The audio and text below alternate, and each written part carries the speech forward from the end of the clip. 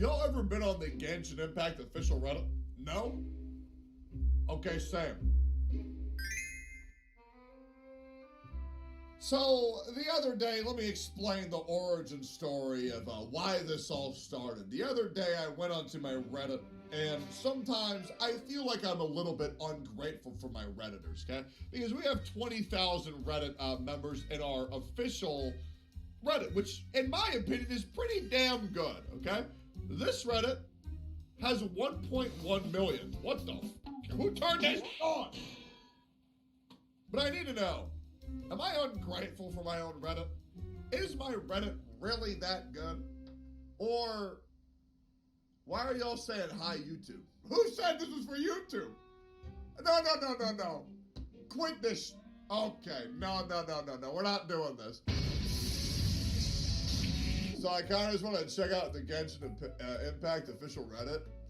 Because, like, I need to see if I'm being a bitch or not about my Reddit or not. So I was just going to check it out, to be honest. Because I don't know, dude. Like, what do they post about? We're going to sort by top of all time. I'm really hoping it's just a bunch of cringy shit. Because, like, that's how I imagine it. So, let's go see how the Genshin Impact official Reddit is, or if mine is actually just better. I animated the Genshin Impact gacha experience. This is the #1 post of all time.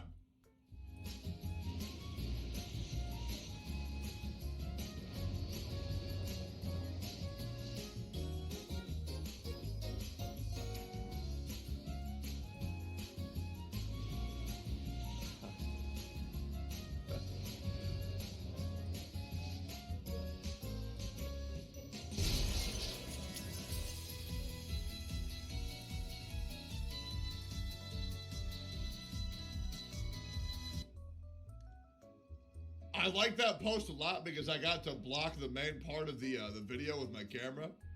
And also, legit, I mean, look, it's a cute animation, right? It's a cute animation, but I know it's by no means groundbreaking.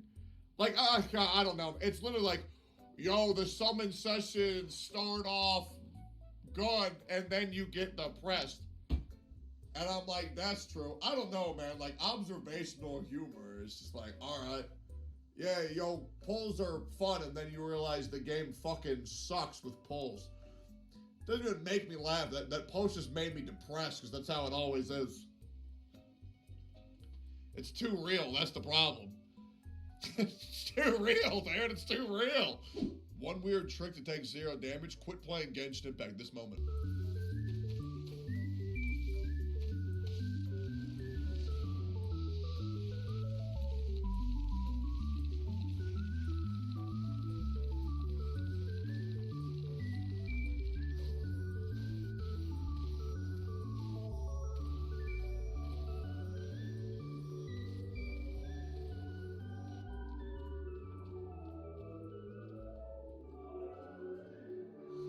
This makes me so fucking angry just looking at it.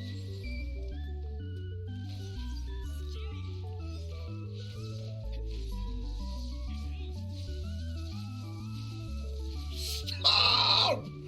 No. Stop this.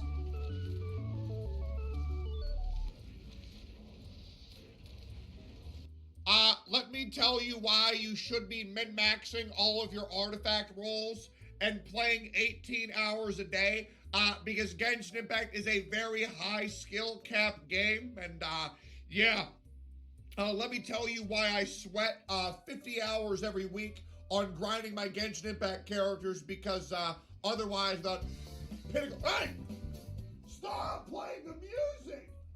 Did I fucking tell you to play it? No! Jesus, are you fucking dumb? That's twice this stream! This stream you've done this. This fucking stream. Good, you're hopeless. Okay, sorry. Anyhow, sorry, my fucking cat. He's trying to man the fucking BGM.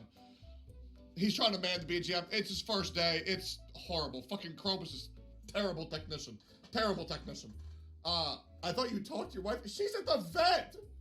She's at the vet. Chat, there's nobody behind me, you idiot! Can y'all quit? Can y'all for 1 second just quit? Can y'all for 1 second just quit, dude? Jesus, there's nobody there. Jesus Christ. All right, here we go. Yeah, Freem's invisible. True, dude. Before a hard boss fight. Nice. It's like every RPG though, man. Like you're in Skyrim and you're fighting Alduin. You get hit by a fire breath and you're like, fuck, let me eat 50 tomatoes. Like, I don't know why they, like, bro, just hit them. Just smack the food out of their hand. Then what are they going to do? What are they going to do? I mean, geez, you got these metabolisms of these information, or of these characters. Oh, and dead Windblade guy. Don't even remember his character because I haven't seen him in 2 fucking years. What's his name? Pacer? Tooser? Tooser. Yeah, Tooser. Goddamn, them boys eat. Them boys hungry. You poor thing. Don't bring my financial status into this.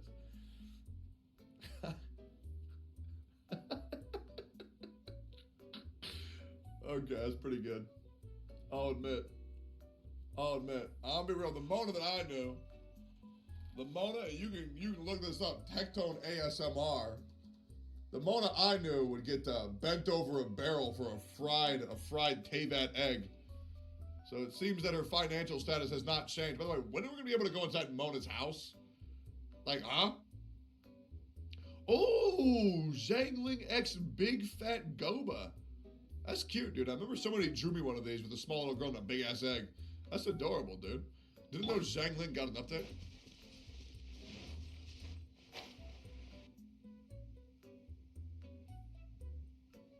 Zhangling, are you okay?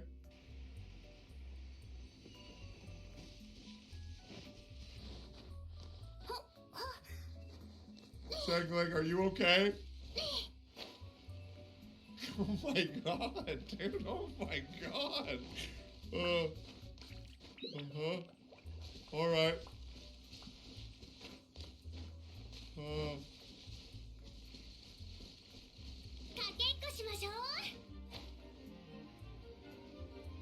Hey, yo, one of y'all need to go talk to Zhang Ling, because when she gets her C7, bro, she starts acting weird.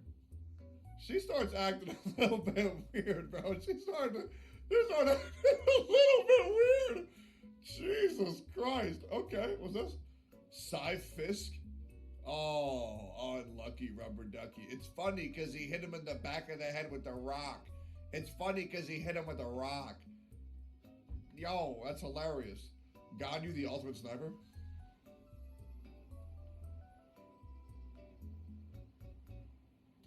Jesus Christ, we're gonna snipe a couple extra pixels for this fucking 160p garbage. What are you doing?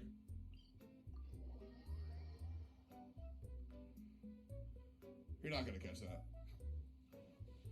Are you about to kill Timmy's chickens? I swear to God, if Timmy's chickens are about to die in front of me, don't you dare kill Timmy's chickens.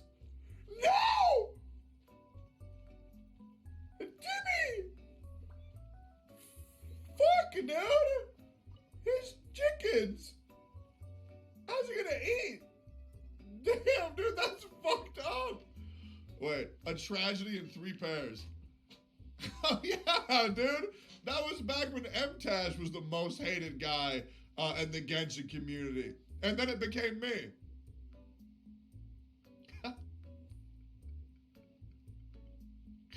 Y'all remember that?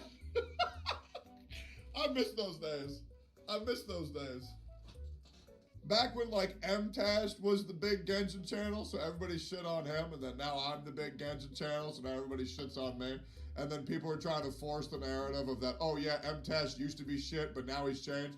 When in reality, M-Tash has just always been the same guy. It just took a second for the community to warm up to him, and they were merely just shitting on him just because he was popular.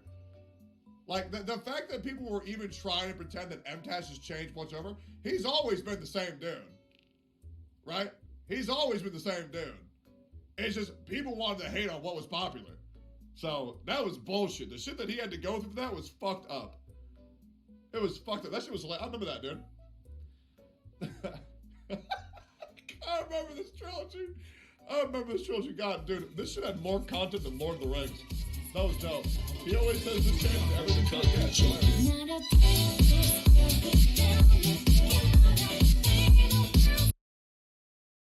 Who's your favorite character in Genshin? Oh, my favorite character? Probably Kazuha right now. Who? Kazuha. Cares. Whoa! Boom! Got him! Alright. Sorry, I had to do it to him. Anywho. Had to get him. Alright. That ultimate BM. Okay, I need to go back. Fraz, I am so sorry. I am so sorry, Fraz.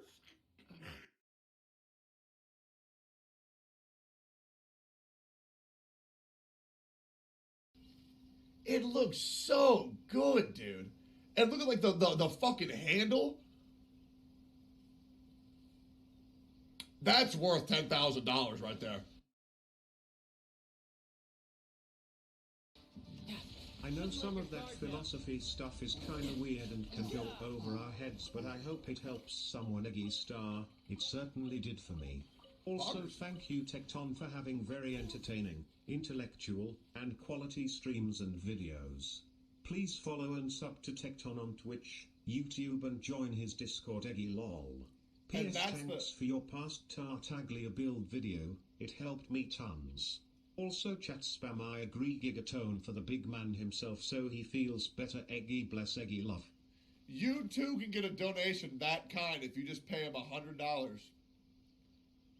I see that you've received your payment. Very good, dude. Very good. Dead.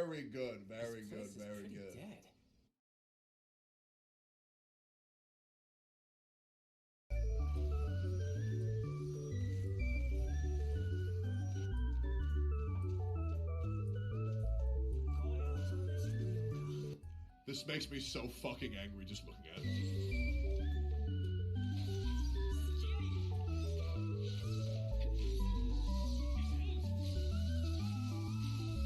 Stop!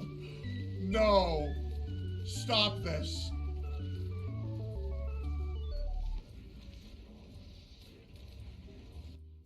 Let me tell you why you should be min-maxing all of your artifact rolls and playing 18 hours a day, because Genshin Impact is a very high skill cap game.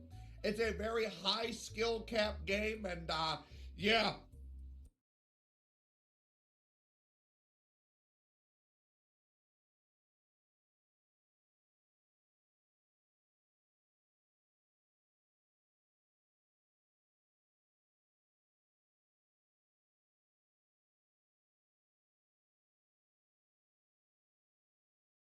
Have you? It actually limits you, and for me, right, for my fates that I have, and there are actually, hello and welcome to my channel. I went to lose gaming. So I believe yesterday or so hit AR 59. Look at that, guys. That is the result of since release plus a week or two. I've been doing max refreshes ever since then, every single day. And as such, we finally hit AR 59, and we get a quick preview of how much it's going to take to get to AR 60, which is 340,000 Adventure EXP. With some quick math, that's about 80 days or so of max refreshing, which is pretty insane. But, you know, I never would have thought, oh, I'd be AR 59 already, right? Especially when I started playing the game, and here we are. So we're actually going to grab these epic AR 59 rewards, and we're going to see what we get from these amazing rewards. You know, hundreds of dollars, oh, actually much more than that, as well as months and months and months of grinding, and we are going to get one Acquaint Fate, guys. One entire Acquaint Fate. I'm hoping that it's going to be, I guess, a debate club or something. That's going to be pretty awesome. And we also got 2 Fragile Resin. This is actually kind of valuable, right? And then we have 30 Mystic Enhancement Ores, 21 of those things, and 50,000 Mora. So, all very epic rewards, and we're going to claim them. There we go, guys. The culmination of I think it's been like a 10 to 11 months of playing this game. Right here, these are the rewards for all your time spent. But as a bonus, we're going to use that Acquaint Fate as well as all of the other Acquaint Fates that I have. And there are actually a few things that I want from the standard banner. My Kaching is not at Constellation 6 yet, and some of these weapons, I think the Skyward Spine, the Skyward Pride, are not at Refinement 5, but all of the others are. If we look at the history here, we can see that the last thing I got from this was the Skyward Harp. So we are starting over when it comes to the Pity.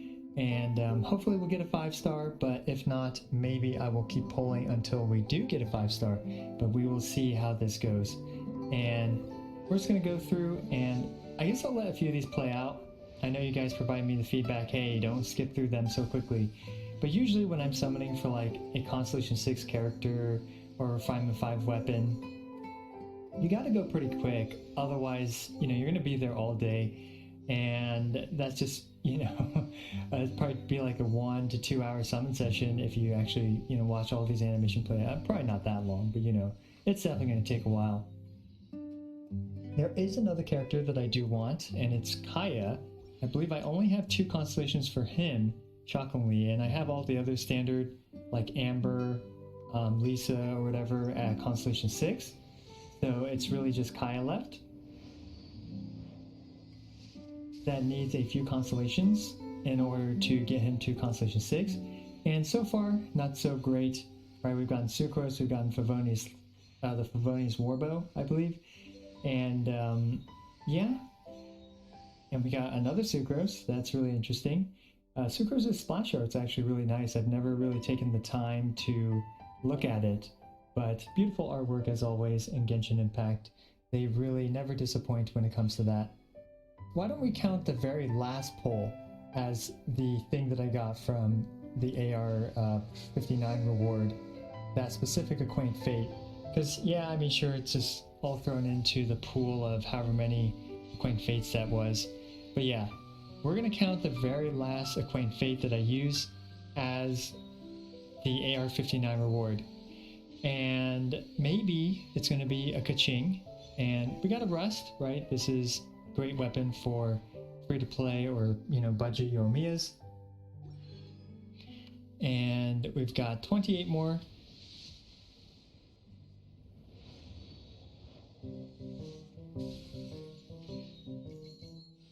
And it doesn't look like things are going particularly well. We have not gotten anything that's remotely useful, but I mean, what can you expect? There's only literally 2 things that I actually want, and then a few things just for collection purposes. We got Xinyan. That's pretty cool. She gives us 5 of these Masterless Star Glitter, which is always nice. That is 1 entire free pull. I actually opened my Discord up pretty recently. I'll have a link to that in the description below, and I've been asking some of the people there what I should talk about in this video. And so far it's really just been me rambling about nothing, but an interesting thing that you guys asked me to talk about is actually what to do during the end game. And coming from my perspective, it's a little bit different because, I'm a content creator for this game as well as a pretty whaled account, right? So like my perspective is definitely going to be a little bit different. And this is actually kind of, in my opinion, a problem. There is a problem when it comes to the end game for me versus the end game for a lot of other players. And we're going to go one by one, that way we know what the last Acquaint Fate gives us. But anyway, like I was saying,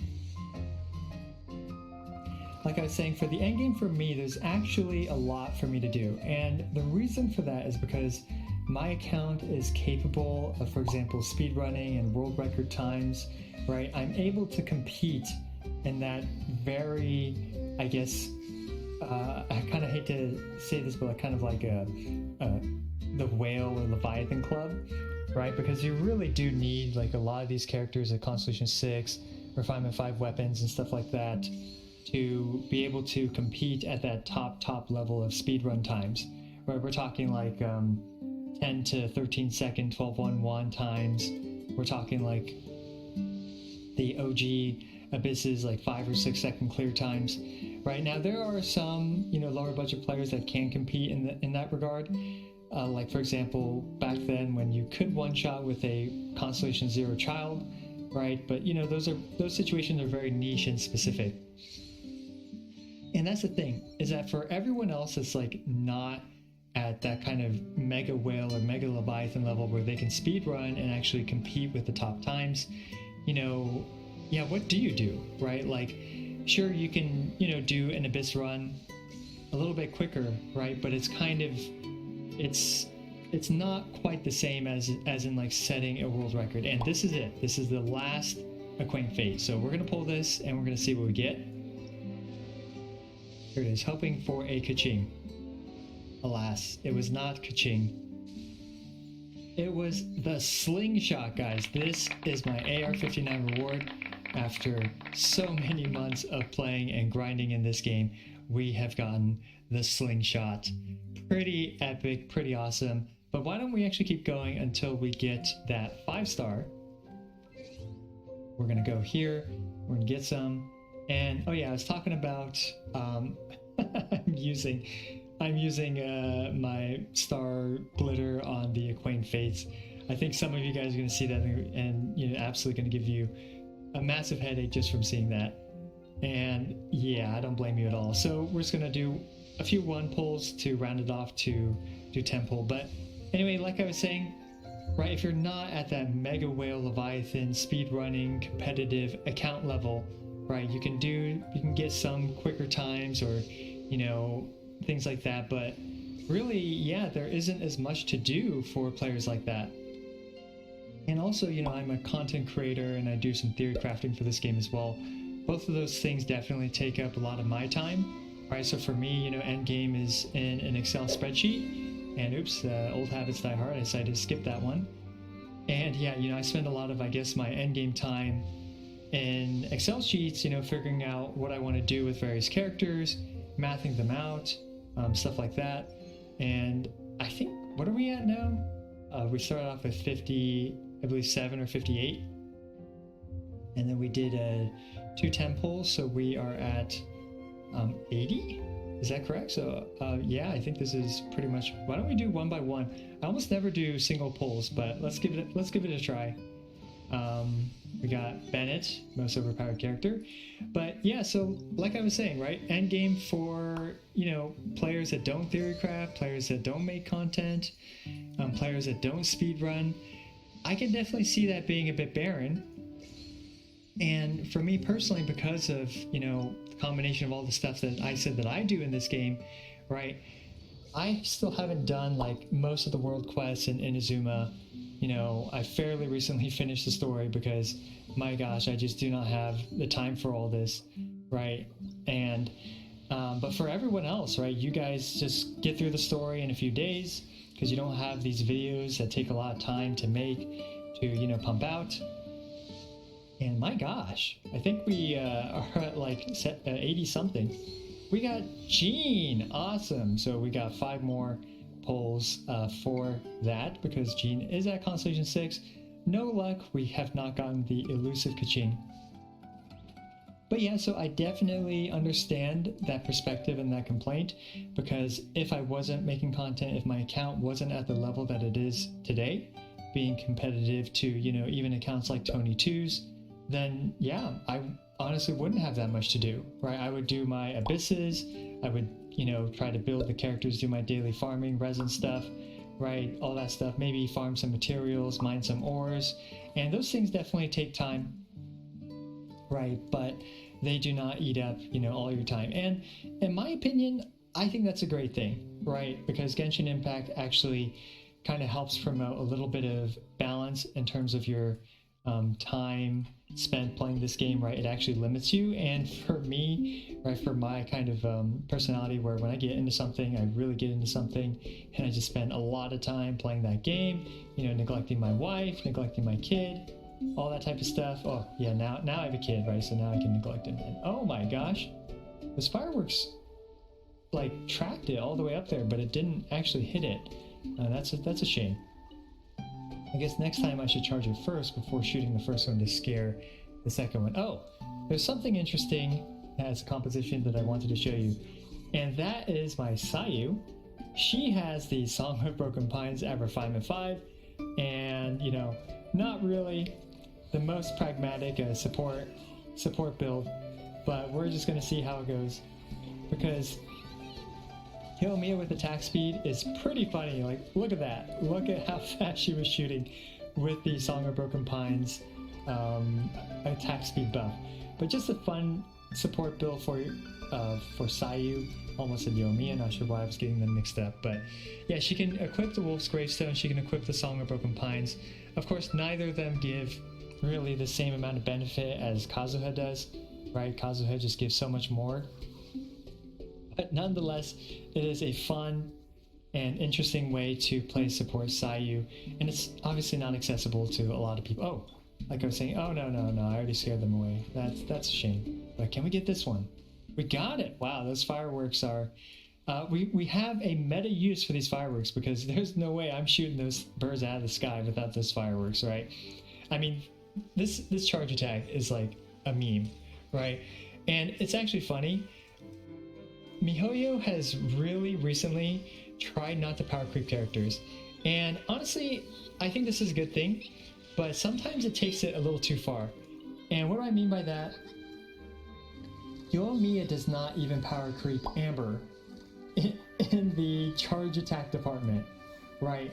So I believe Amber has better damage output with her charge attacks than Yoimiya does. Right, so if you still want a charge attack, main DPS, pyro character, bow user, right, Amber is going to be better than Yoimiya, especially at Constellation 1, is it, or whatever, where she shoots that second arrow that does 40%, that does 40% more damage, right? And also you can just stack a ton of crit damage or whatever on Amber, and she also gets the attack percent ascension bonus. So what that all means is that Amber's charge attacks, you can just shoot a weak point and you'll be doing more damage than Yoimiya's, or at least more DPS than Yoimiya's, you know, level 2 charge shots, which is pretty funny in my opinion. And yeah, that's honestly both kind of a good thing and a bad thing. Because, like, you know, we're seeing a lot of people complain about Yoimiya's performance, which is completely understandable, right? And oh man, I'm getting wrecked here, so I should actually pay attention a little bit. And yeah, you know, we're seeing like a lot of people say that Yomi is underperforming and all this stuff, right? Which, you know, I can definitely understand that perspective, and sometimes I feel that way as well. Yeah, they are trying to not power creep characters in their specific niches, right? Like Amber's charge attacks are still better than Yoimiya's, and you know, even with the release of future Electro characters like perhaps Bale and stuff like that, you know, I wouldn't be surprised if a character like Lisa still holds onto specific niches. Like Lisa, for example, right now is the best overall damage enhancer for Eula, right? Like she can equip the Thrilling Tales of Dragon Slayer with the defense down, along with a bunch of other stuff, right? So she provides overall the best damage amplification for Eula for her burst, right? So that is, you know, a niche that she's probably going to hold on to even after Bale is released. And in my opinion, that's a good thing, right? It's great to see a lot of these characters not necessarily get power creeped into 100% irrelevancy. I could just keep talking about so many things for such a long time, but I'm going to wrap this one up. In the end, we got a slingshot for my AR-59 reward, which is pretty epic, right? I'm pretty happy with that as a reward. And we also got Jean after spending a few primo gems and, you know, the star dust or star glitter or whatever. So yeah, we didn't get the Ching that we wanted, we didn't get the Kaya we wanted, or the Skyward Pride. Actually, let's take a look at my weapons real quick. We didn't get the Skyward Pride, which is at Refinement 4, and we also did not get the Skyward Spine, which if I combine them, it would be at Refinement 3, right? So those are the only two standard banner weapons that I have that are not at Refinement 5 yet. And oh yeah, in case you were wondering, you know, my Yoimiya's build, right now she has the Refinement 1, Thundering Pulse, and, you know, I didn't even show you guys her stats and stuff. It's kind of rude of me. here's her attack, and she has 262. Oh, okay, yeah, that's because of Thundering Pulse. I was about to say 262% crits, pretty outrageous. But she has a lot of crit damage artifacts, crit damage focused artifacts. Right here they are, pretty solid artifacts. But I still don't have a good Shimenao's Reminiscence, which is very sad to me because Naomi's basic attack damage do a lot more with that set. So yeah. Anyway, thanks for joining me today. Sorry guys, it's been super hectic for me. With the new baby and everything, and unfortunately did not get to get out that Yoimiya guide that I wanted to in time, and right now, because of how late that guide would be coming, I'm not even sure it's necessarily worth making, because yeah, the other content creators that have made guides on her have done a great job. Go check out, I think Asian Guy Genshin did one. It looked pretty good to me. Xeox, as always, very reliable, solid guides. And I honestly don't have too much to add on top of what they said. I think actually Asian Guy Genshin did have a different perspective from Xeox, which was, hey, why necessarily compare Hu Tao to Yoimiya, right? Why not just use both? And I really like that idea, right? There's a lot of situations where you would want to use both. So anyway, thank you so much for watching.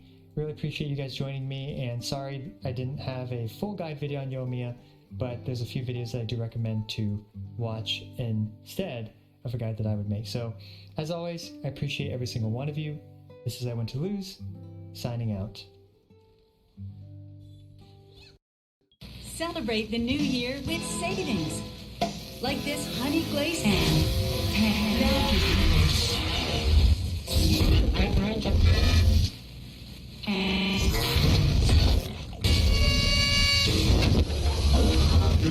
Be a great 2020. Theorists, I don't think we're in Kansas anymore. Hello, Internet! Welcome to Food Theory, the show that's like the tomatoes to your sauce. You are the sauce, and I want tomatoes. Oh, yeah. If you couldn't tell already, this is gonna be a weird one. Today, we're gonna start our exploration into the wild world of Omega Mart. Maybe I should say worlds of Omega Mart, but I'm getting ahead of myself. For months, you guys have been asking me for an Omega Mart episode. It's not hard to understand why. It combines the food industry and creepy lore. Heck, there's even an ongoing ARG that unlocks more lore as things get solved. It is like the Theorist channel trifecta. But there I go, getting ahead of myself again, because before I go any further, I should really address the most fundamental question of all. Hey, what's Omega Mart? Huh? Omega Mart? What's Omega Mart? Yeah, what is Omega Mart? What's with all the questions? Howdy, I'm Willie Nelson. Omega Mart is just a totally normal supermarket in Las Vegas, and I'm a celebrity you can trust. Omega Mart has all the under-refrigerated dairy you need, and all the organically recommended produce you want. It's like we always say. Omega Mart, you have no idea what's in store for you. Just off I-15 in Las Vegas, next to the Big Gorilla. Tickets on sale now. Thanks for clearing that up, celebrity endorsement Willie Nelson, but you skipped a few details in there, like the glitching face swaps, the difficult spills that appear to rip a hole in the fabric of space-time, and how to win that darn Butter Frenzy 2 claw machine. Seriously though, the mysteriousness of Omega Mart is very much the point, as they like to constantly remind us, you have no idea what's in store for you. So the goal of today's episode will be to get a little sense of what's in store for us. Because as you're about to see, there is a lot of lore here, and most of it is hidden not in commercials or videos or websites like we're used to, but at the actual store. You heard that right, Willie Nelson wasn't yanking your chain when he said it was off the I-15 in Las Vegas next to the Big Gorilla. Omega Mart is a real physical supermarket where you actually explore, shop, and give your life essence to the eternal corporate overlords feasting on a fountain of cosmic energy. Oh, and I'm about to go there. In fact, I need to go there in the hopes of finding every bit of lore that's tucked away in every product, every aisle, every twisted soda refrigerator warping you to an alternate alien world. Because Meow Wolf, the creators behind it all, have made it clear that there are entire Omega Mart storylines that haven't been discovered yet. And until fans manage to unlock them, those storylines will never see the light of day. Right now, there's like a locked gate that's keeping people away from that material. And so, but at some point, we hope that people will unlock it. You know, we can open up a new chapter of the story. I mean, come on, how cool would that be? I'm definitely putting Unlock Omega Mart storyline on the old bucket list, right under that Hot Ones guest appearance, which I am still waiting on, Sean Evans. So here we go, theorists. Today we begin figuring out the secrets hidden inside the aisles of Omega Mart. What's our secret? It's you! Something tells me it might be a bit more than me, but thank you. Anyway, I am very special. Now, most of the theorists watching who requested we cover Omega Mart know it from its online commercials. This week at Omega Mart, save on gestating mammal liquid, just $4.75. That's good news for my brittle bones. That's Omega Mart. Some customers have confused Omega Mart lemons with lemons. For that, we're sorry. Please return this product to Omega Mart immediately. Or for assistance, please call the number on your screen. And admittedly, there are dozens of Omega Mart commercials and corporate videos spread all across the internet. Multiple different channels, websites, you name it, and Omega Mart is there. But as I mentioned before, the star of the show and the main point of focus is the actual physical location. Omega Mart is the creation of a group named Meow Wolf, an arts and entertainment group based out of Santa Fe, New Mexico. Since 2008, Meow Wolf, by the way, the group's name came from pulling two random words out of a hat. How cool is that? Anyway, since 2008, Meow Wolf has been creating interactive and immersive experiences, which have just gotten steadily bigger and more legit over the years. We did the first Omega Mart in 2009. Welcome to Omega Mart, valued customer. And it was pretty much like a glorified indoor yard sale. A few years later, in 2012, we rented a space and we just sent all these press releases out that said Omega Mart comes to Santa Fe. People thought it was a real store.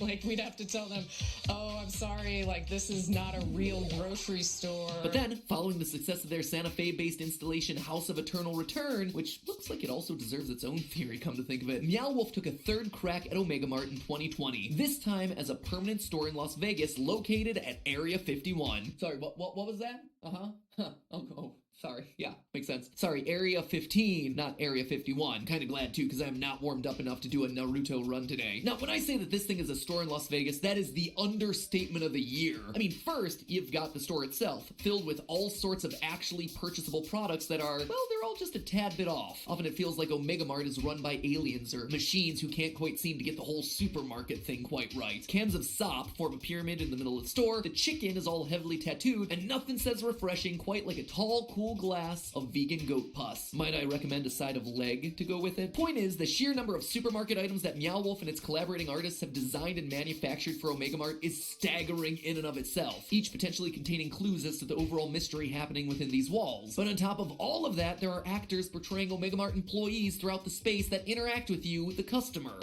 Portals and the apples. Yes, I did. Okay. So why don't you go get a drink over there? Go get a drink? Okay, we'll go get a drink.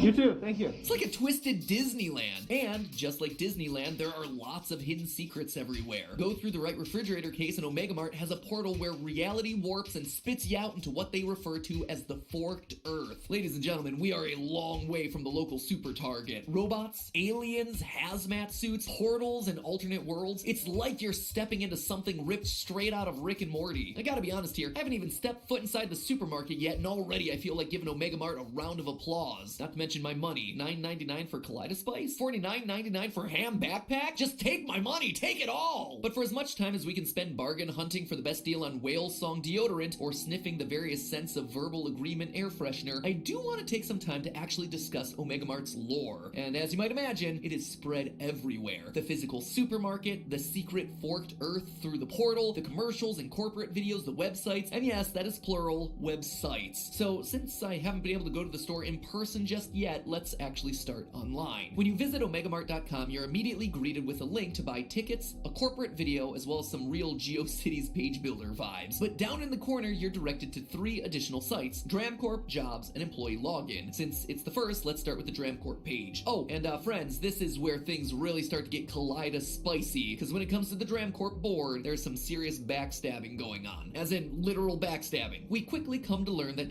Dram Corp is the parent company of Omega Mart, along with their other brands Dramuticals and DART, short for Dram Corp Advanced Research Team. The CEO and founder of Dram Corp, Walter Dram, quote, won his first store in a game of poker in 1968 and has been on a winning streak ever since. Dram Corp soon exploded into a global enterprise thanks to its exclusive access to products infused with something called Additive S. What you see here is an epical achievement.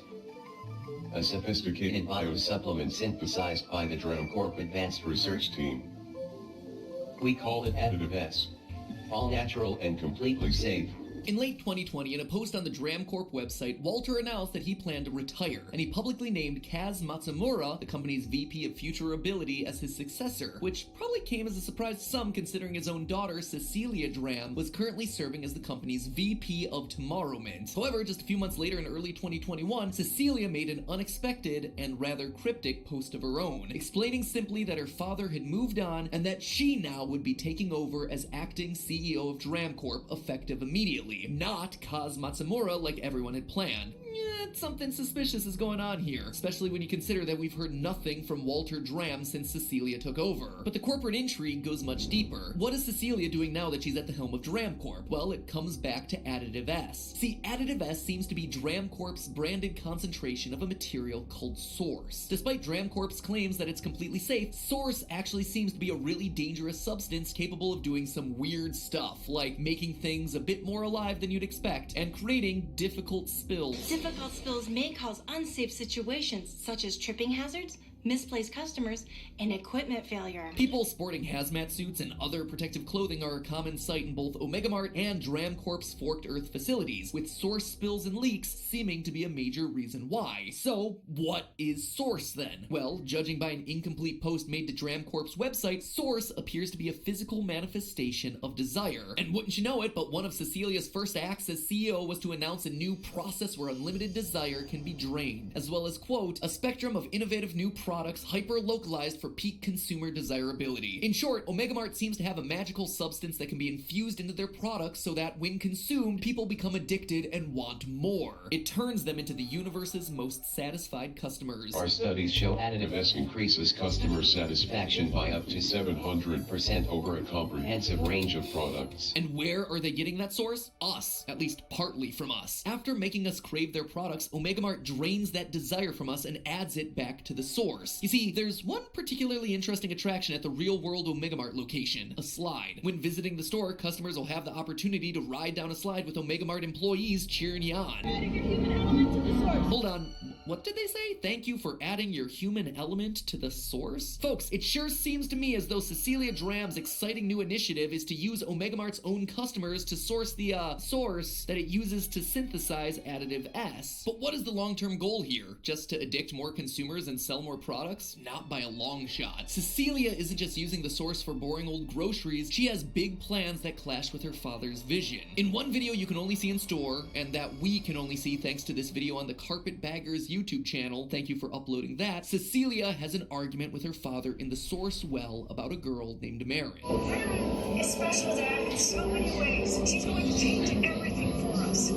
We later see hints that Marin Dram is missing. So then who is Marin? This girl who's gonna change everything? Well, she seems to be a creation of the source. Elsewhere in the store is a journal full of lots of juicy lore details that frankly you can't really see without going to the physical location of Omega Mart. But by slowing down and enhancing that footage from the Carpetbaggers video, we can get glimpses as to what's going on in there. In the journal, one employee talks about accidentally bringing a number of objects to life using source. These mascots, as he calls them, are small but surprisingly useful. A note on one page has Cecilia saying that they're, quote, like guard dogs for anyone trying to get into what's beyond that side door of mine. Side door, huh? Sounds like something I should keep my eye out for when I'm in Vegas. But these little living things were proof that source could be used not just for products, but to create fully living creatures. We've already seen how source can turn lemons more human, and now we start to see how everything actually connects. Source seems to be some sort of liquefied desire or wish fulfillment. Meanwhile, Cecilia is harvesting the quote-unquote human element in her supermarkets, and as we heard from the employees, adding that back into the source. So we have ourselves a special wish-granting planting goo mixing with human potential. I suspect that Marin is the creation of that fusion, a larger human version of a mascot. In that clip of Cecilia fighting with Walter, Marin seems to emerge from the source and immediately ask if Cecilia is her mom. To add to that, apparently there are codes littered throughout the installment that, when strung together, spell out, "It was my daughter's wish." So what is this a reference to? Well, it seems to me like someone is literally dreaming some of these wild things into existence, and I suspect Marin, a being made entirely of reality warping, wish-fulfilling source, might be our main suspect. So the long and short of it, theorists, is that DramCorp is now in the hands of a madwoman so power-hungry that she overthrew her own father as CEO, possibly even killing him. Under Cecilia's leadership, DramCorp was restructured, and Omega Mart was designed to lure in customers, sending them down their slide to drain all their human element and harvest the energy to create other wish-fulfilling mascots like Marin. And loyal theorists, that is just the tip of this iceberg. What's all this about the forked earth? Where did the source originally come from? Why are there these mysterious water aliens hidden in the back of the store? What is behind that ominous side door? And seriously, how do they get prices that low for a 6-pack of Zolg? Theorists, there is so much more here, but all of it requires me to go in person. So I guess I have my work cut out for me. It's IRL research time. Into the belly of the beast. I've got my bags packed and a huge list of clues and notes that I want to follow up on when I head over to Vegas to shop at Omega Mart in a few weeks. Wish me luck. And if I do come back with a lack of human desire, just know that I always wanted you to subscribe to this channel, so do it in order to bring some joy back into my emotionally sucked clean bones. But hey, that's just not butter. Who told you that was butter? Oh yeah, it's also just a theory. A food theory. Bon appetit.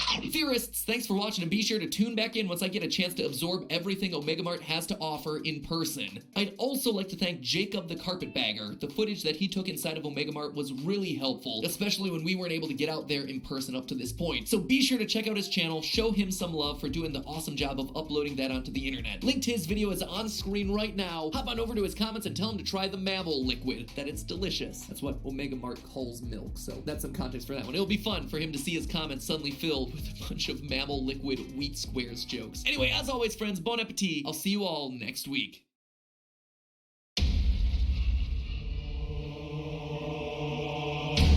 People wait 8 hours for Disneyland tickets. Tickets sold out for months.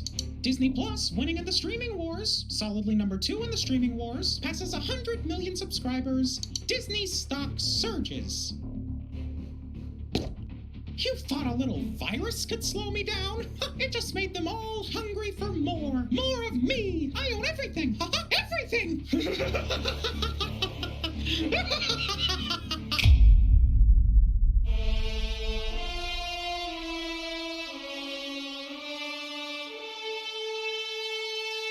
You don't own me, Mickey, but I definitely have a hold on you. Dance, Mouse, dance. I don't understand. You will, Mouse. You will.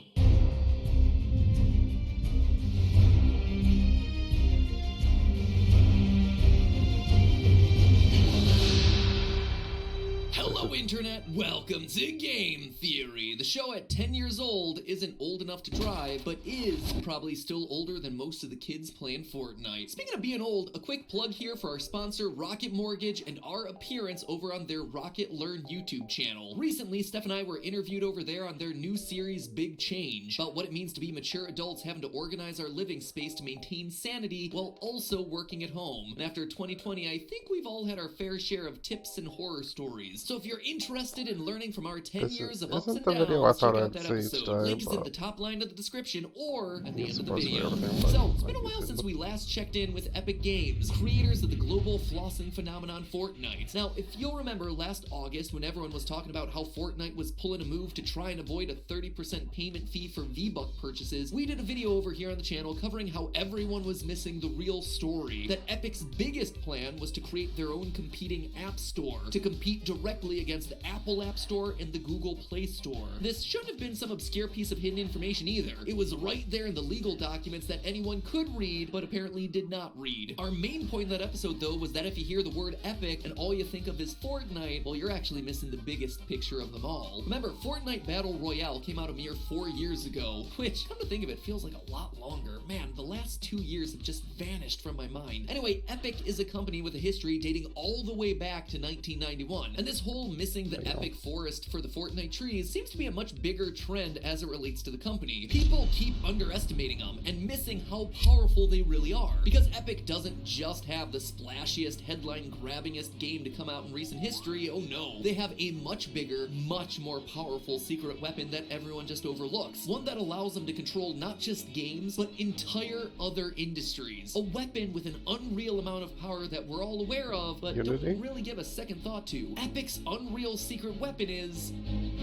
well, the Unreal game engine. Maybe the reason that people don't really talk about this thing is that they don't exactly understand it. I mean, I could tell you that the Unreal engine is what powers a huge percentage of games as diverse and wide-ranging as Hello Neighbor and PUBG to Mass Effect, Dragon Ball FighterZ, Tetris Effect, and even the Nintendo Switch's Yoshi's Crafted World. Even Nintendo, who is notorious for sticking to their own proprietary tools, has built games using Unreal's engine. There are hundreds upon hundreds of other titles, all built using the Unreal engine by companies other than Epic. So what does it all really mean? What exactly is a game engine? And how is it allowing Epic Games to infiltrate industries other than gaming? Well, that's a question that's best answered by looking at the history of Epic Games itself.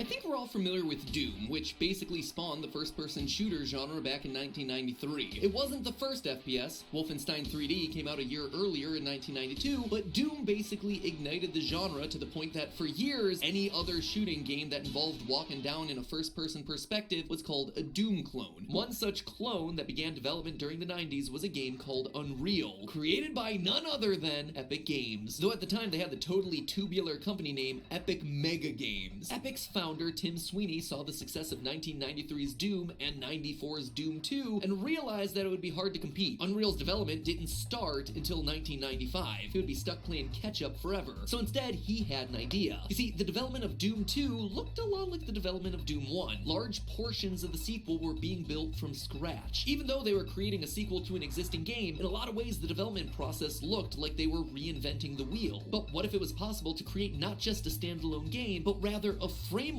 that could be used to create a series of games? True, it would take longer for the first game in the series to come out, but creating a tool set and a framework that could be used to create multiple games meant that they could spit out sequels faster, and that would be their advantage. So, true to his plan, Epic created the first-person shooter game Unreal, which came out in 1998. And yes, this is an actual PC game screenshot, as we've been told on the cover of Next Generation magazine. I joke about it now, but in all seriousness, Unreal was pretty mind-blowing graphically at the time. So confident in its graphics that it came with a box complete with a window to show off a screenshot of the game. PC Master Race looked a whole lot different back then. Anyway, in the process, Epic Mega Games also created the Unreal Engine, a toolset that makes it easier to create video games. It wasn't the first game engine by any means, but when it was capable of making games that looked like this, it quickly became one of the most popular, with other game companies asking to borrow it, or, pay to use it. 19 games in total were built using that first generation Unreal Engine, but it was enough to prove the existence of a brand new business model. Sure, Epic was still making their own games during that time, most notably the Gears of War series, but why make the games yourself when you could make the tools that everyone else uses to make the games? They were making more profit from the game engine than the games that they were making, which is probably why they were willing to sell the Gears of War IP to Microsoft in 2014. So what, I hear you asking? Epic earns bank licensing a tool that makes creating video games easier. What's the big deal? Well, you see, that's the thinking that everyone falls into, which is why Epic is so vastly underestimated. Yeah, they're known for making games, but Unreal Engine is so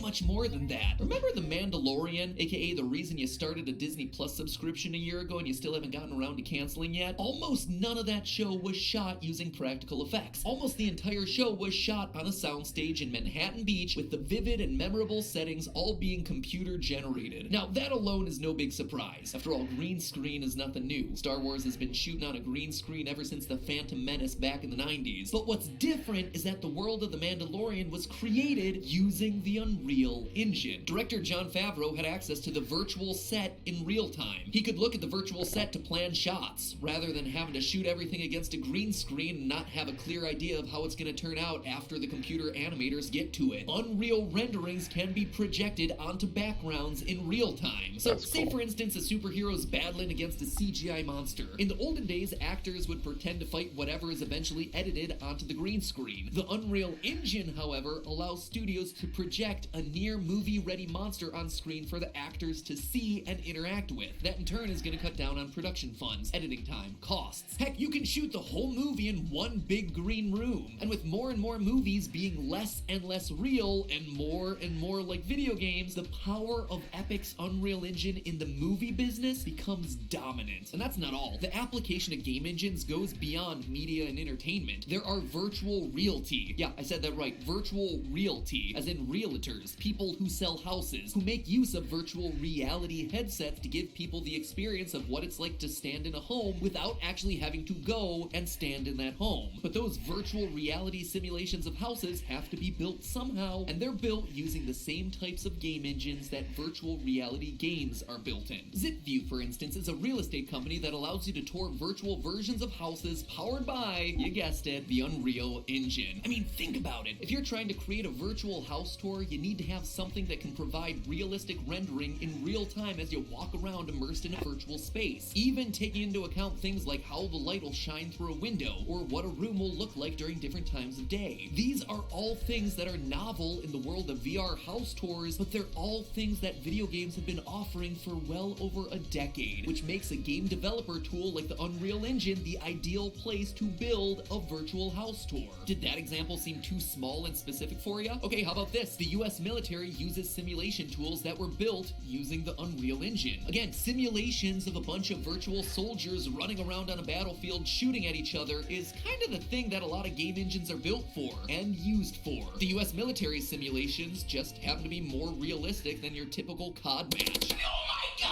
Now, an obvious question to this might be, if creating a game engine is such good business, why hasn't someone else stepped in to create the competitor? I mean, surely Epic's Unreal Engine can't be the only game engine in town, I guess. Well, as it turns out, there is one big competitor to Unreal, which is Unity. And I really do mean one big competitor. Nothing else even comes close. Unity is widely used for mobile games, including some pretty heavy hitters like Pokemon Go and Hearthstone, as well as a wide variety of indie games like Bendy and the Ink Machine, Hollow Knight, The Outer Wilds, just to name a few that you might be familiar with. But when it comes to games that are really pushing the graphical limits of PC and console hardware, Unity's presence is a lot smaller. That being said, Unity, like Unreal, is making a big splash in the movie-making world. Remember that live-action Lion King reboot, which is totally not live-action at all and just computer-generated? Well, it's computer-generated using tools from Unity. Yeah, Disney raked in $1.3 billion at the box office with a movie made using some of the same tools as Bendy and the Ink Machine. So Unreal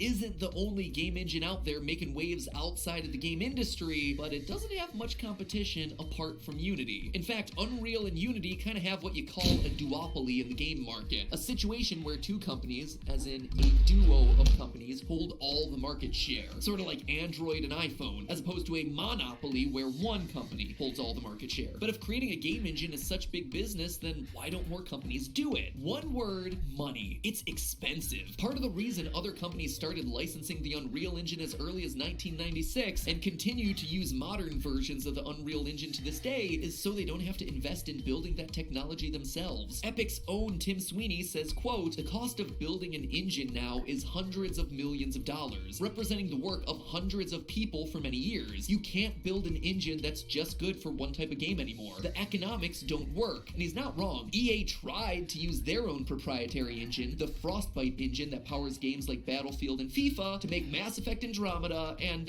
well, we see how well that worked out for him. This face, what is happening there? She must be constipated. Even the biggest game companies in the world are often reliant on licensed game engines. Consider Riot, creator of League of Legends, a game that's generated over $20 billion in revenue. Surely they would have the resources to create their own game engine in-house if they wanted. But when it came time to create their new game Valorant, they relied on Epic's Unreal Engine. The economics just made more sense. And what are those economics, you ask? What could they possibly be charging for this incredibly valuable service? $0. For real, that is the amount of money that you pay to Epic up front until the point that your game hits $1 million in sales. After that, you pay Epic a 5% royalty, unless of course you distribute your game on the Epic Game Store, in which case that gets waived. And if you're a small indie developer who never hits $1 million in sales, you pay nothing. I bring all of this up to make a point. Epic has the world's premier game engine, and rather than choosing to prioritize short-term profit by charging everyone to use it, they're trying to get it into the hands of as many developers as possible. It's the same thing that Google did with Gmail, and Google Search, and Google Chrome. Free services that are reliable and work well, getting into the hands of as many people as possible so that you become the industry standard. And once you're ubiquitous and largely free, you earn money by leveraging your massive user base, marketing other products, advertising, and more. And because you're free and first to market, it's hard for new competitors to cut in and turn a profit in a reasonable amount of time. So there you have it, friends. Epic's unreal advantage. It may be talked about as just a game engine, but it's a tool that is single-handedly taking over our increasingly digital world. It's weird to think that just a decade or two ago, gaming was dismissed as a niche hobby for kids, but now gaming technology is literally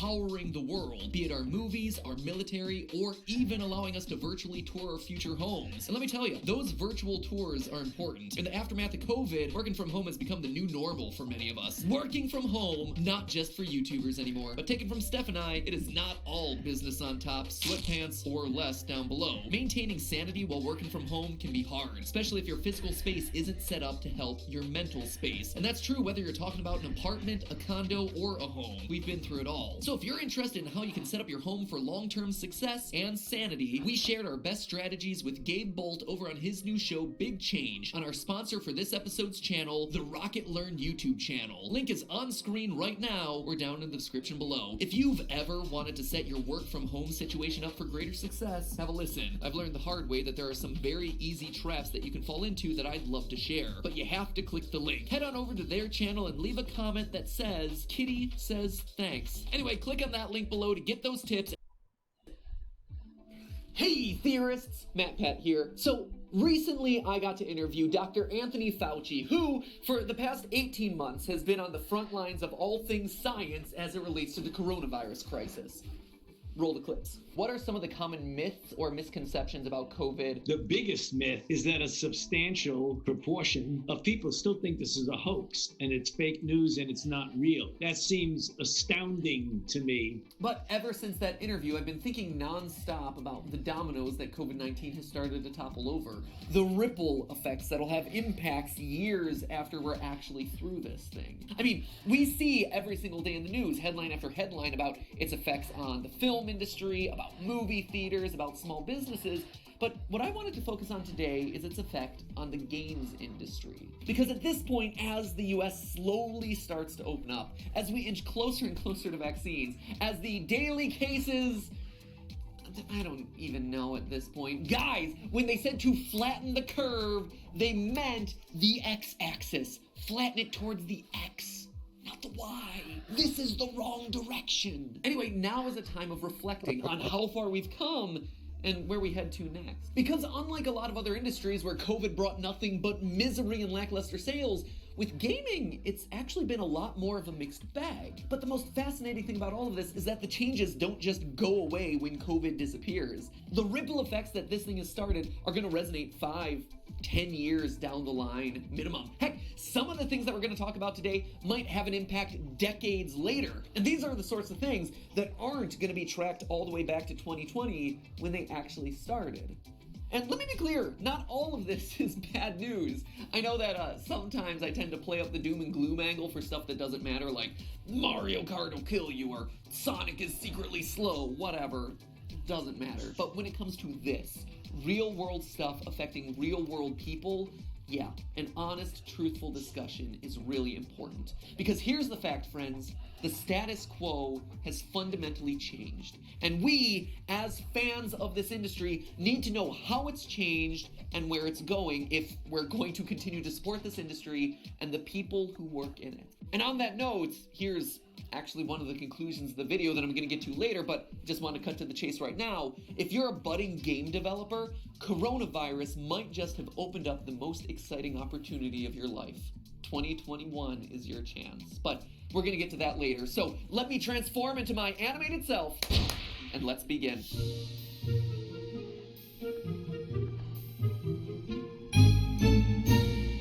Internet, welcome to Game Theory. It feels like a lifetime away, but almost 1 year ago we were seeing the coronavirus impact the video games industry in a pretty direct way every week. Events were getting canceled, games were getting delayed, and there was just a general uncertainty over the start of the newest console generation. Would the PS5 and Xbox Series X be able to release? Would the industry want them to release? Would anyone actually be there to buy them? Sure, there were production issues, with factories shutting down or having reduced capacities, but the biggest worry, and the reason for a huge dip in the stock market in March, was the worry about the economy in general. In order for a console to sell well, there have to be consumers with money to buy it. And the fear was that if everyone was out of a job at the end of the year, people would be spending less money on games, affecting both the sale of individual games as well as the popularity of these two new consoles. Of course, we now have the benefit of hindsight, and we can address all of that uncertainty. Were those analysts right? As it turns out, no. In fact, if anything, the opposite wound up being true. COVID actually helped video games. 2020 wound up being a record-setting year in terms of video game sales. According to a report from the NPD Group, video game spending in June of 2020 hit a 10-year high, with total sales of video game systems, games, and accessories totaling $1.18 billion. That is a significant jump from $953 million the previous year. Back in the early days of March, the line of thinking was something like this. Recession and quarantine is going to mean less expendable income in consumers' pockets, which in turn is going to equal less money to spend on video games. But as it turned out, things went a lot more like recession and quarantine equals closure of local businesses and stuck in the house with fewer reasons to go out and spend money, which meant more expendable income for things to do at home, like video games. This can actually be seen in the way that stock prices for video games have moved throughout the year. One of the easiest ways to track how the video game industry is doing as a whole is to look at something known as an index fund. Funds that bundle together a bunch of like-minded stocks for people who want to bet on the future of an entire industry, rather than trying to pick and choose specific companies. So instead of saying, I predict that Nintendo is going to go up and Blizzard is going to go down, you're instead betting on the whole of the industry. When it comes to the video game industry, the biggest index fund is known as ESPO, which in March dipped by 27%. However, it had completely recovered that loss by April, and by the start of September, it had nearly doubled compared to its low point in March. Now, that alone would be impressive, but what's even more incredible is looking at gaming index fund performance relative to the year before. Whereas the rest of the stock market was up 7% by the end of 2020, which you gotta say is not bad for a year rocked by turmoil, gaming index funds like ESPO, Hero, Gamer, and Nerd, yes, those are absolutely real stock tickers, just look them up, those have all gone up by as much as 83%. 83%! In other words, COVID was actually good for the games industry as a whole, at least in the short term. Stick a pin in that, we're gonna come back to it. All of this is indicative of the first major change that coronavirus brought on, a second coming of casual gamers and an increased respect for the games industry. I don't know about you, but when my mother-in-law starts calling me up asking what an e-sport is in the middle of quarantine, you know that there's a change a-brewing. Here's a great chart to demonstrate this. This is web search interest for the term Nintendo Switch. Notice how every year since its release in March of 2017, there have been two spikes, one during Black Friday shopping and one during the week of Christmas. But notice how this year there's a spike right there in March. Strange, right? Now let me overlay this graph. This is search interest for the word quarantine, literally the week before. As businesses closed and people got locked down in their houses, they quickly began looking for sources of entertainment and found video games. And also Tiger King, but mostly video games. As our real world stagnated, more and more people came to discover and appreciate the virtual one.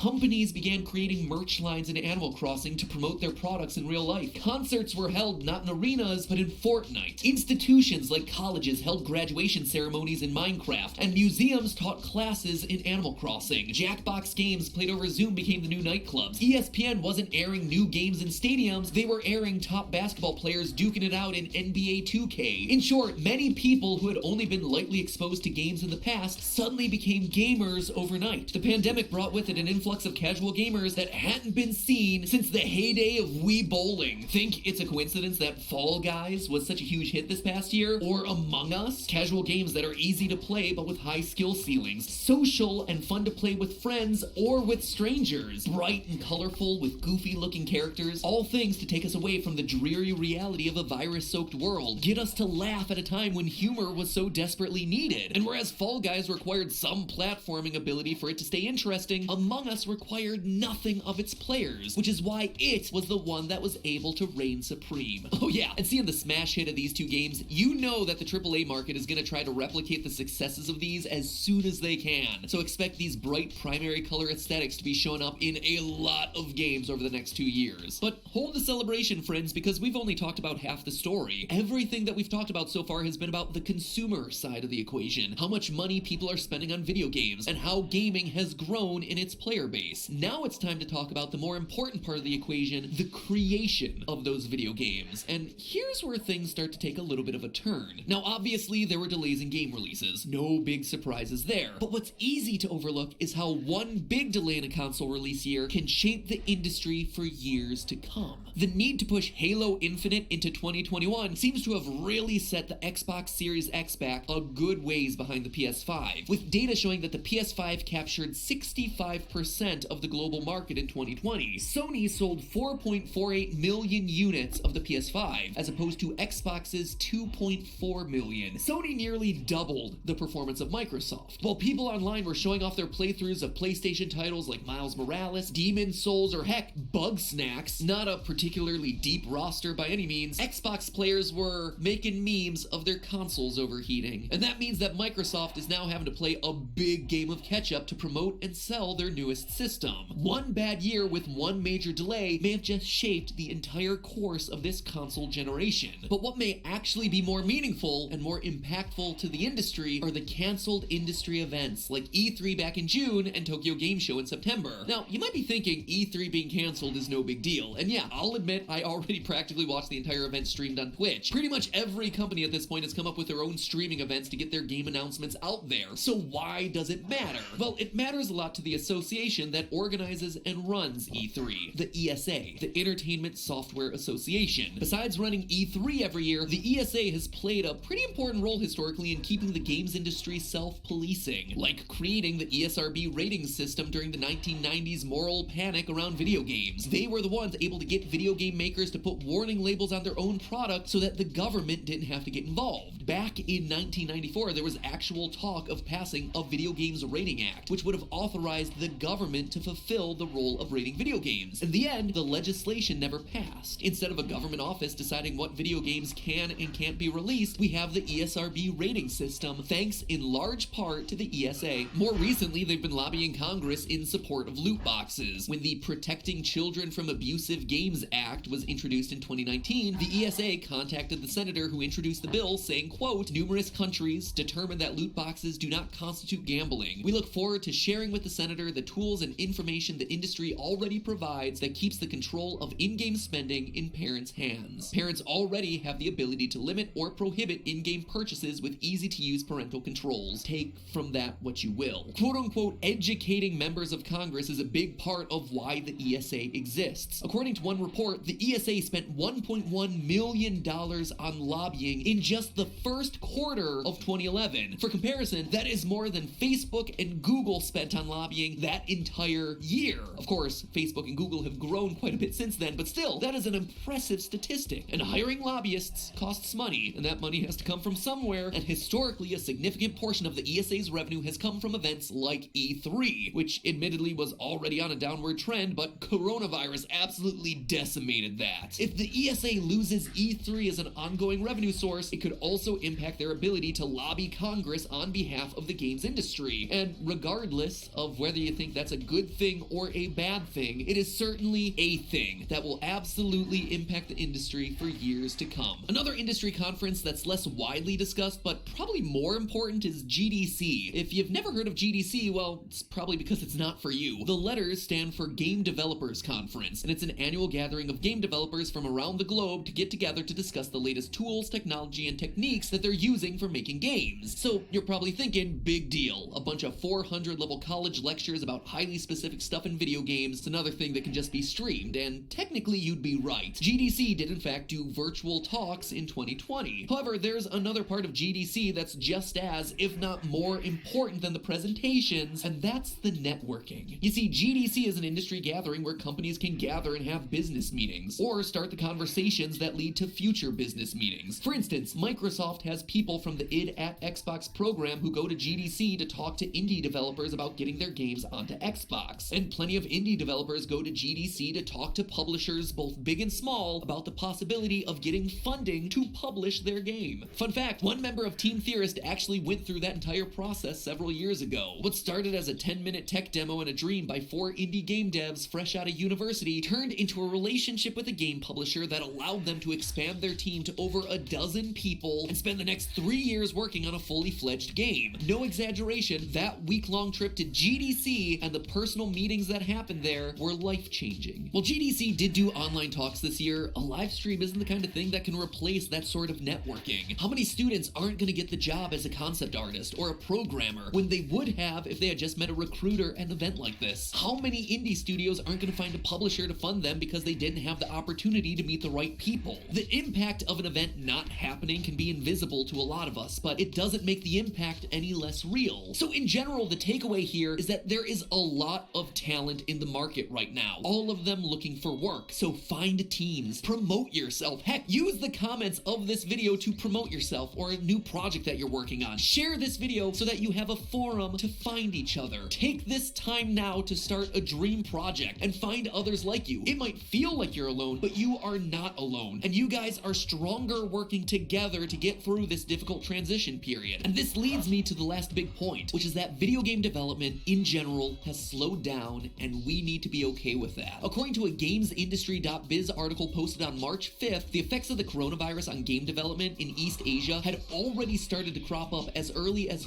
February. According to Alexander Fernandez, the CEO of Streamline Media Group, a company that provides game development services to larger game companies, quote, "You can see the virus is taking over the industry. Pretty much every meeting I had ended up with some form of, do you have resources? I need help. Things are crazy right now." This was a report from February 12th. For reference, the first reported case of coronavirus in Europe was February 14th. That is how early the virus had started to shake the foundations of video game development. And this is one of those places where the games industry can't really catch up. If those workers are out of commission for a period of several months, or are less productive due to not being able to work together in the same office, that's not something you can just make up for once everything comes back to normal. We were lucky. For as bad as 2020 was, the games overall were really solid. Maybe not the best, but far from the worst. And we were able to get so many of them because they were games that had been in the works for a long time. But this year, don't get upset when the release calendar starts looking a bit thin. This is the catch-up year as the industry makes up for lost time. Which leads me to my overall conclusion, and the one that I talked about at the very beginning of this video. If you're an indie dev, now is your chance. Everything that we've talked about today is leading to this being your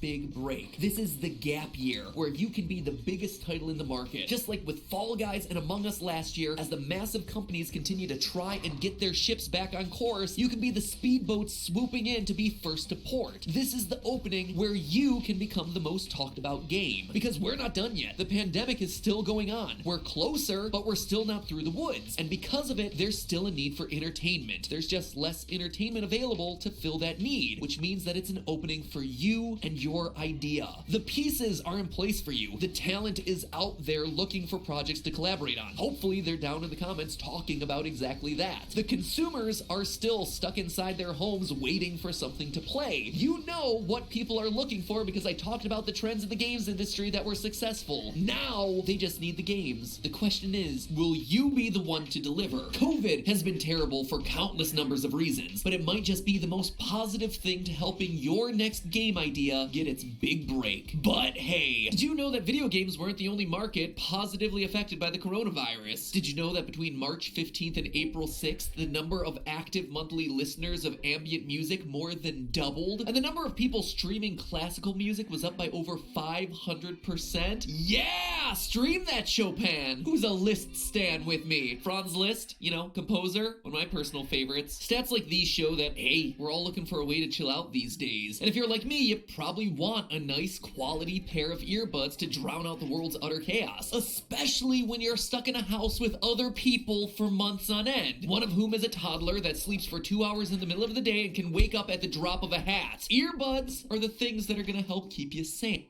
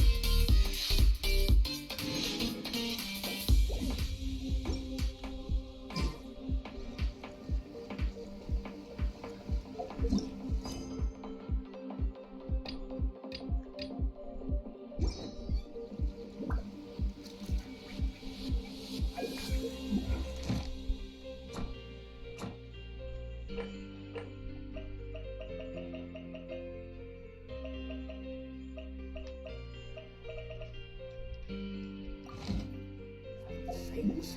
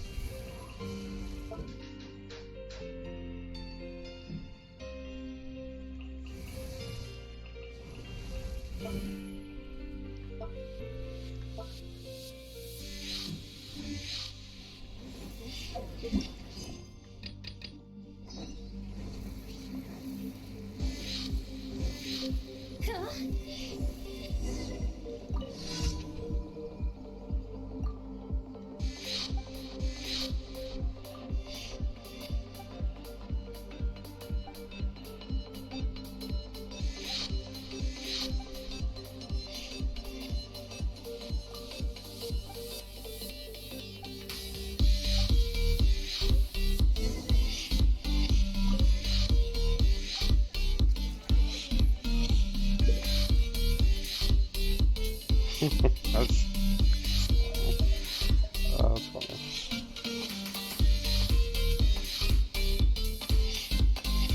I forgot what I gave her last time.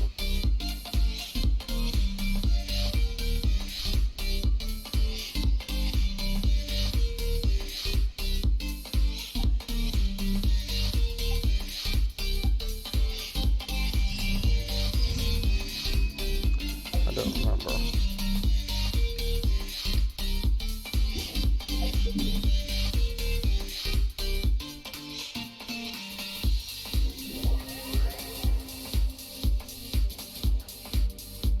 Probably should have went to the north one.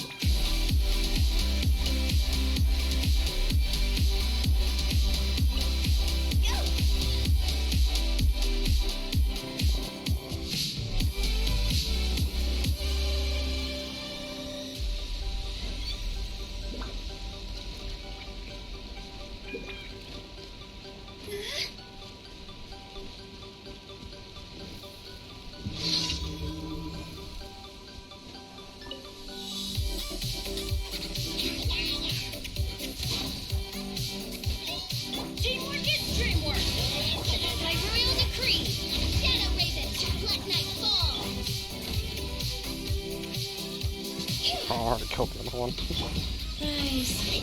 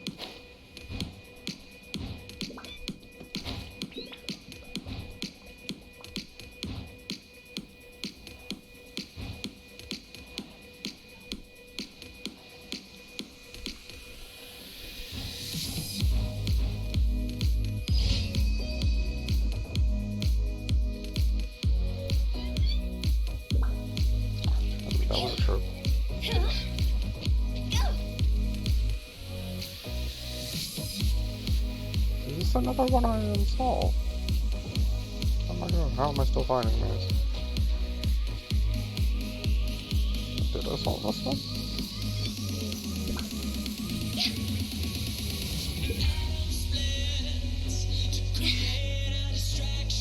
No, it won't work out. Let's close the mermaid and figure it out. We go. On, reveal team.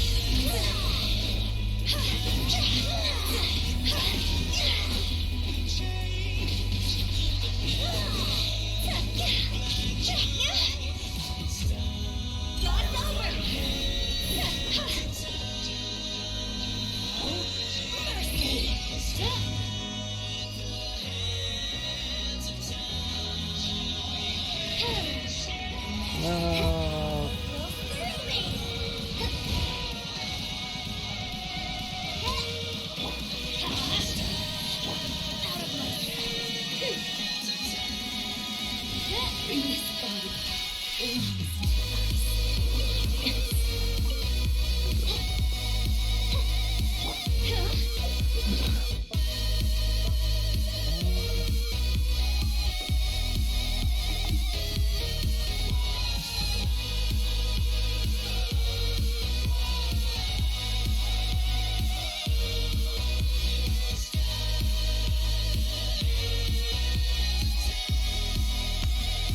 Alright.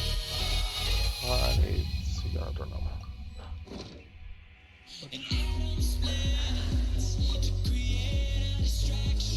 Did I know? Or did I just know?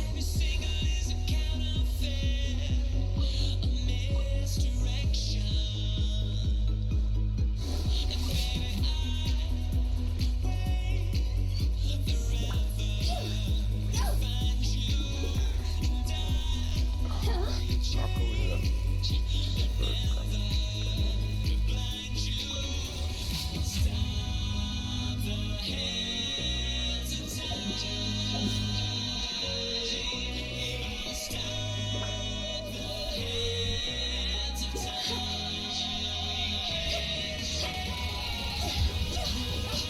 Is there another one around here, or is that the only one? Usually it's two.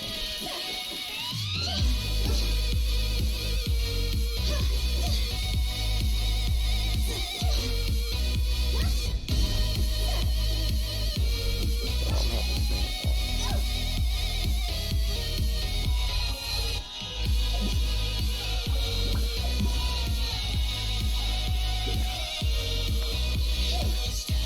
These are not since we're gonna get an electric granum and there it is.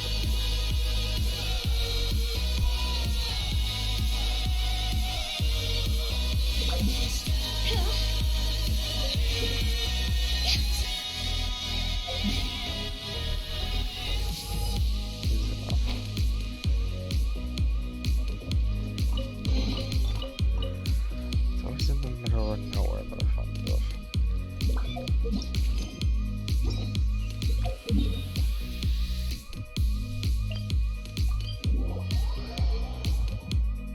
What is that, like 143, I think? 142.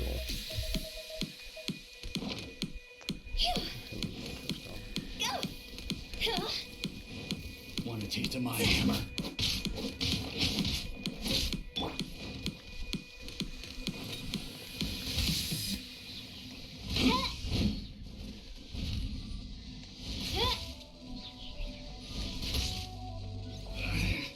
Should replace my hammer.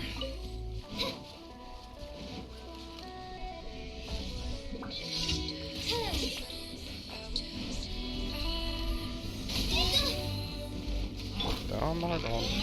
Sacred name. Fortune preserver. Go. Everybody stand back.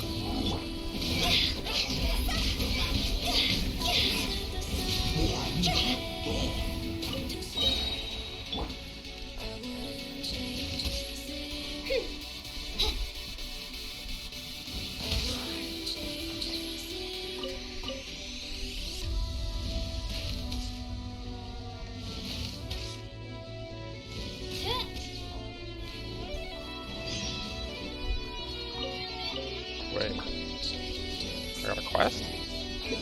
Oh, hell yeah. Wait, friendship quest? There's a friendship quest.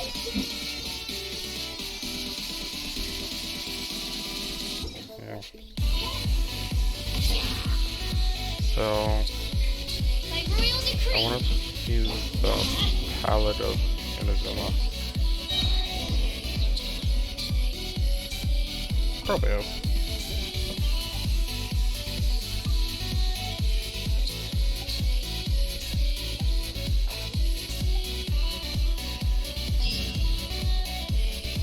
Yep. Well, not a spot for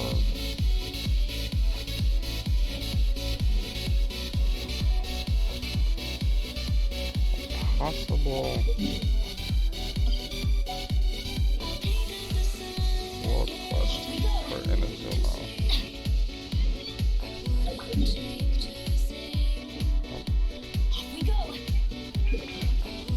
But it might have been Adventure time. what do you call it? Rep quest.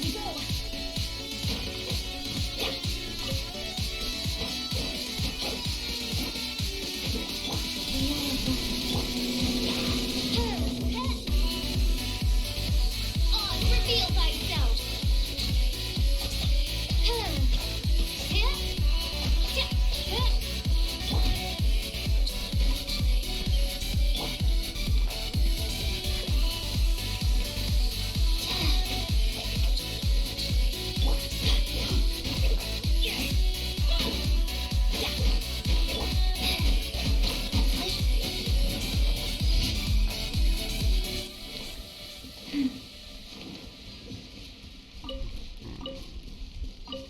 I'm here once again. Then I breathe and I breathe and I pain. So who takes the fall again? I think the only place I can get Giganodon that's guaranteed is Federacina for the beach. I think. Not sure.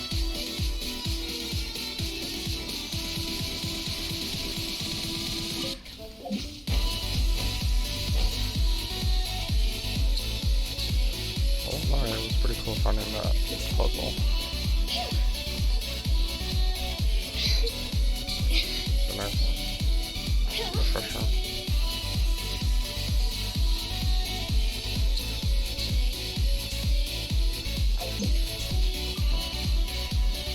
Oh yeah, I don't have a glider.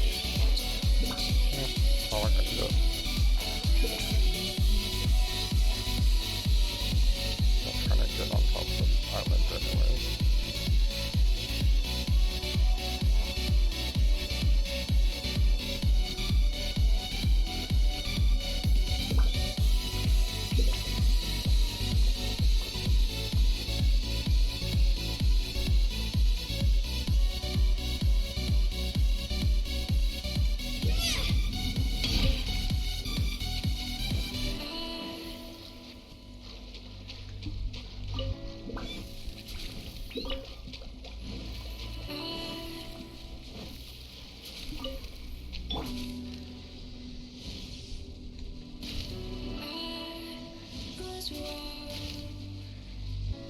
It creeps under through color glass, through color glass.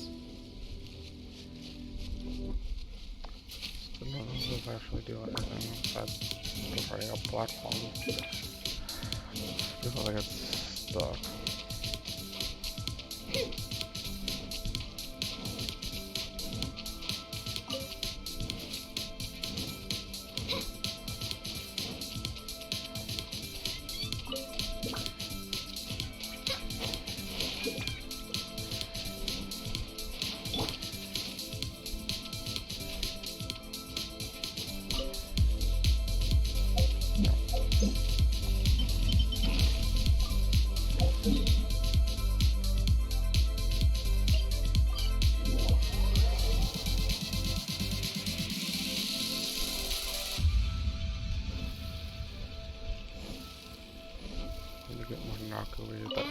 extra at... Travel through Tetrasuna electrical field.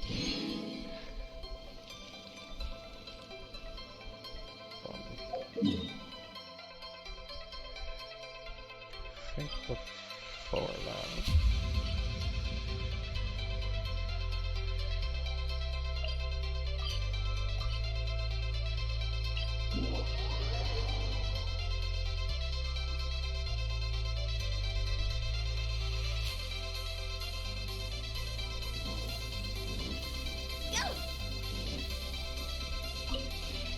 The one before you is known as Jade Seeker. Ah, encounters with fine treasures cannot be forced.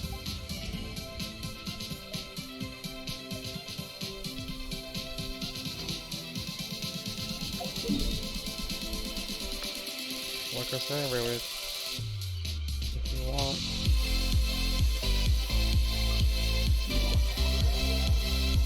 If you want to need the dogs, come and get them. Hey, why'd you come find me out of the blue? Miss me?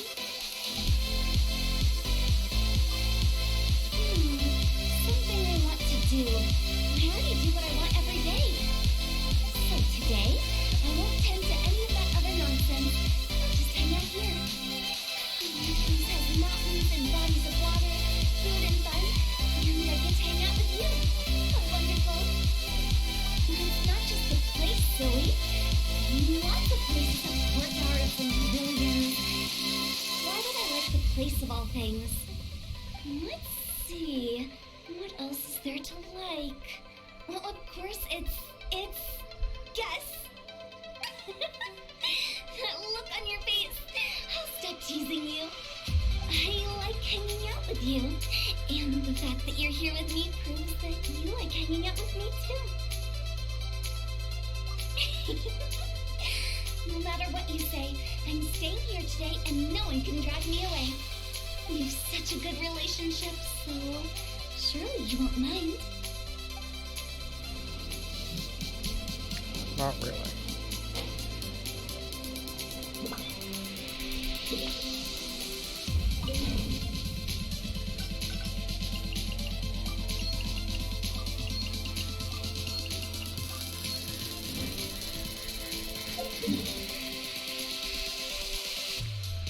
Actually, double the sense of how.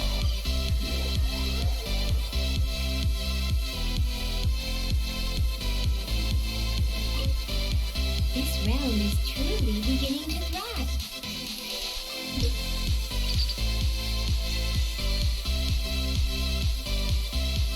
Seven. Damn.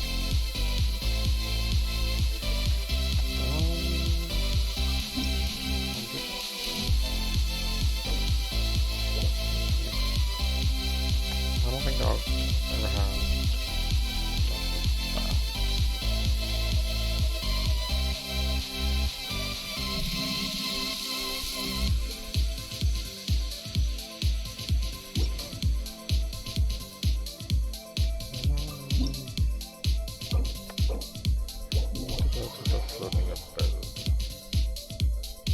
Switch out somebody for Loda.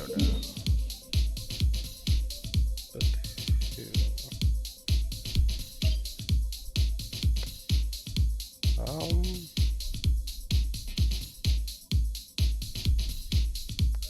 I think we'll take out Amber. Yeah, I think we'll take out Amber.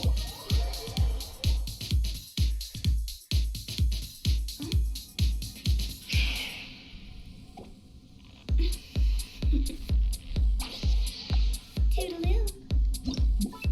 Also, show this mount up.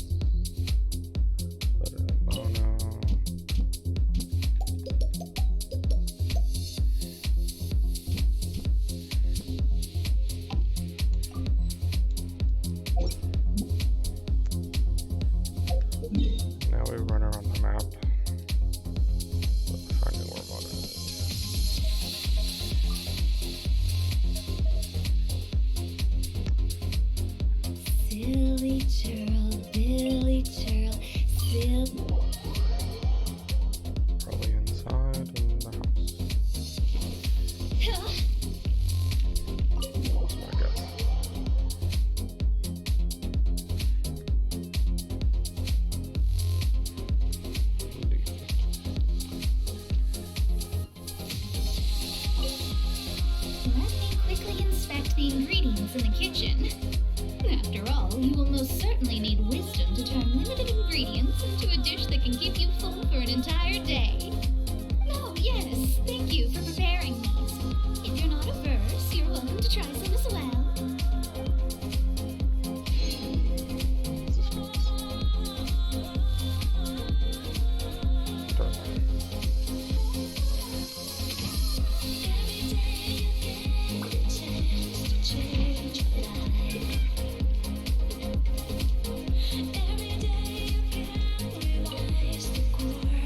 Quite the dignified study. May I use it as well? In that case, I hope you don't mind if I stack all the star maps I bought over here. It's one of those things I bought on sale. If I want to maximize my use of space, I'll need to plan this out more carefully. More primogems and fragments. Nice.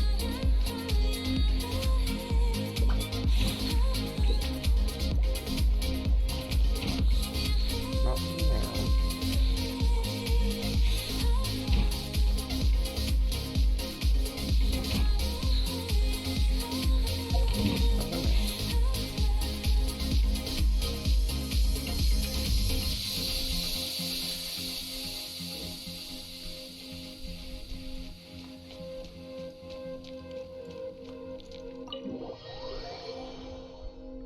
My guess is that she went to the other one. Oh, she went back over there.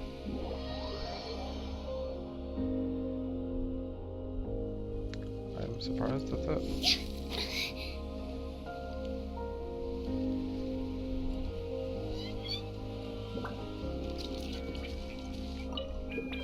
Huh?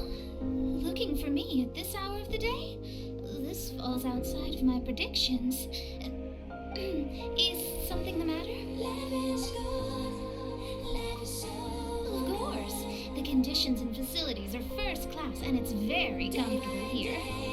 So comfortable that I'm a bit worried that it might be hard to adjust once I leave. Really? Being able to live in such a wonderful place without having to pay rent? Am I dreaming? Huh? Why, you? Since you're letting me stay here for free, I'll let that pass. Right, let me think of a way to repay you somehow. This way, we won't be indebted to each other.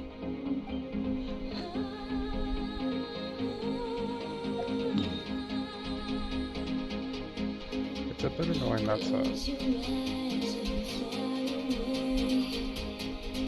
but understandable, I guess.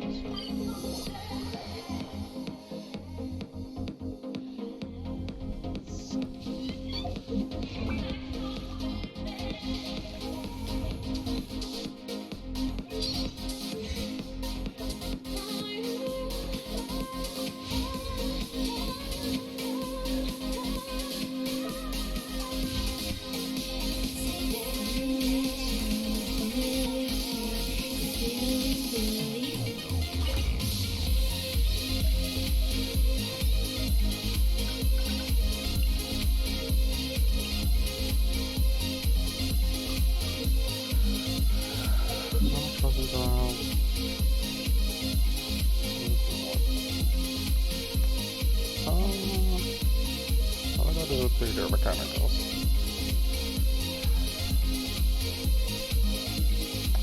Yeah, that one.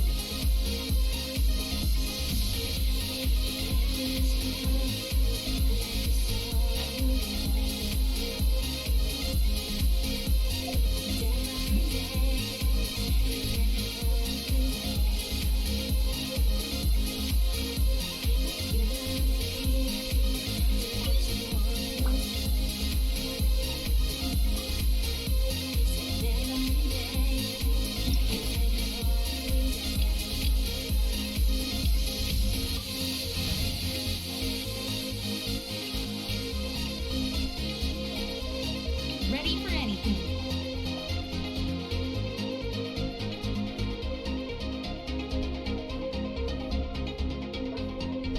Shops?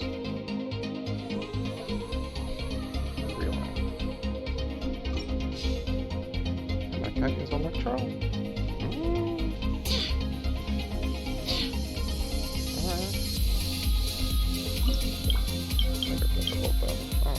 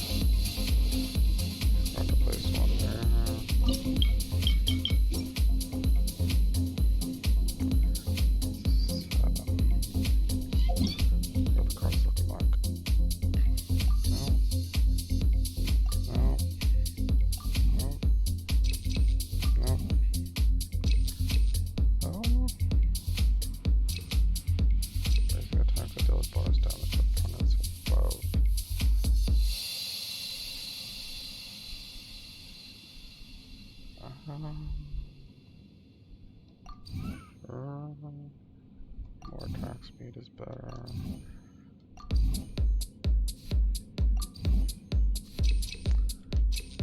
Increase the attack.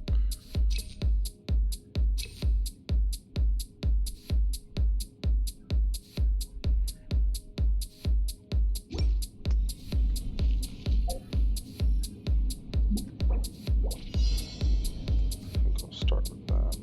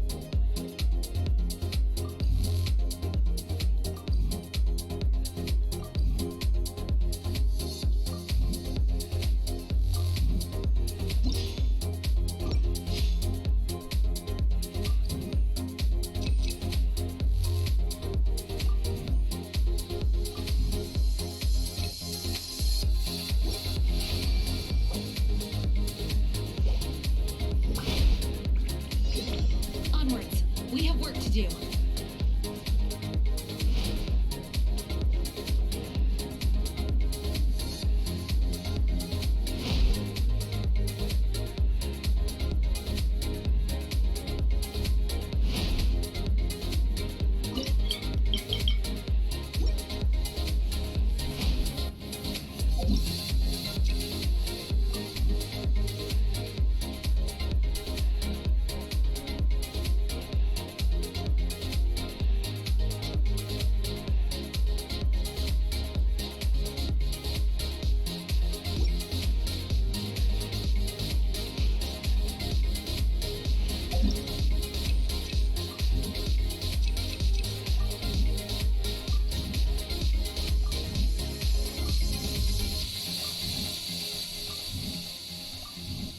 I do hope the Knights of Favonius are all working hard.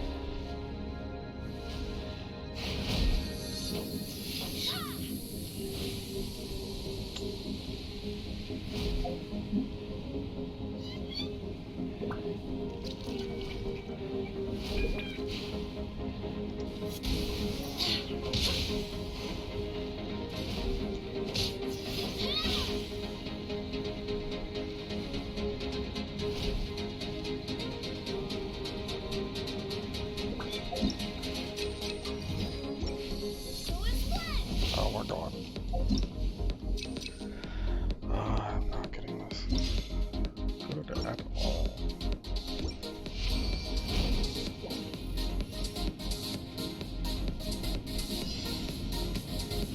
Yeah, this one needs a hydro for sure.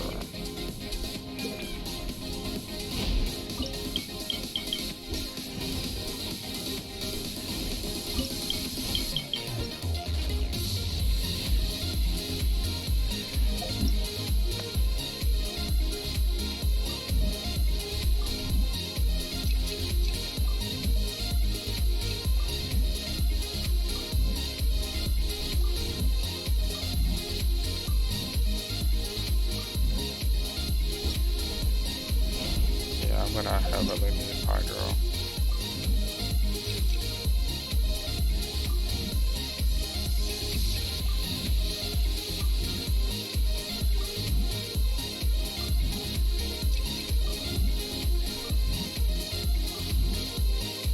Unless I can get this easily. Onwards. We have work to do.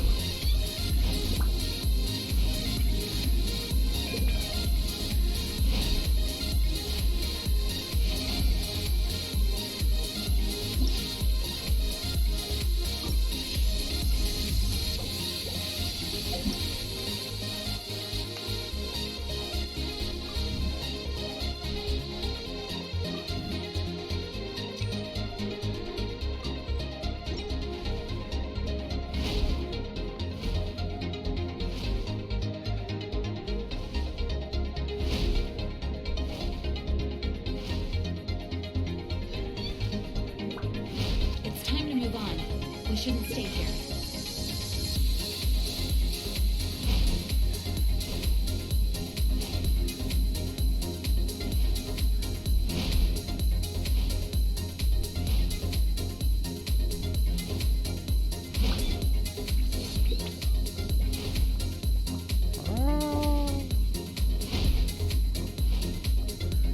Look at the RNG shots, that's for sure.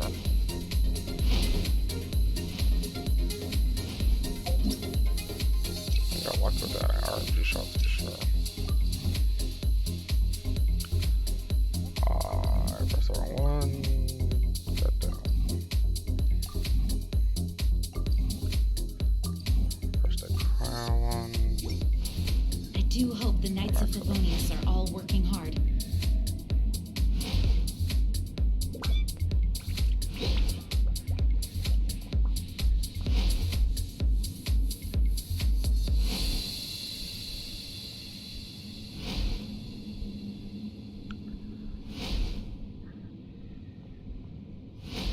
Yeah, I don't think the Animo is the best one for this stage. But, I mean, it's working. Somehow.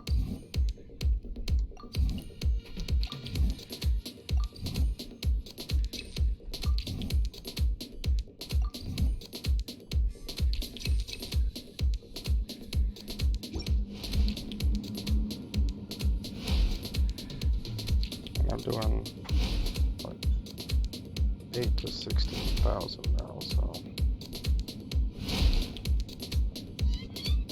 It's time to move on. We shouldn't stay here.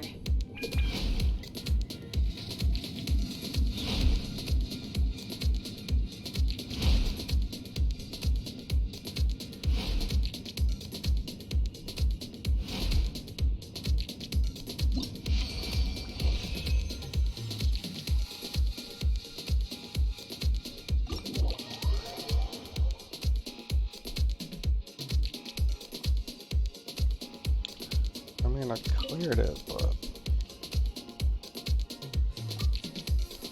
probably should have gotten that perfect.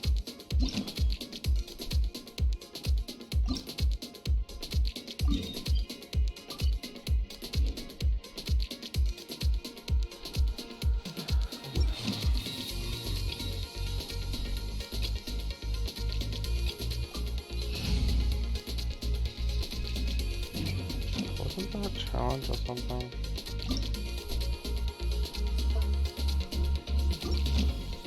No, I think it was the end of it. myself.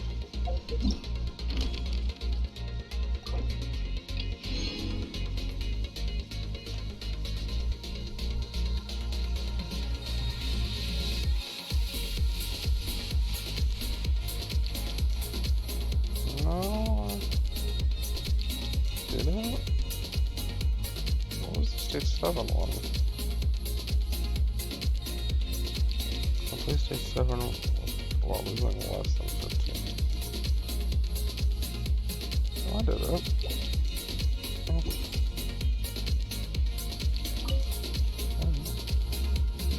Easy enough.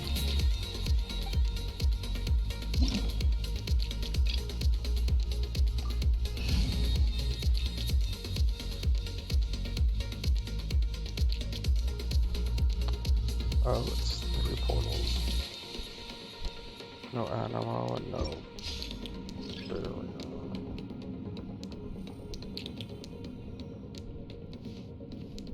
This one feels like a move.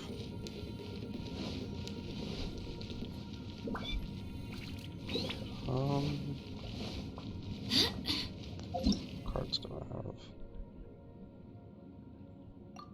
What I'm buying you right off the bat.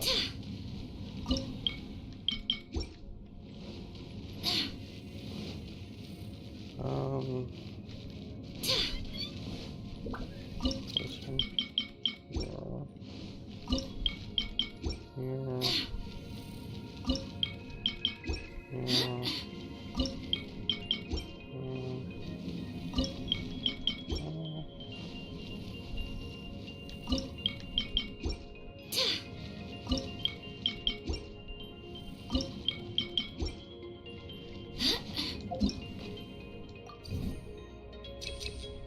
I need 100 more. I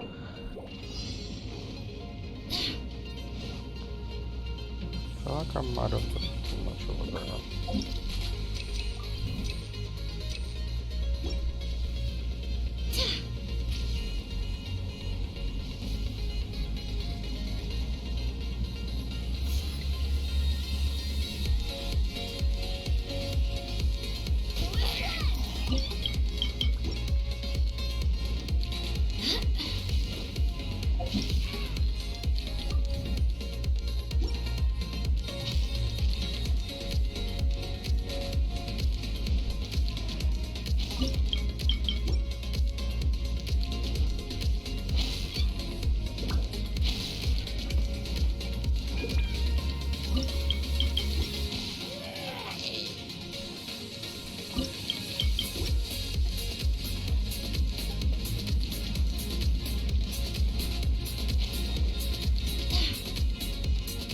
I don't know the more strategic place to put on.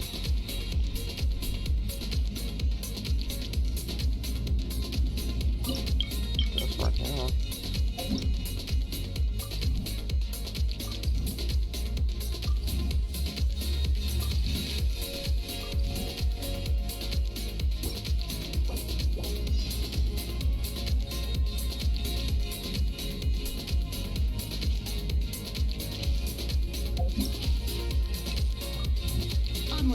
We have work to do.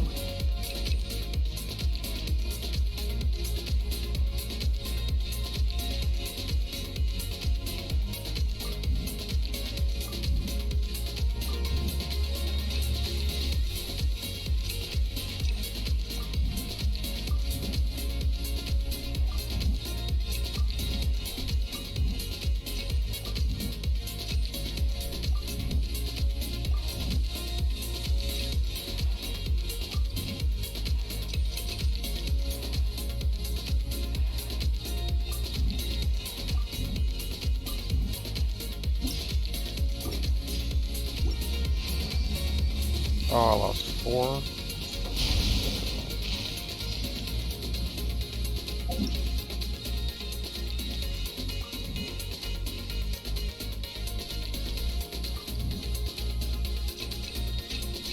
I do hope the Knights of Favonius are all working hard.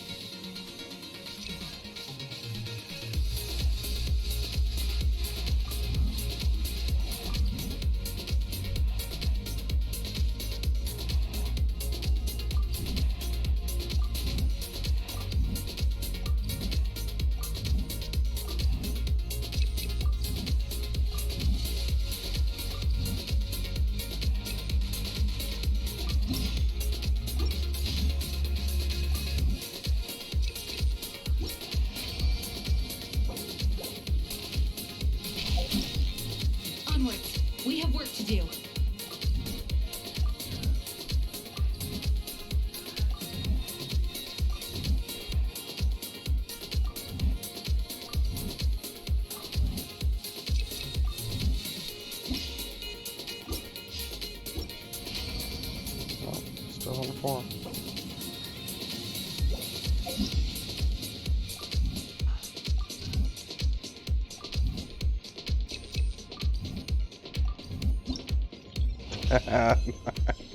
Oh, that was really fast. Oh, that's funny. That was really easy. Dang. Obtain at least 400 in Mechanicus Mastery. Nice.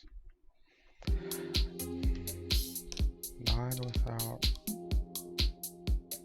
losing 15.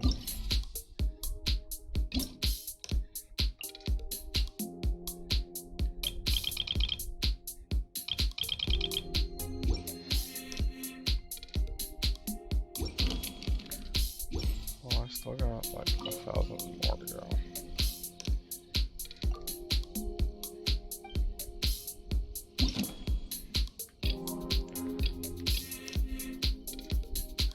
Was it 6? Yeah, I think it was 6.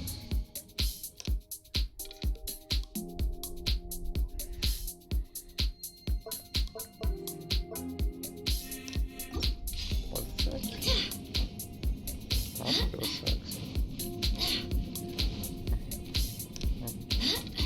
Whatever.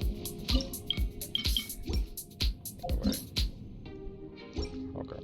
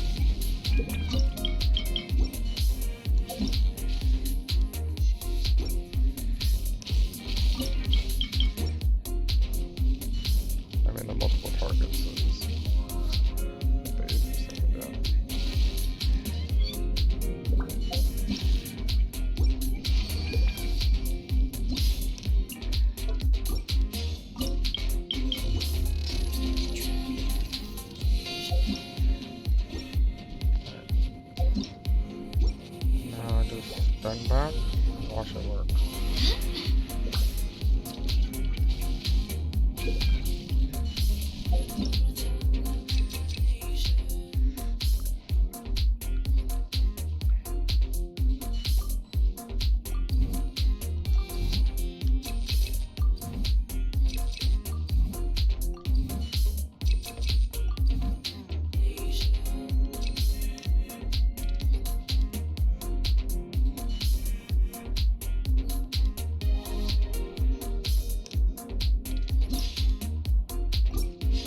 I do hope the Knights of Favonius are all working hard.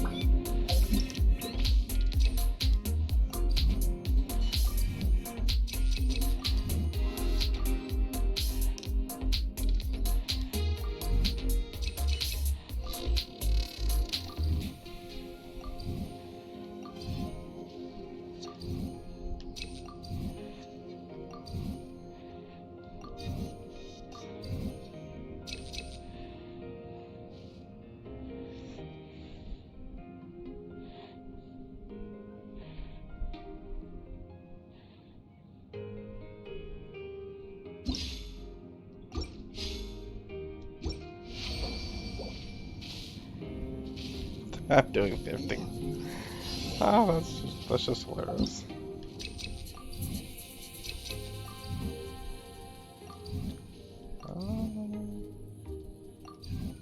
It's time to move on. We shouldn't stay here.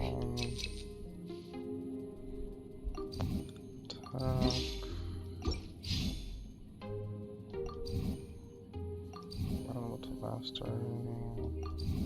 That'll be like Feckle.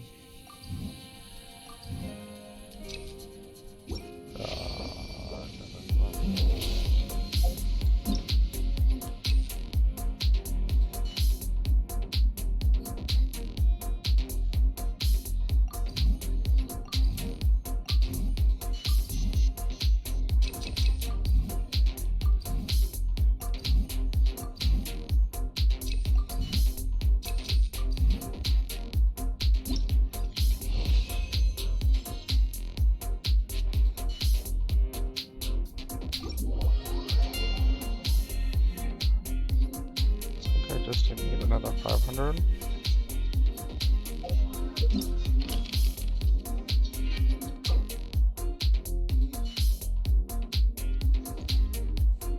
Need about 300 opponents.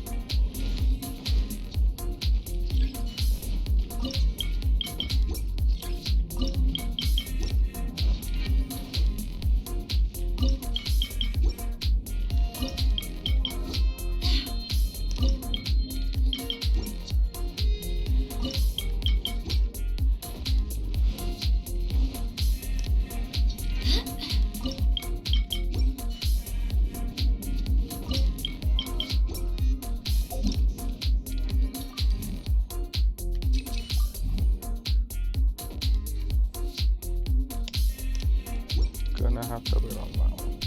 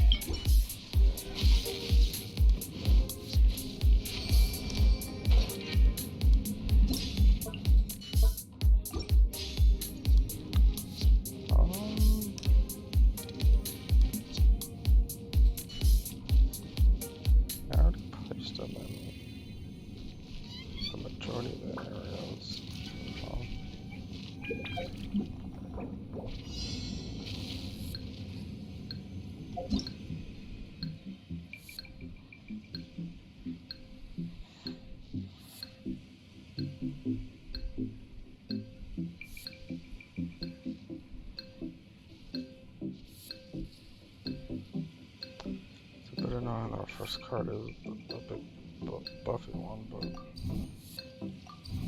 whatever.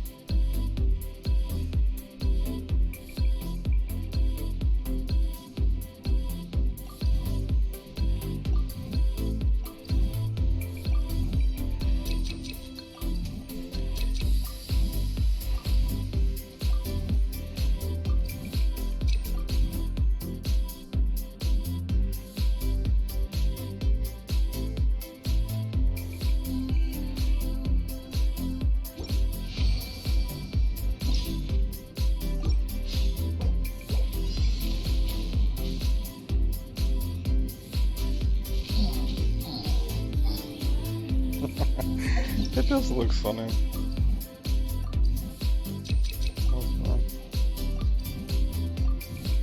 I do hope the Knights of Favonius are all working hard.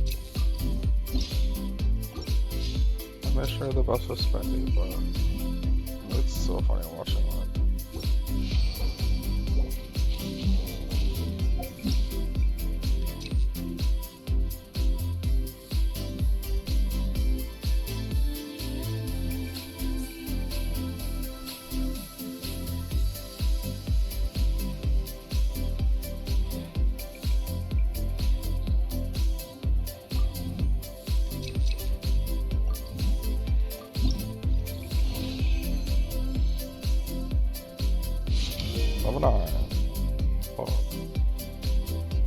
It's time to move on. We shouldn't stay here.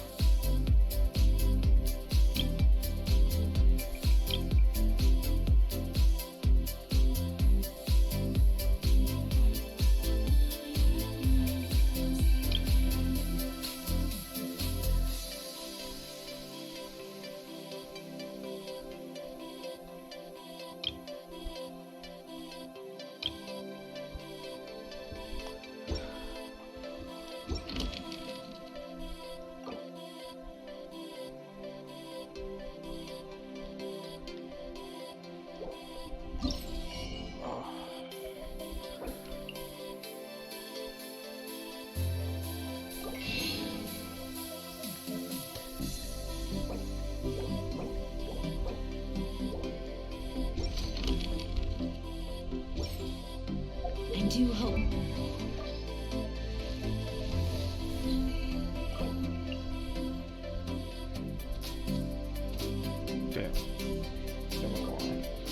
Knights of Favonius are all working hard.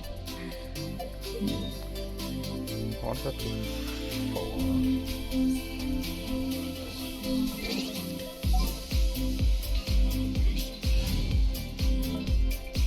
Good eye.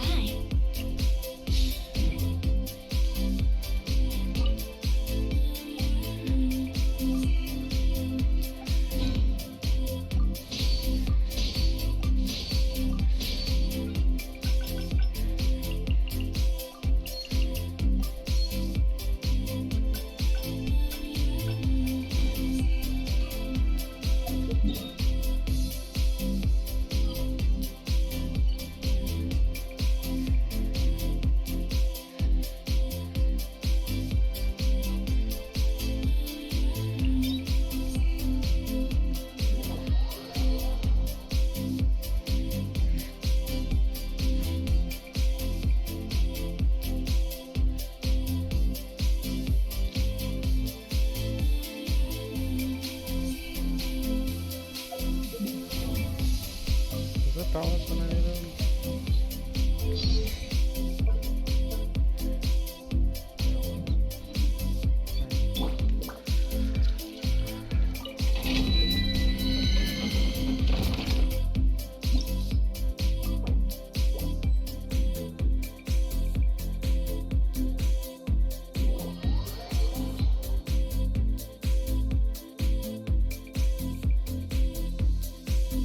Adventure. Don't stand too close to me, or you might get hit by lightning too.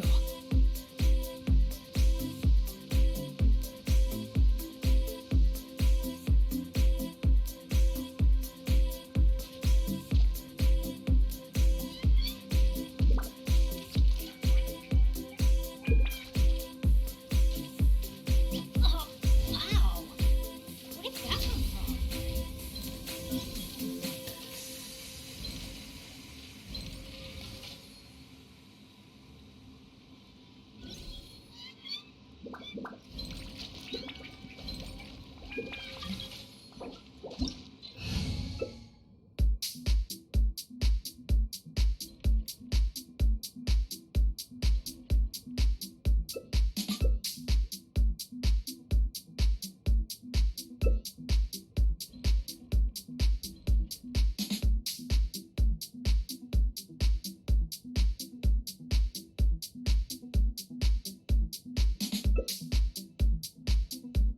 Good things come to those who don't wait around. That's what they say anyway. Knowing my luck, the opposite is probably true for me.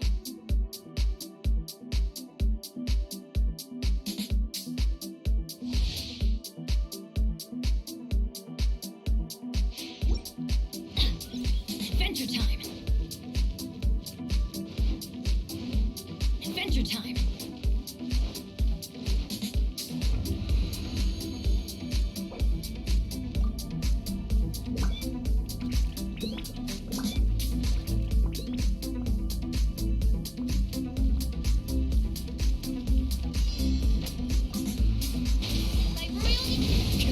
One with wind. Teamwork is dreamwork!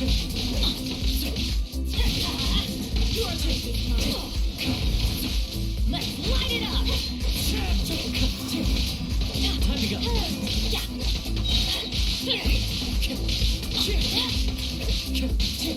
Into the wind. Everybody stand back! Fallen leaves. Adorn my night! That's gonna hurt in the morning. One with nature.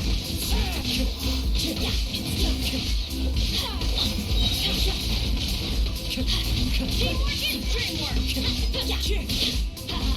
The wind's moving. Let's light it up. Time to go. Let's light it up.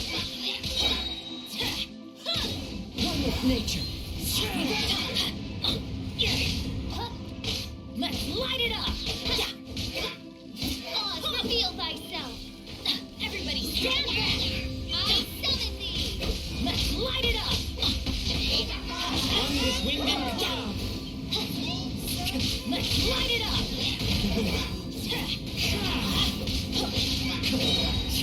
Midnight! Adventure time! Adventure time! Going in! Don't waste my time. Fallen leaves. Adorn my night. Let's light it up! Let's light it up! Here we go!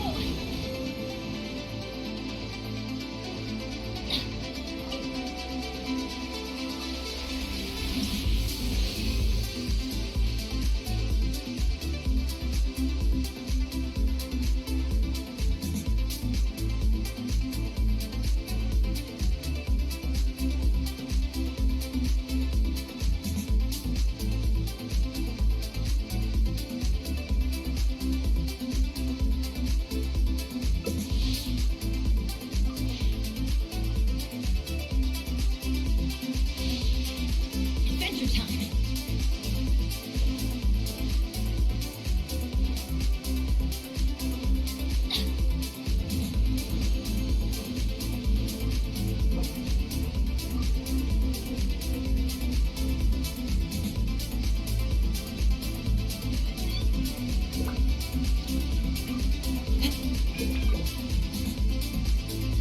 Oh, wow!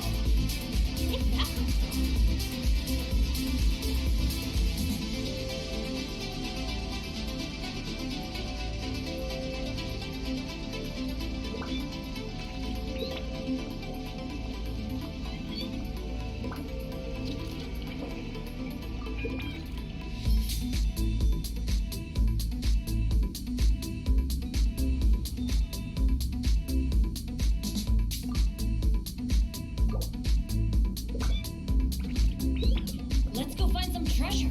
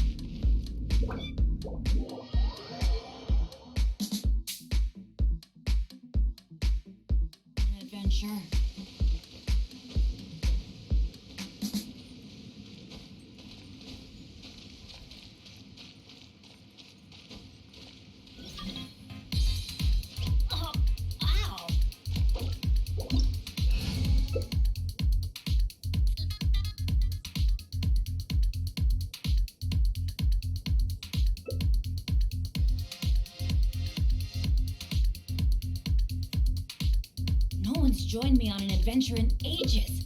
Come on, let's go.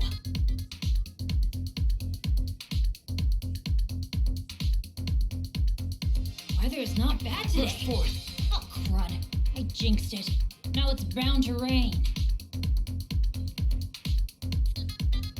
Benny's Adventure Team, assemble! Or not.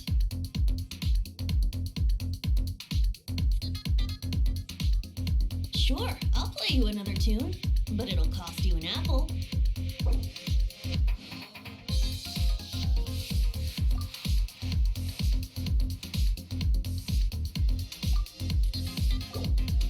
Oh, ow!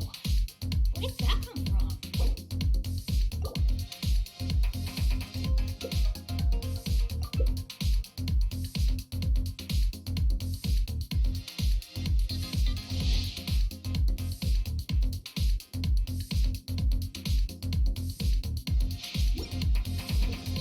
Off we go!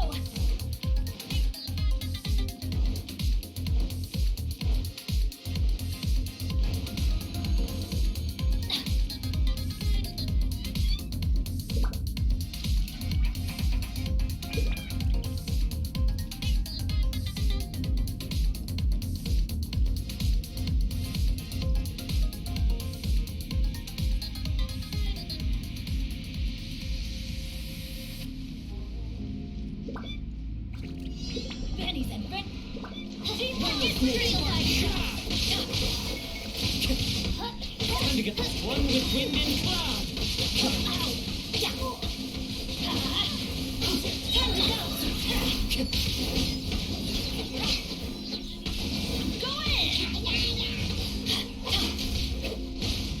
The wind's nosy.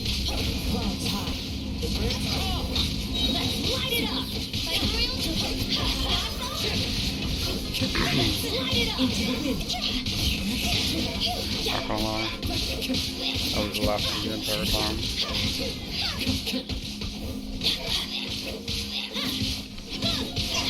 Off we go! Midnight Team Fantasmical. Dreamwork! The wind's nosy. One with wind and cloud. Let's light it up! The wind's strong.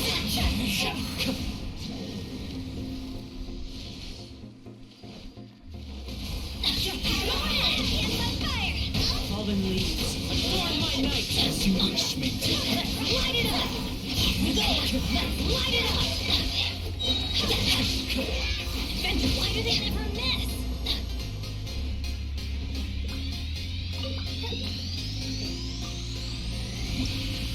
I was eating a bowl of ramen and was laughing my ass off, coughing.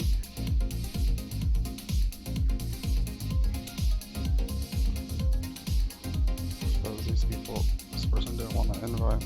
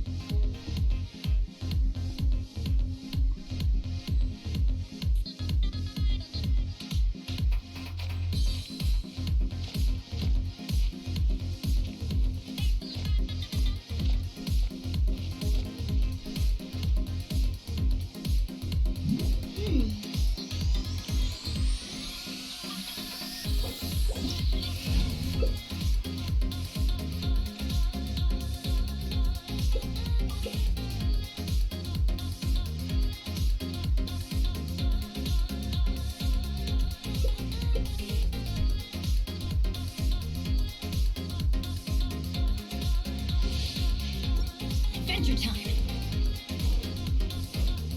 Off we go. Off we go.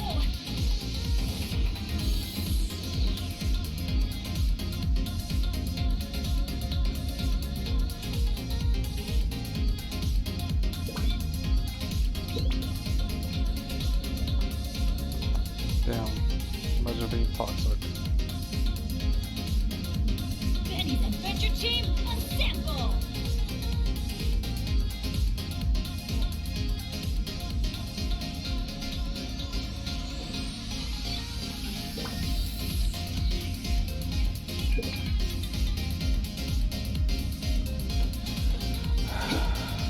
That is where you learn to be patient, people.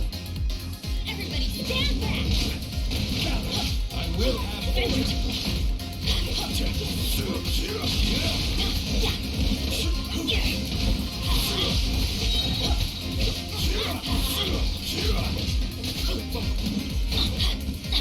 Teamwork is teamwork!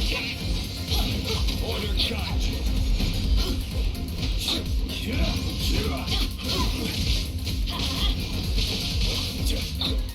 Stabilize. Alignment! Going in!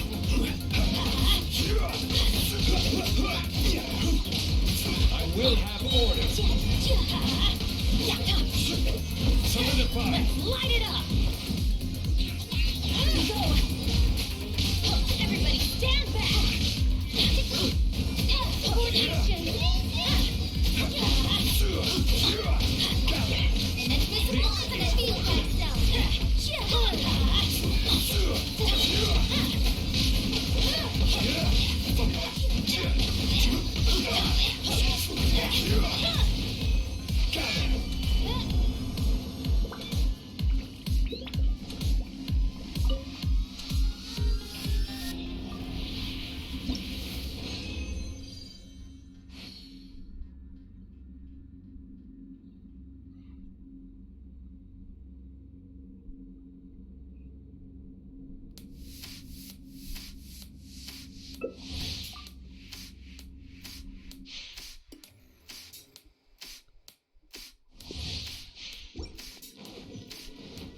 Adventure time!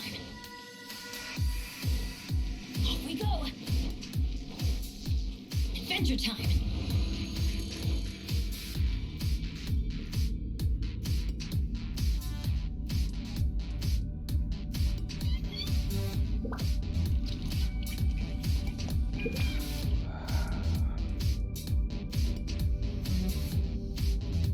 Benny's Adventure Team, assemble!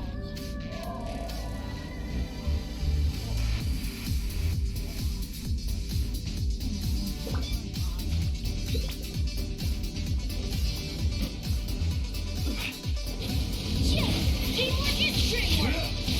I will have order. Off we go! Let's light it up! Adventure time!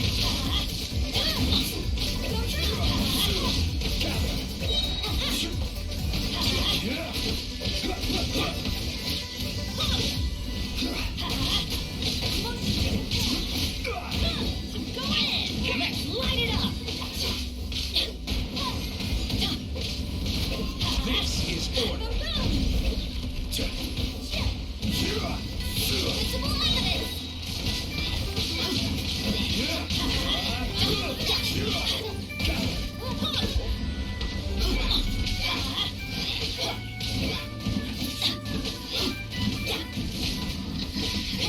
Everybody stand back! Let's light it up! Let's light it up! This is order.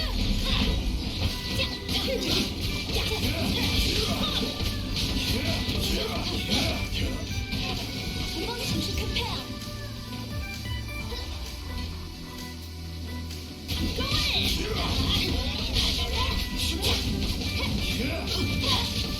Let's light it up! Stabilize. Let's light it up! Let's light it up!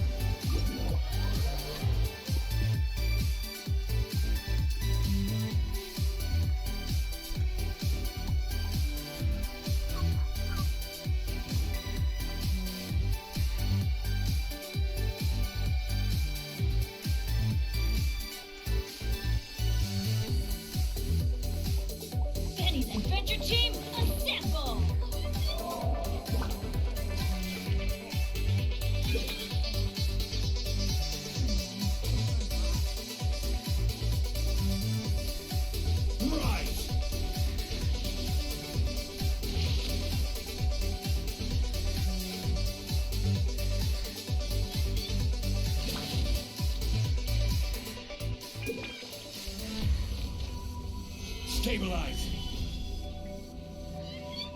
Oh, ow. Where'd that come from?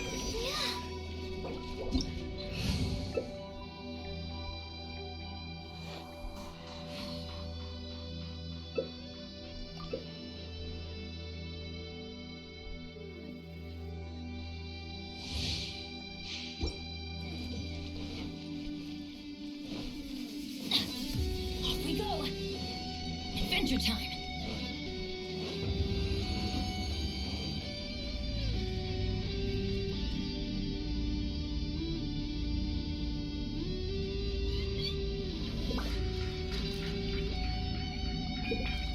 This person eating.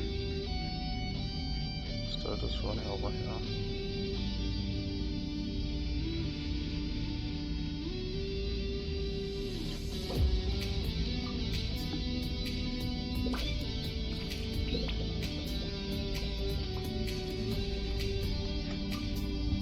Good things come to those who don't wait around.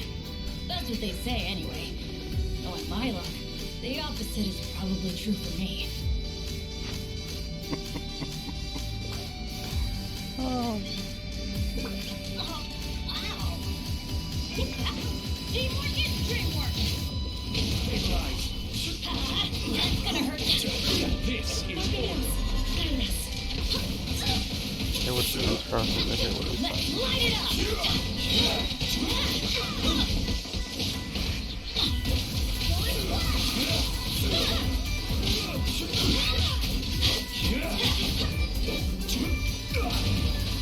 Off we go, everybody, stand back.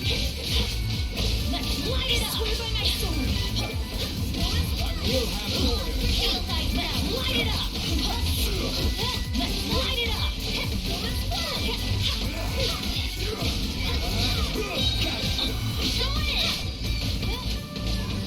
Adventure time. Off we go.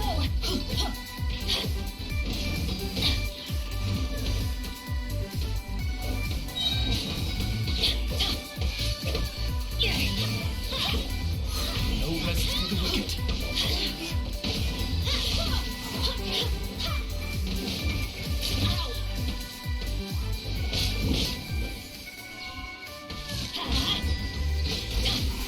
I swear by my sword.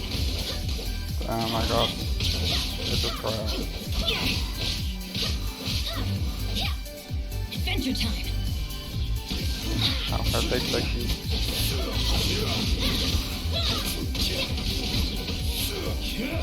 We go. Teamwork is dreamwork. Hear me. This is order.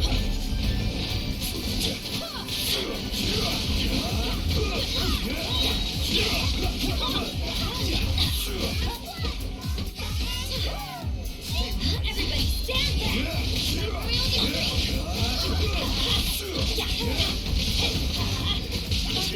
I will have order. Why do they never miss?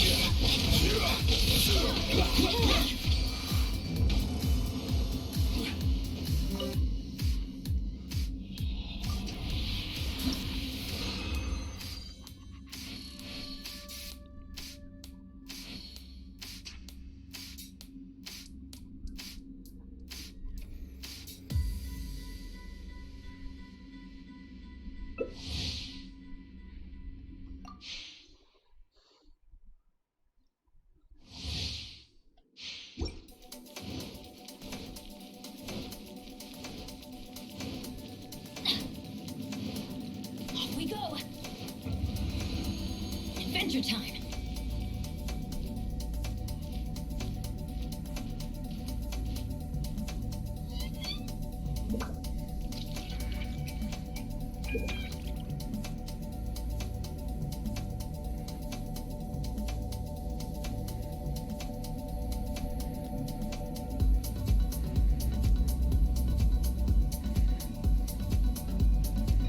Oh, wow. Where'd that come from?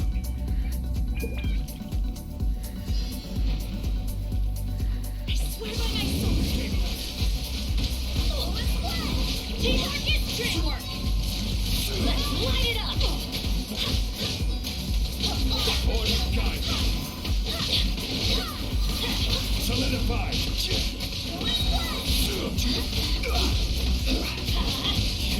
This is order.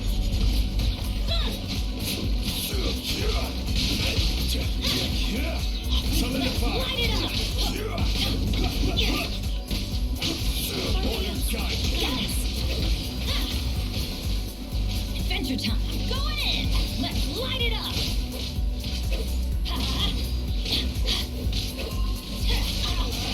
Off we go! Let's light it up! Teamwork is dreamwork! Let's light it up! Let's light it up! Let's light it up! Let's light it up!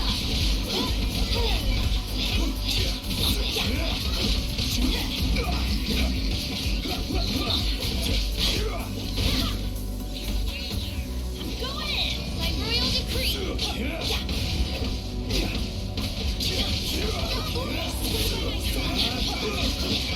Let's light it up!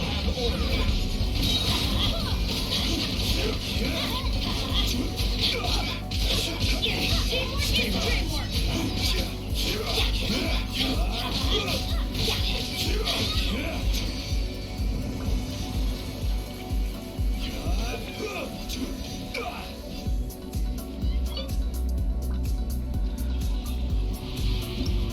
Nothing I could have used off, but oh well.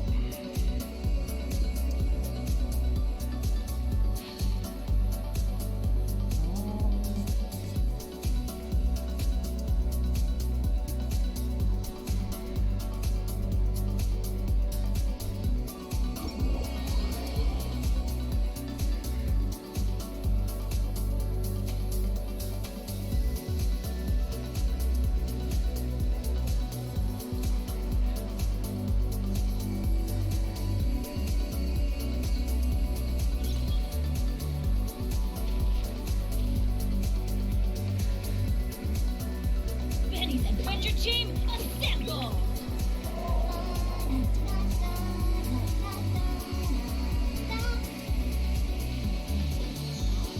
I created another universe and founded paradise. For I, Fischl, and the Prinzessin der Verirrt.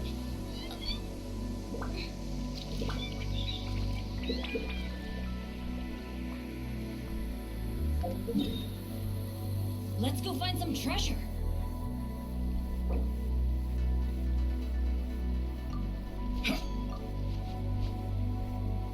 Crumble.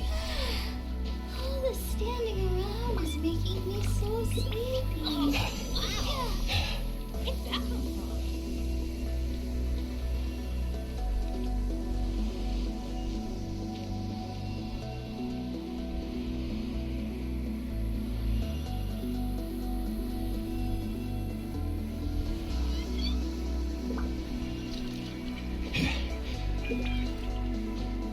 Benny's Adventure Team, assemble! Right. I wonder when I'll be as tall as my big sister. Quake.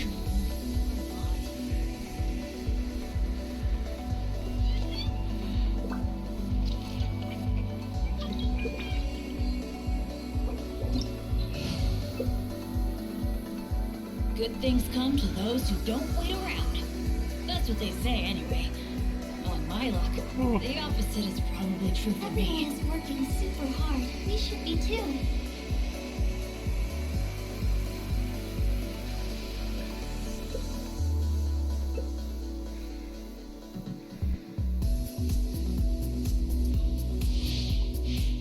Adventure time!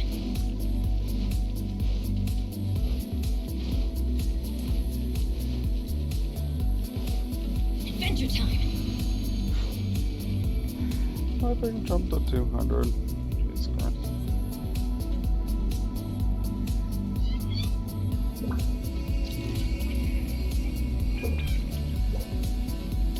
And then you can change the setting as well inside the dungeon.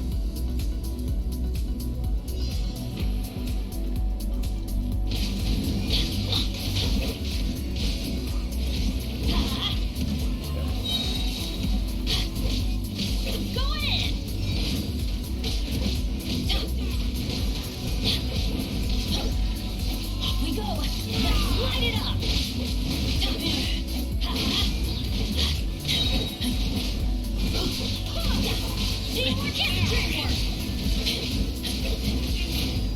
guy really doing about 1,000 damage? Let's light it up!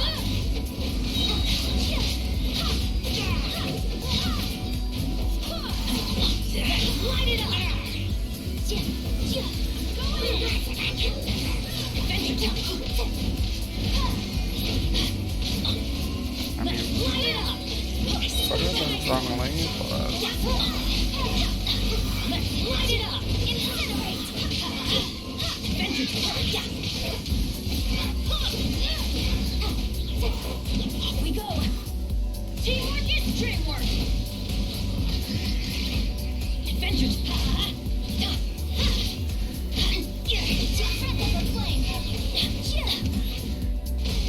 Adventure time!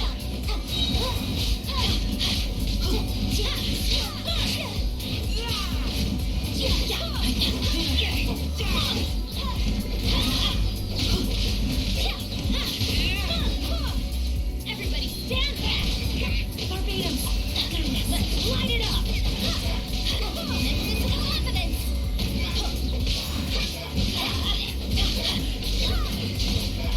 Off we go!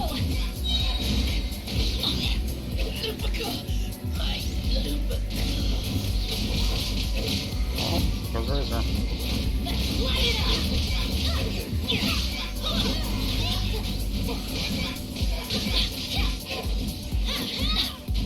Let's light it up! Let's light it up!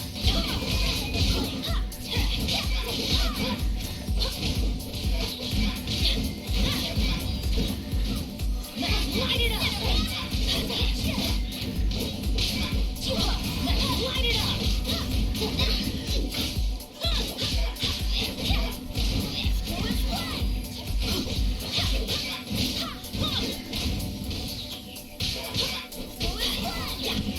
Let's light it up! Off we go! Adventure time!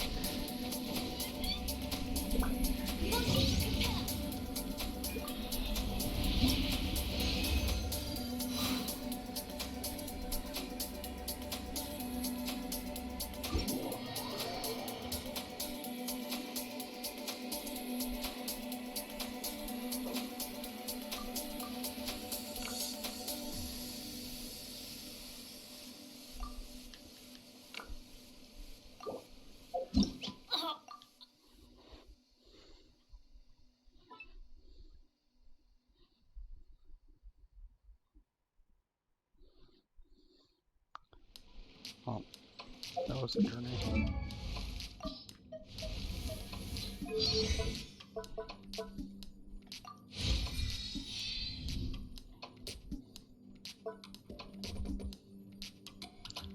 Damn it. 10,000 more. I got 19.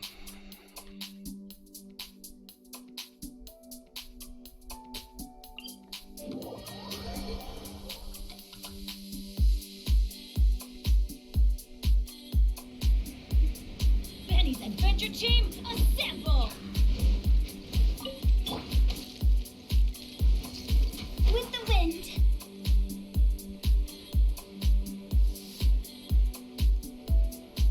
Kinda wish I activated the gadget before I did this, but whatever.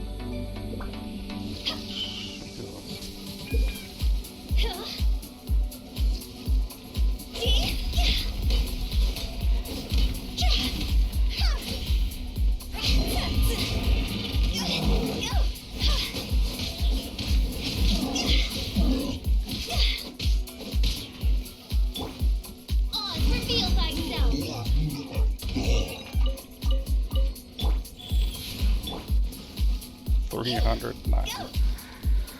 Oh, good lord.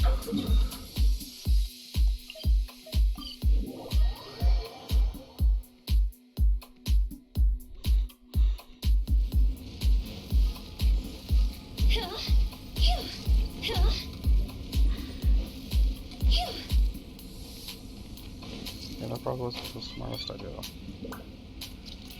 That's the start of dumb, so whatever.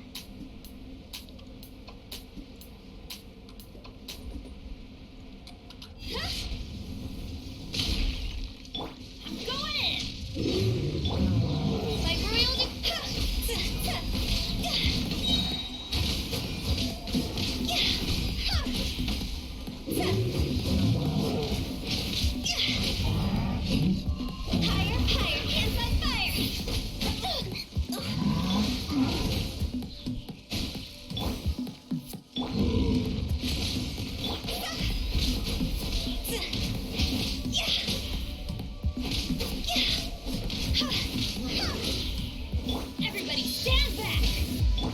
Oh, Ricky! Time to go!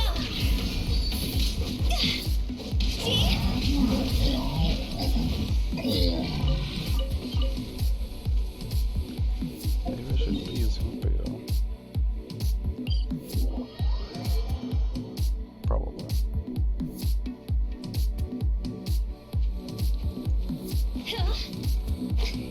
So far, I've used.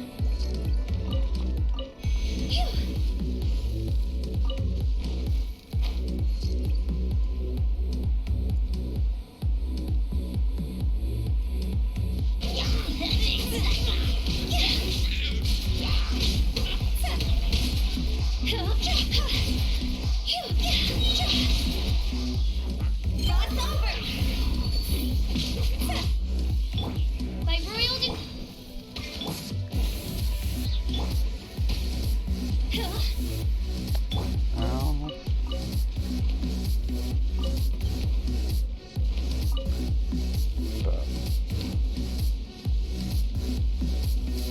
Faster? Okay, faster.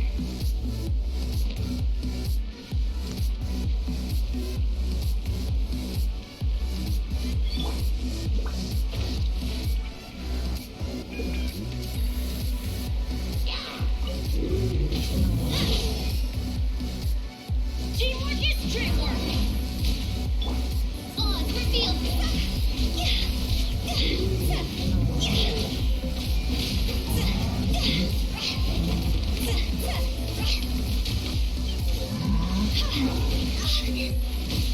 Oh my. Jesus. Let's light it up! Everybody stand back!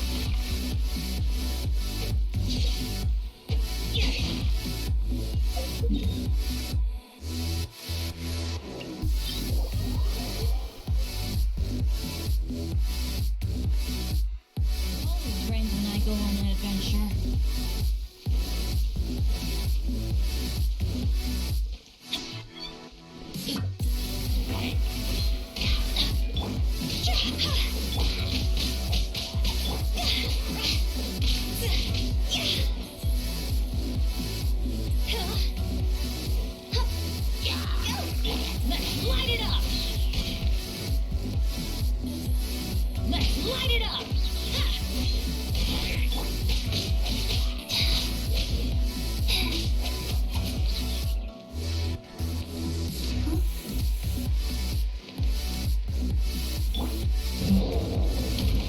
Everybody stand back! By royal decree! Time to go!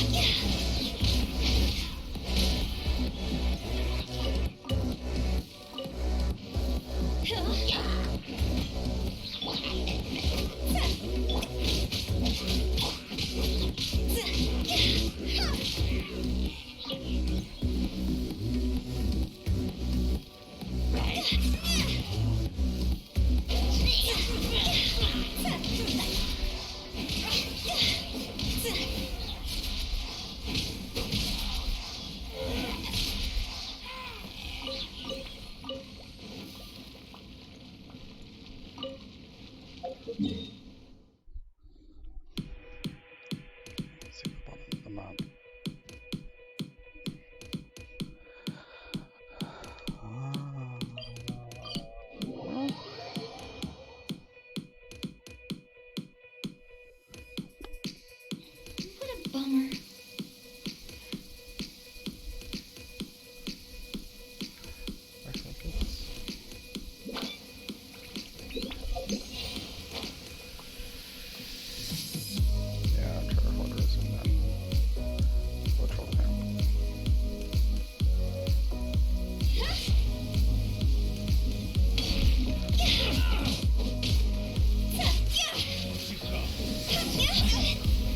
Let's light it up! Teamwork is strength!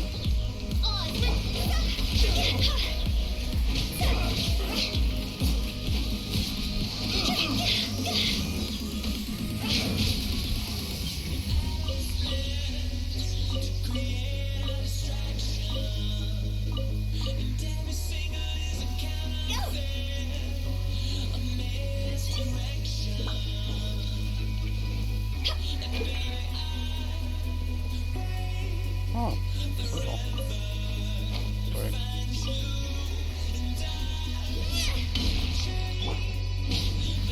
By royal decree!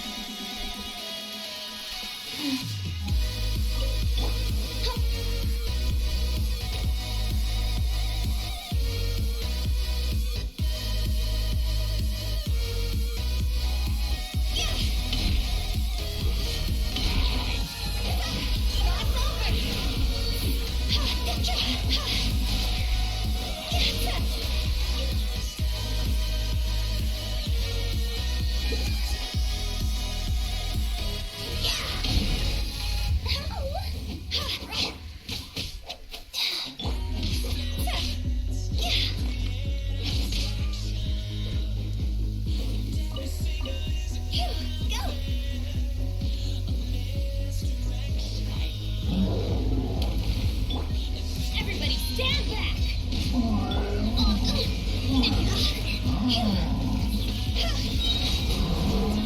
Higher, higher, hands on fire! We are right.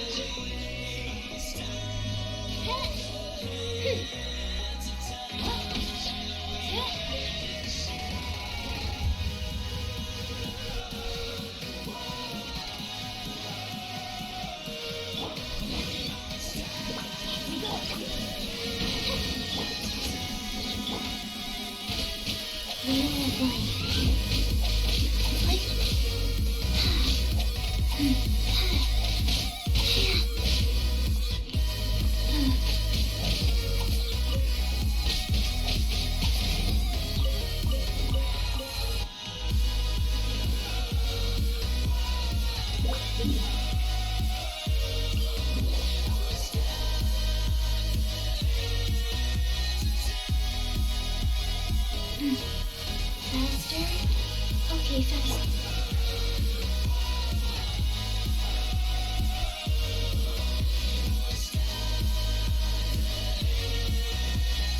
With the wind.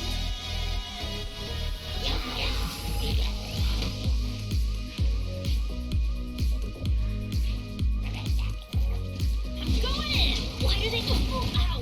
Ha! By royal decree! See? Time to go.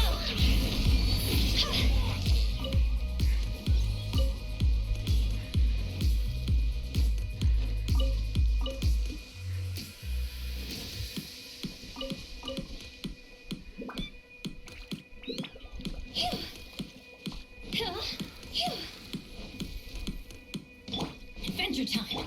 Go.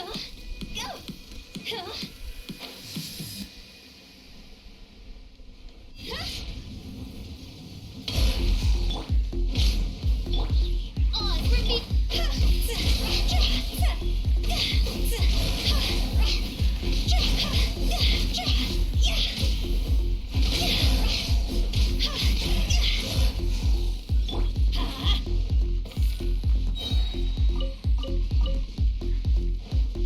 Off we go! Rise.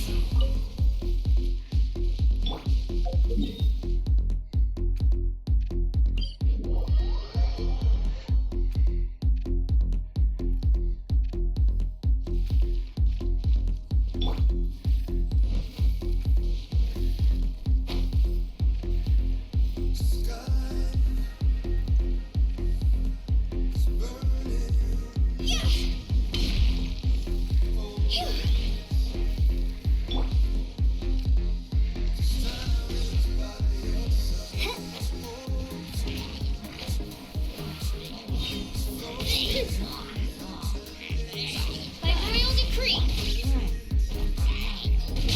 Everybody stand back! I summon thee! As you wish, mein Fräulein. See? Cross over!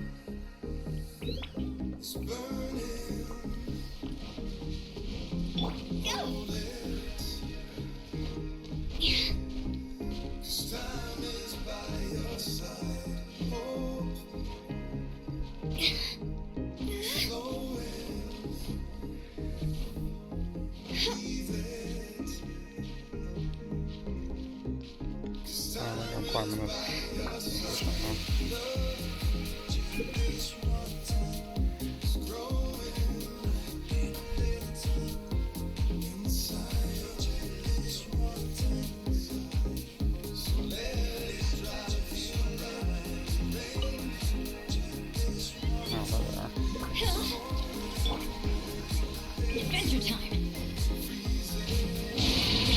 On for field! Go!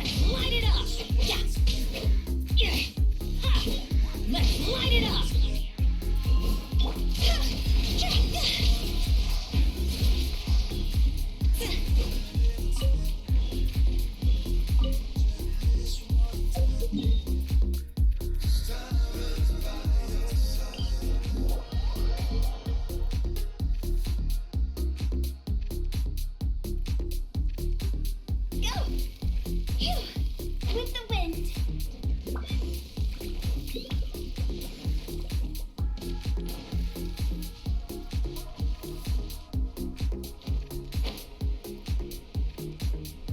Oh, those ones.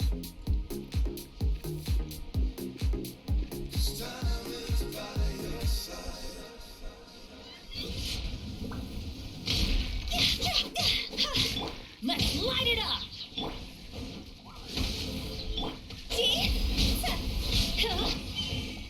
Midnight Phantasmagoria. Life goes on.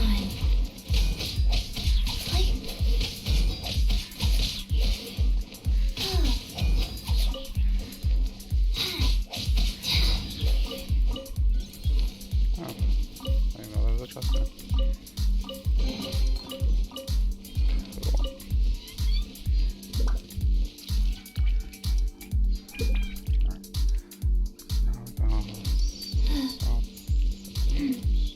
Faster. Okay. Go. Phew. Go.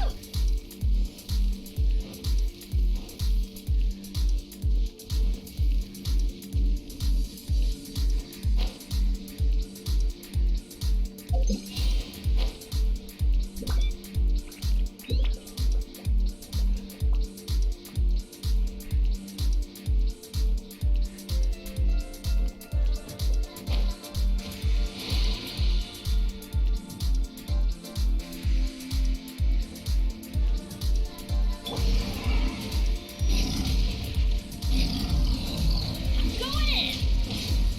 By royal decree! Time to go.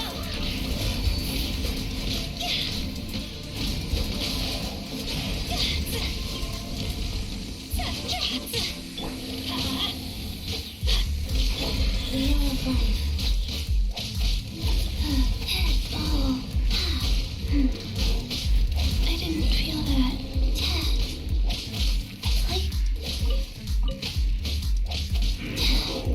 Faster? Okay, faster.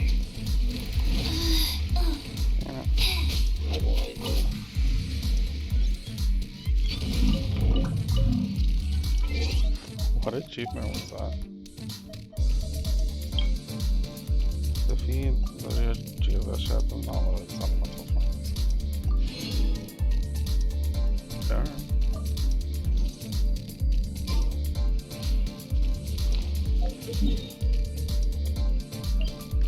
Next one is here, I believe.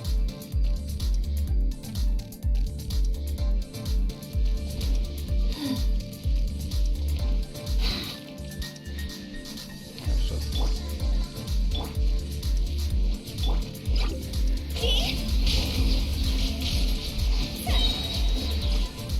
Higher, higher, hands on fire!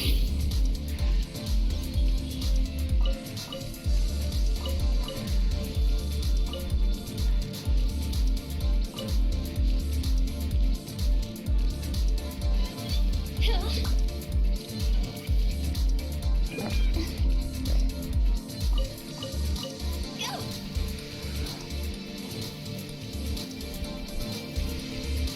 not sure.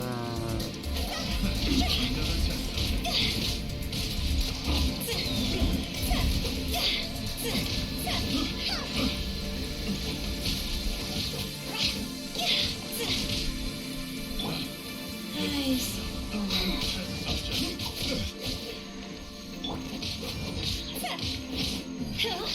The hunter becomes the hunted.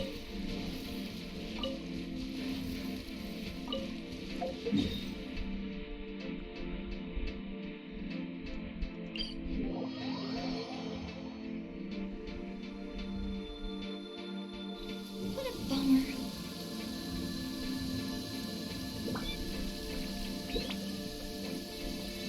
Lightning! Let's vault.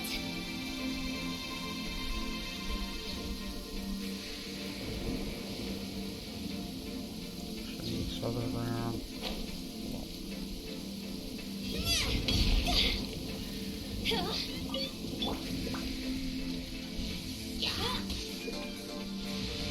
Yeah.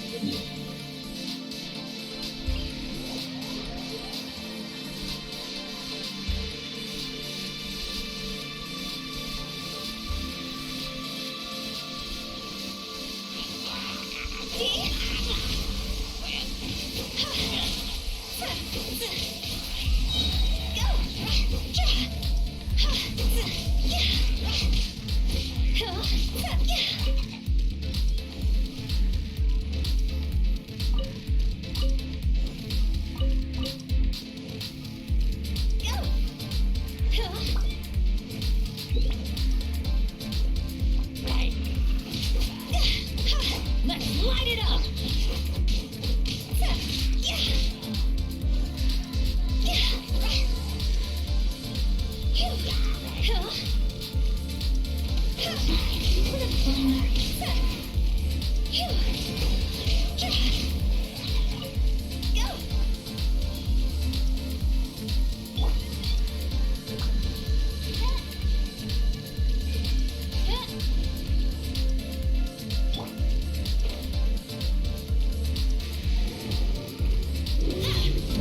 Everybody stand back!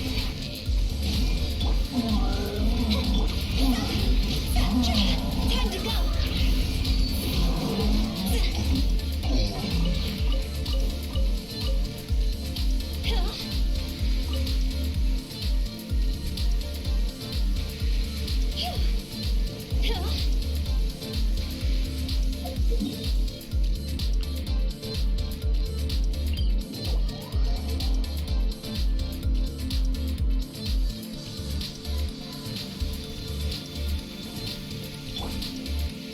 We go! Going in! Like royal decree! See? Cross over!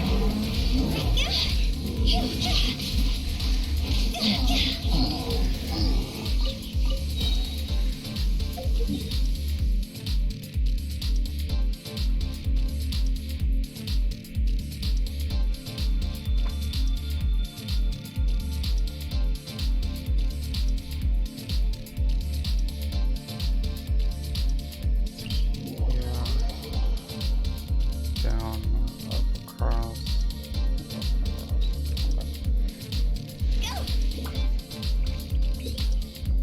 With the wind.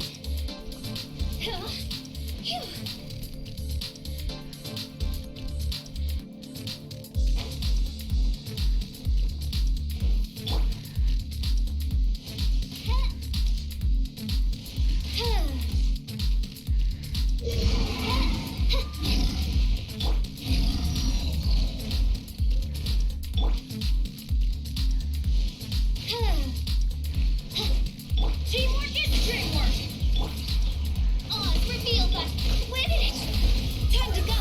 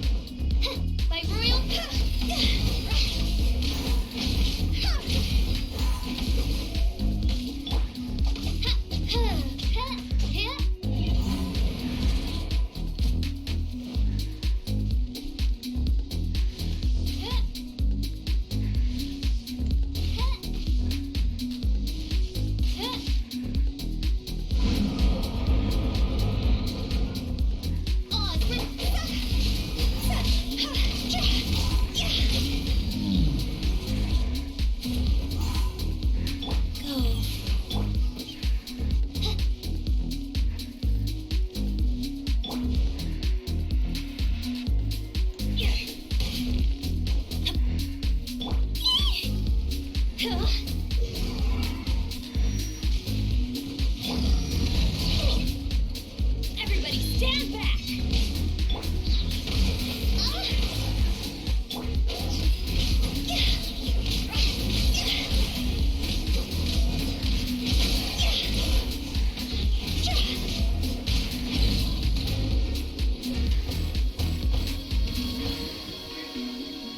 That's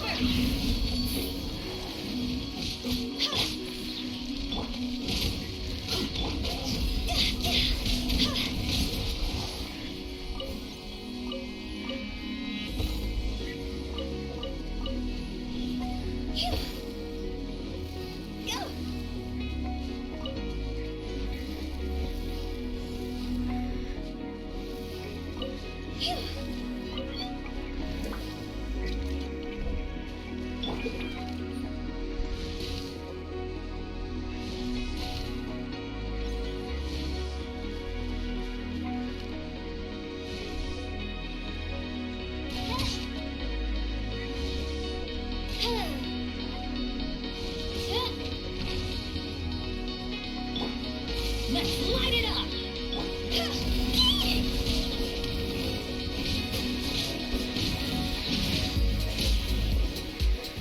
We are one.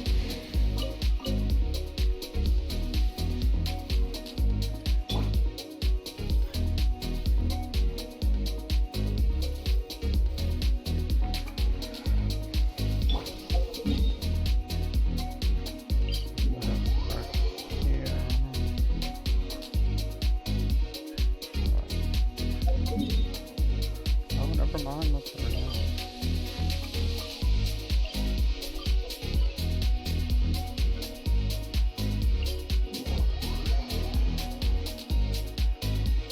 Yeah, the two win the world, I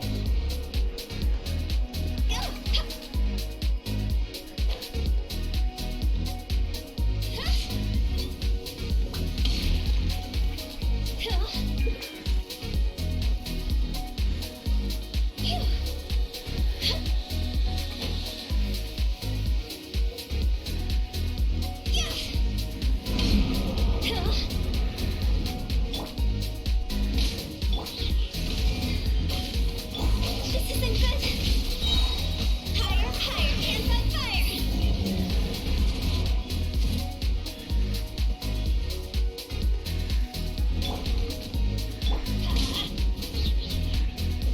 Adventure time!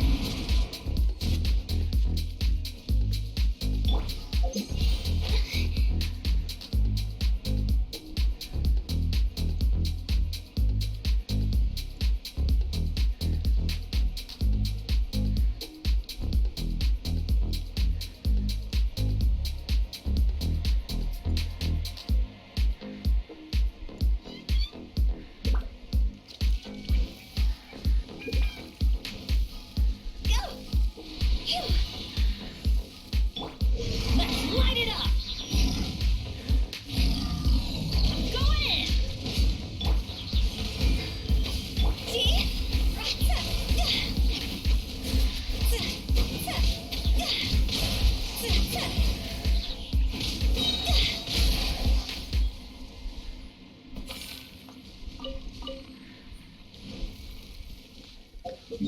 Alright. So, all the way over here.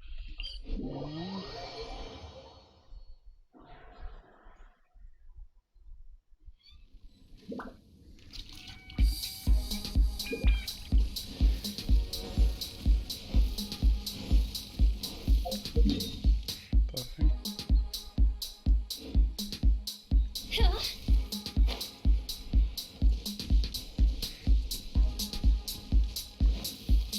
The fastest way up there.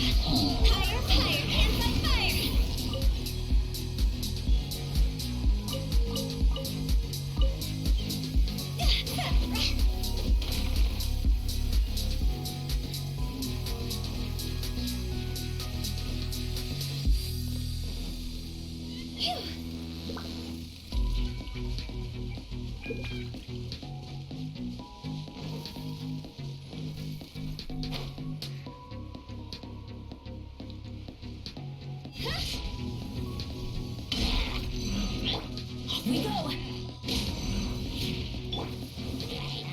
Oh, it's revealed that.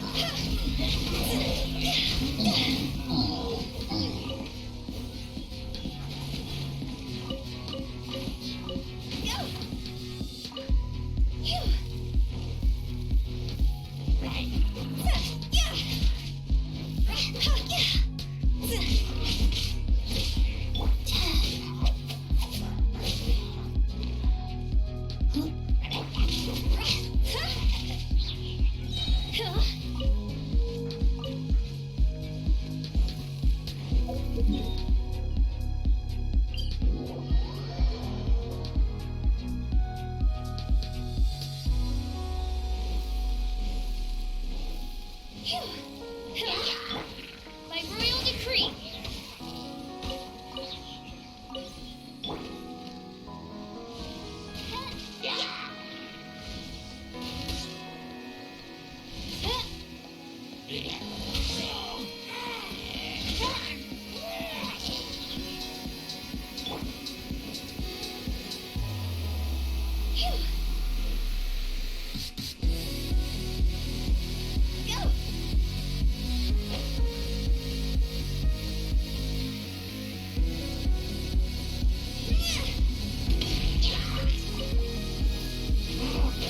Time to go.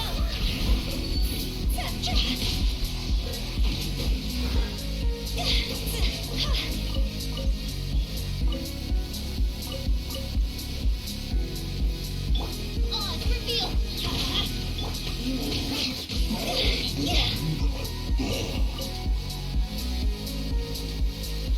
With the wind.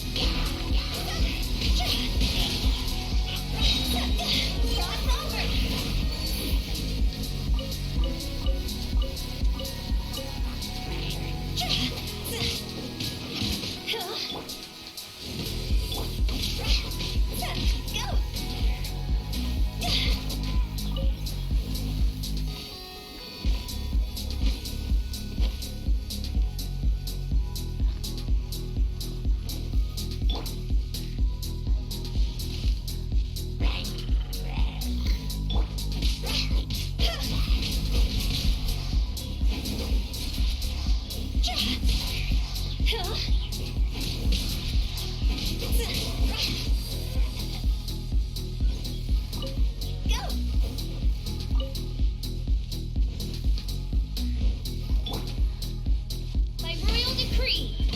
Go.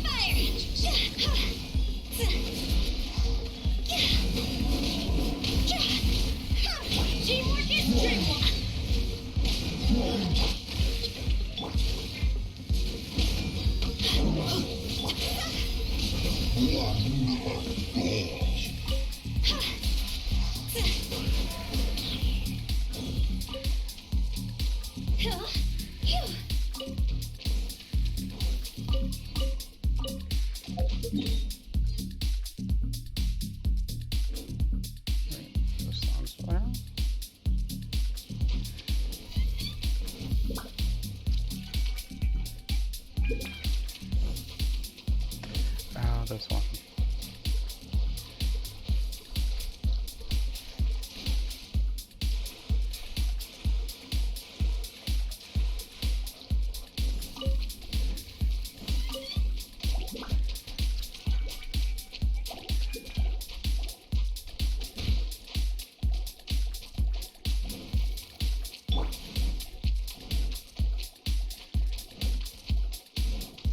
Reveal thyself.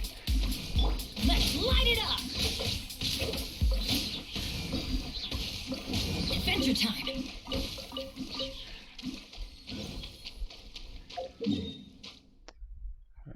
Now we go to there.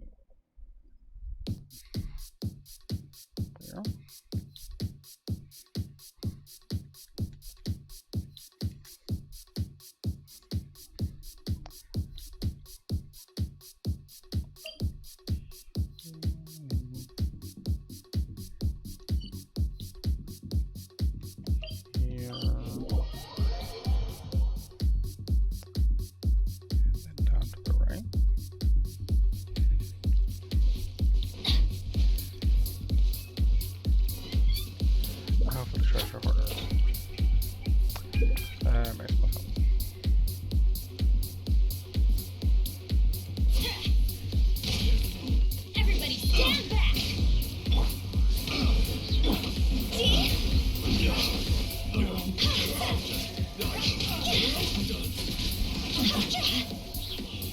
Go. Dog's over.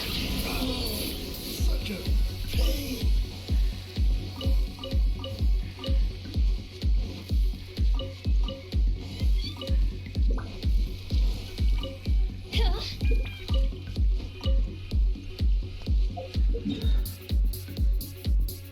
Now go for it.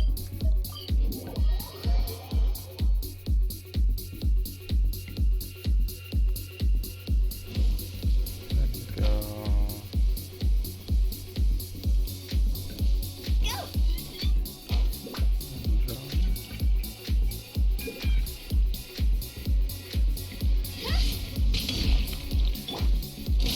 Teamwork is true. Like royal.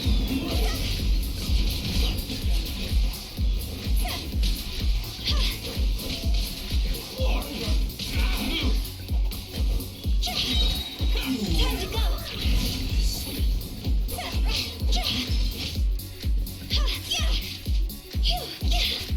To the very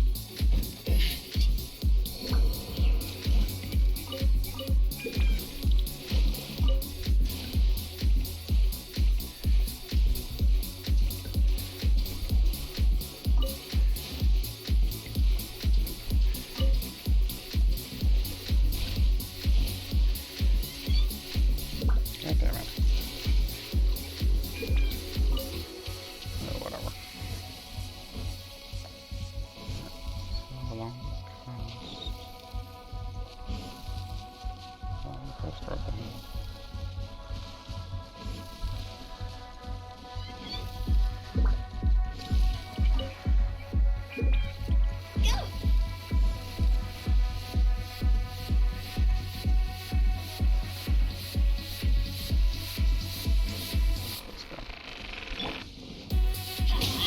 let me try. Reveal teeth.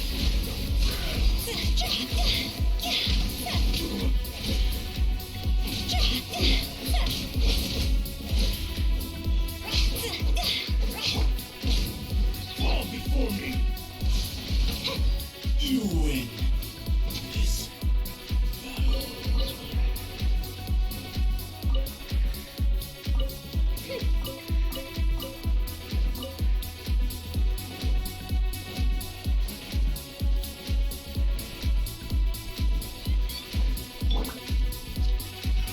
Everybody stand back. Like royal. my blade. Dog's over. Very. You know what they can do. We're all the wrong test subject.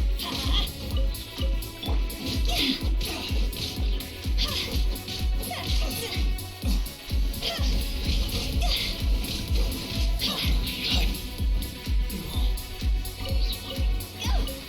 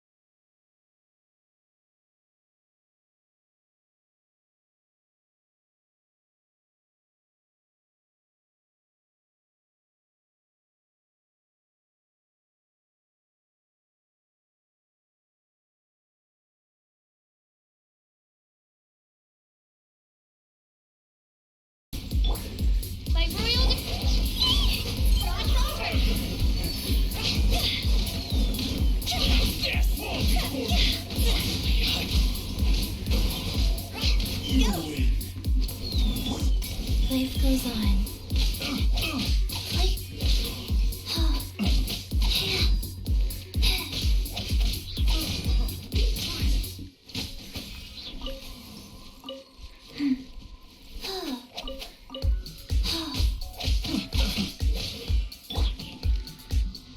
Have a little taste. Freeze.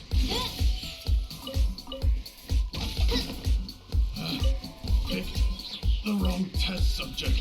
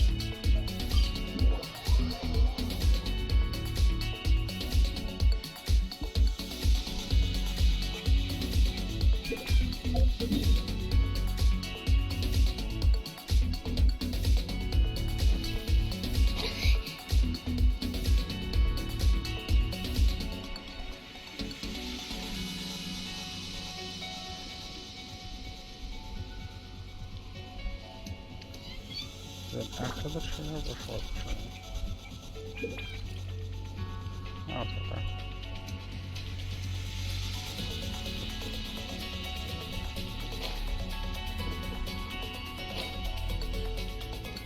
With the wind.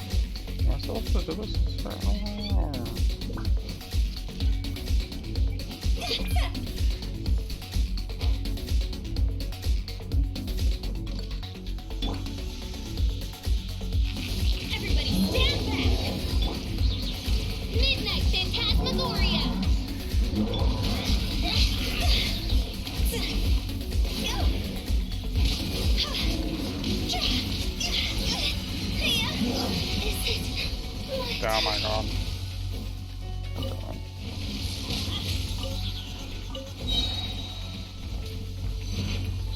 Teamwork is dreamwork. Orders given. Orders received. Wheel of life.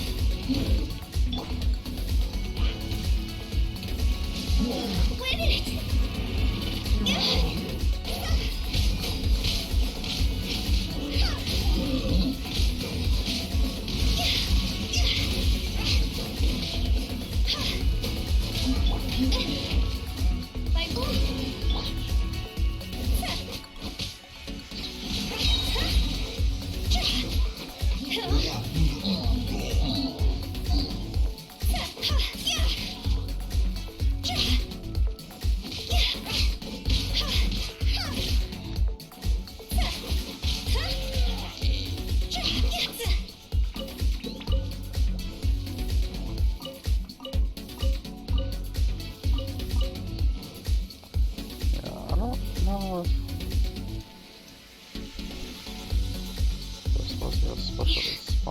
this one, or...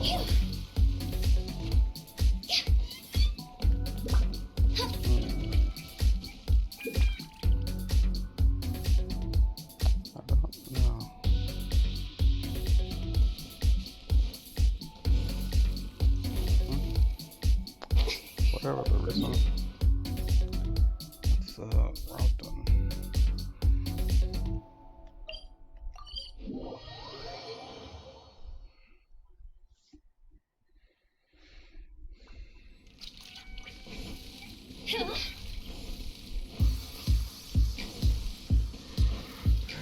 That's 600 Morrow route.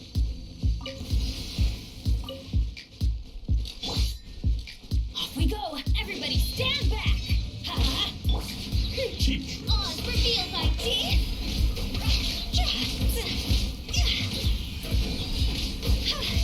Time to go!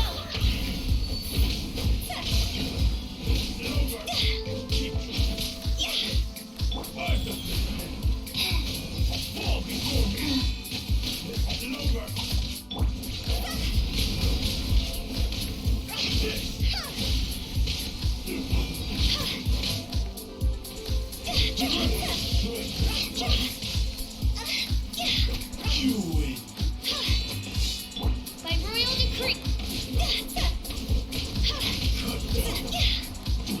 Oh my god, that was close.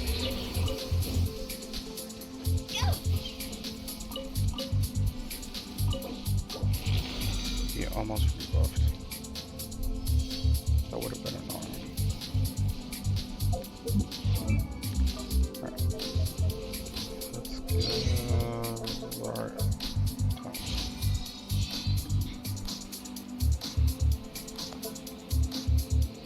That's gonna be so much.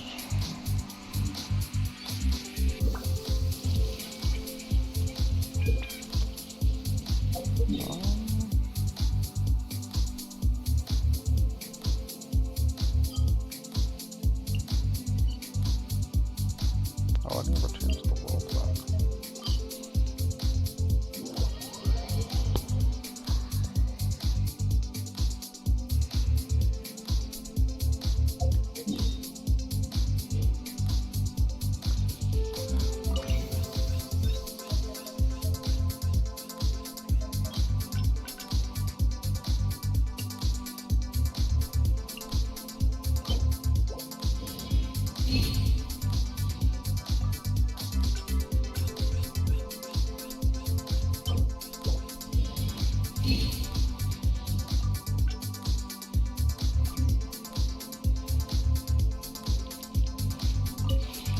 This realm is true.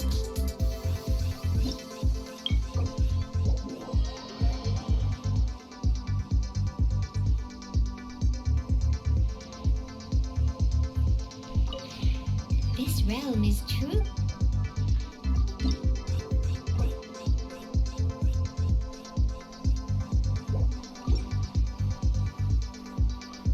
If you ever had It stops them from growing? What?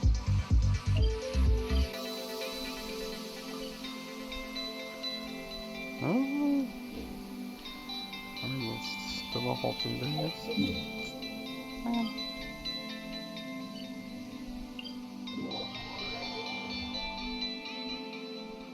That's enough.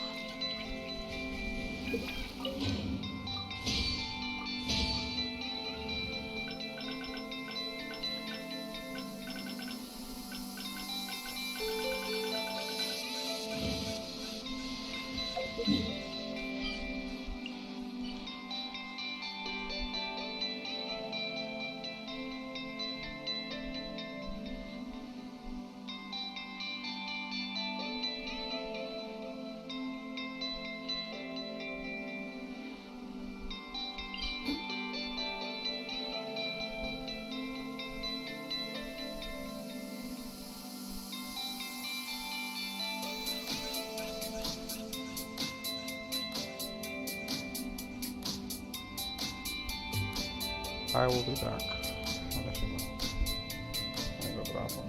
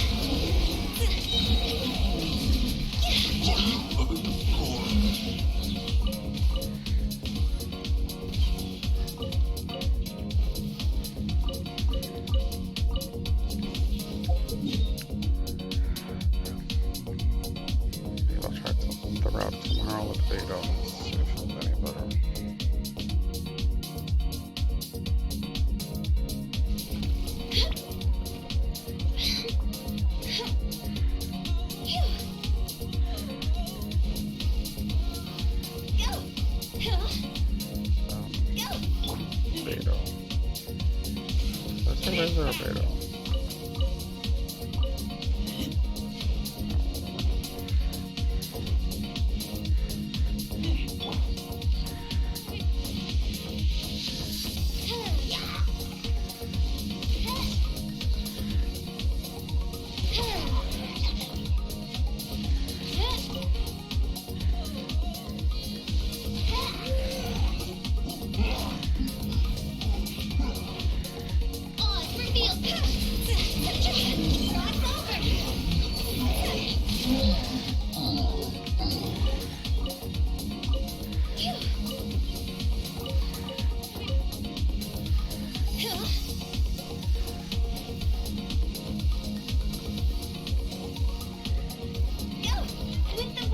With that route, although I did it most of the places,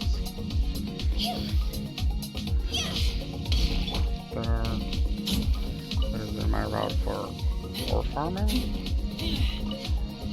Not all of it.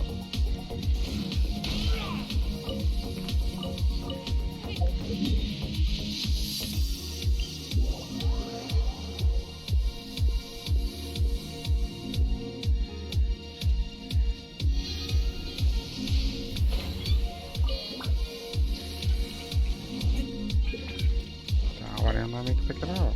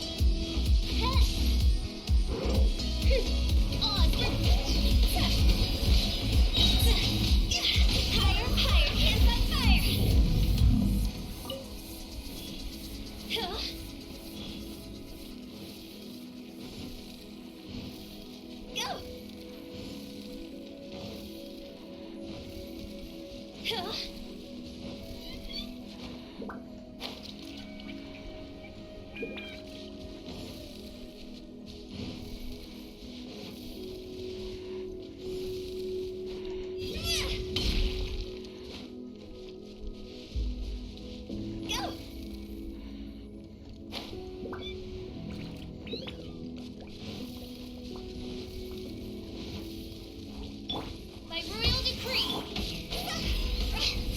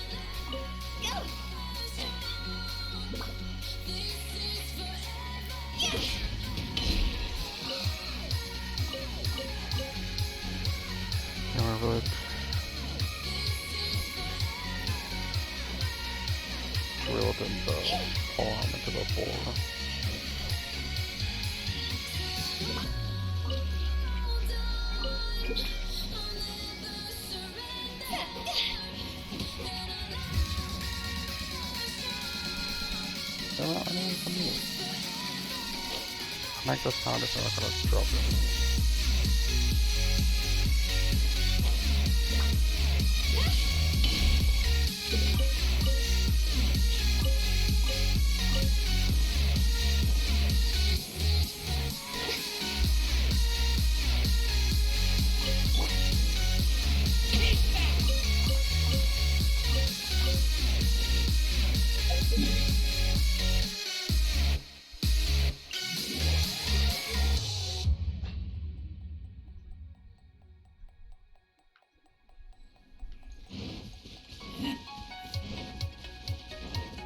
Life goes on.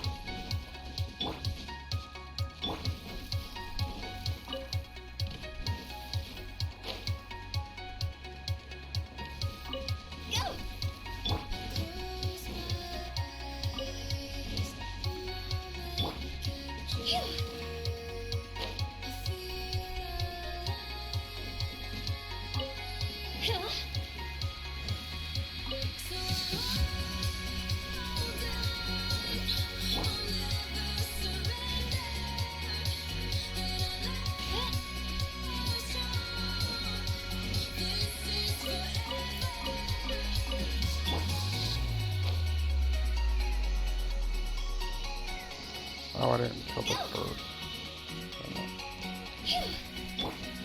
Oh.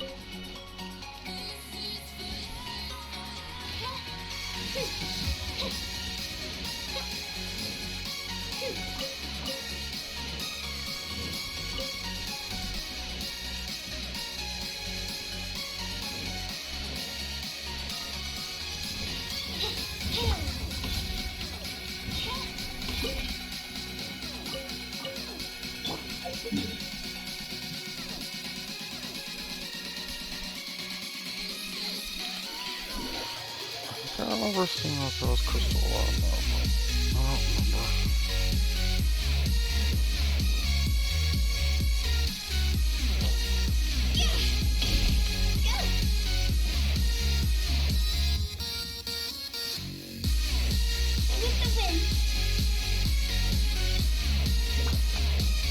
Nope.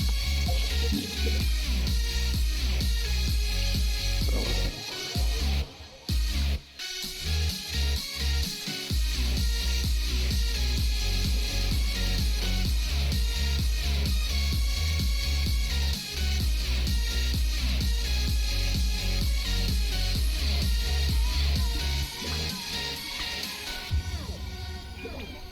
Oh, I just put my jaw.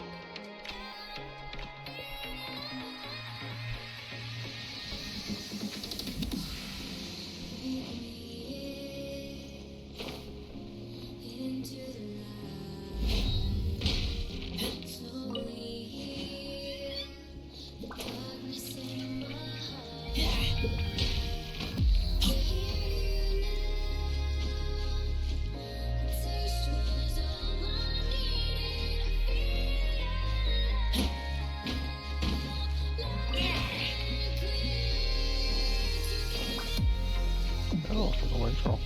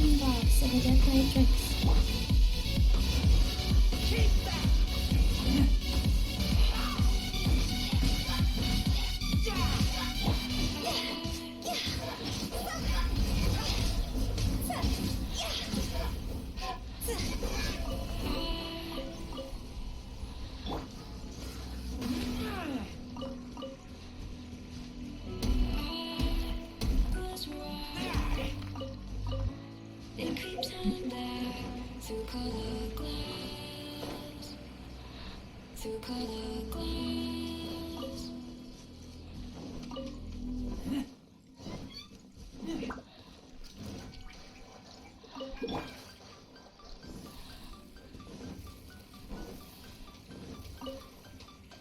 Go!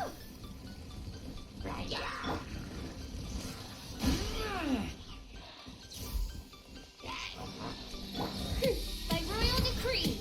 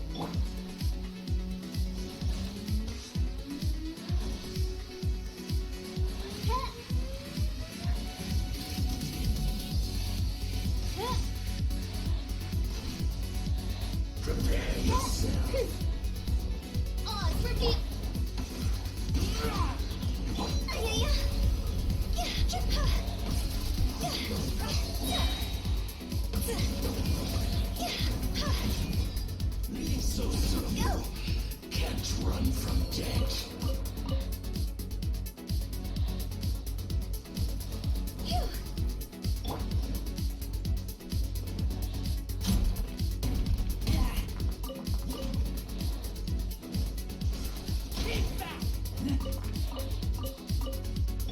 Guys.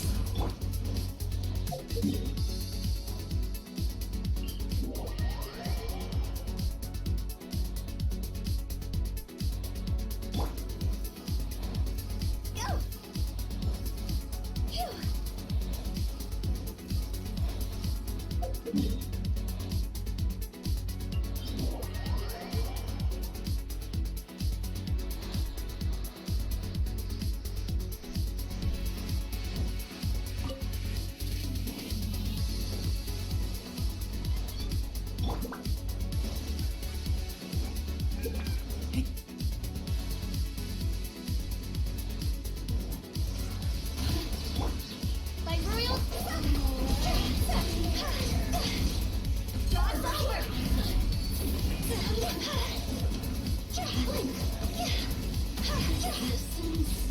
Shine.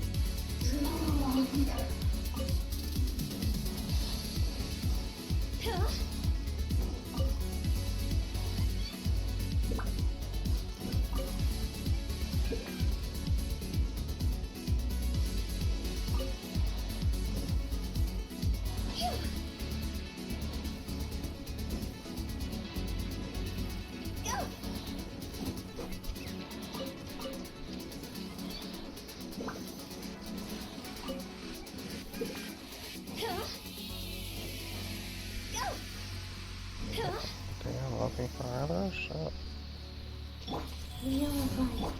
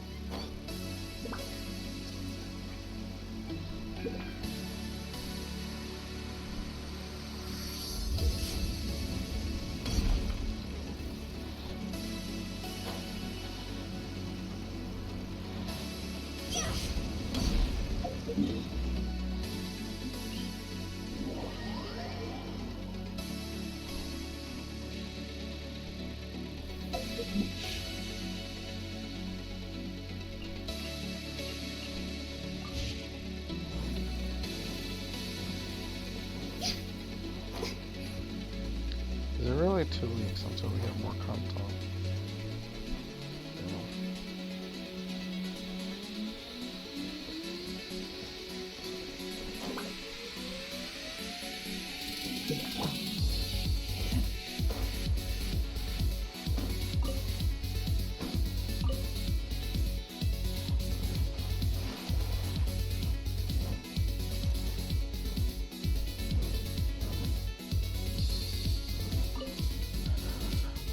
How to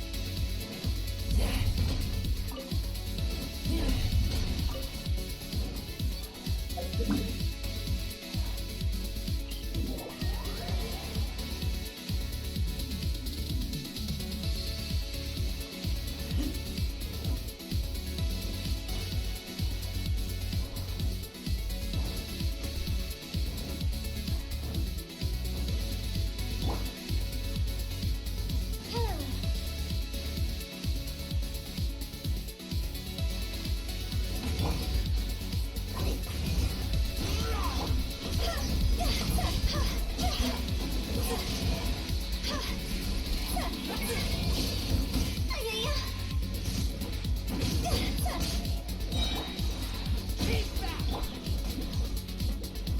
to go.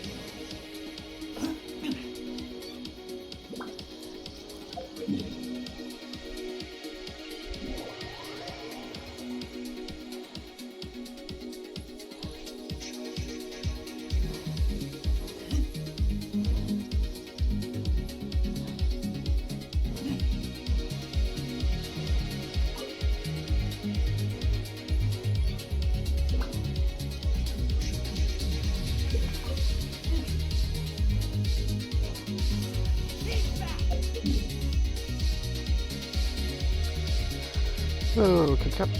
How you doing?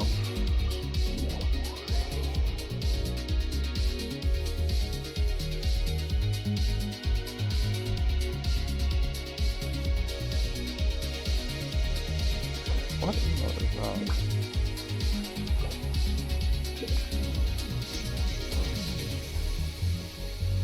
I think it might be the one more emote, but still.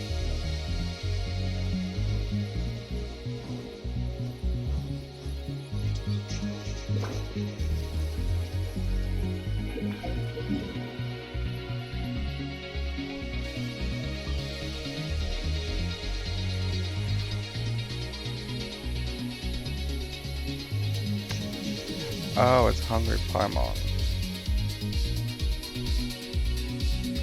I get slammed.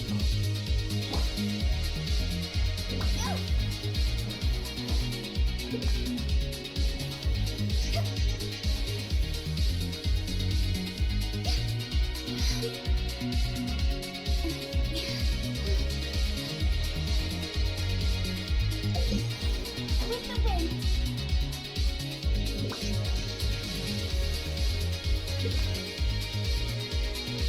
Another MO.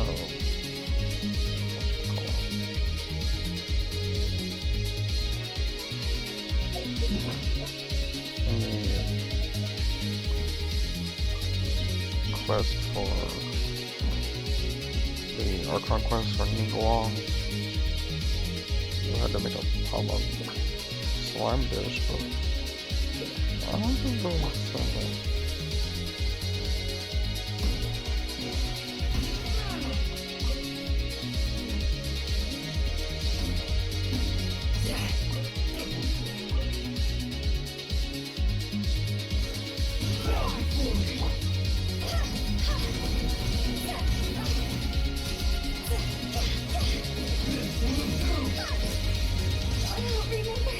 God damn.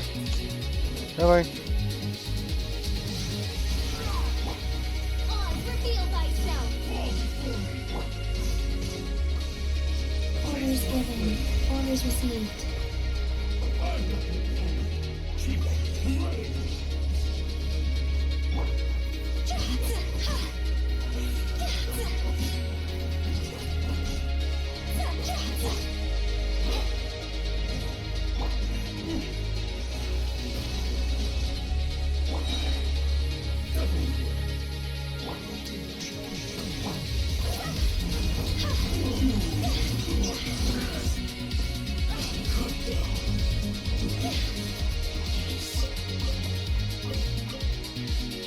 They didn't aggro last time. What did they aggro this time?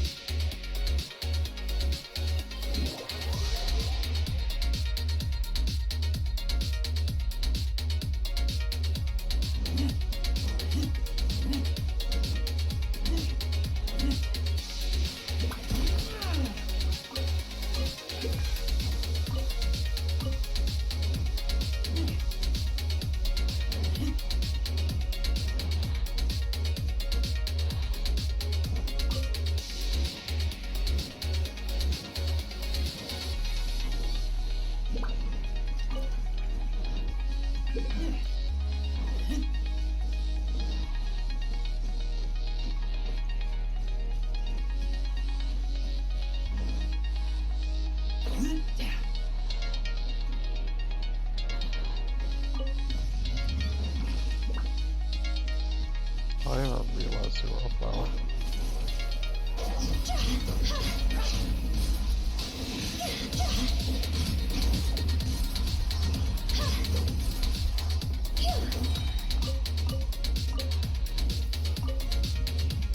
Alright, guess we're doing this.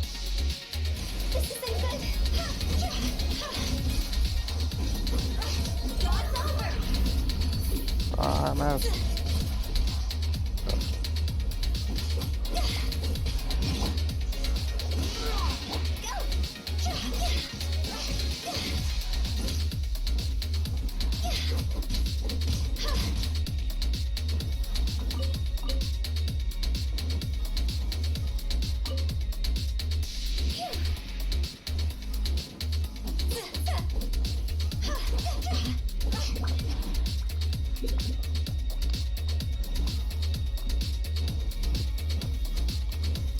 I thought that was before.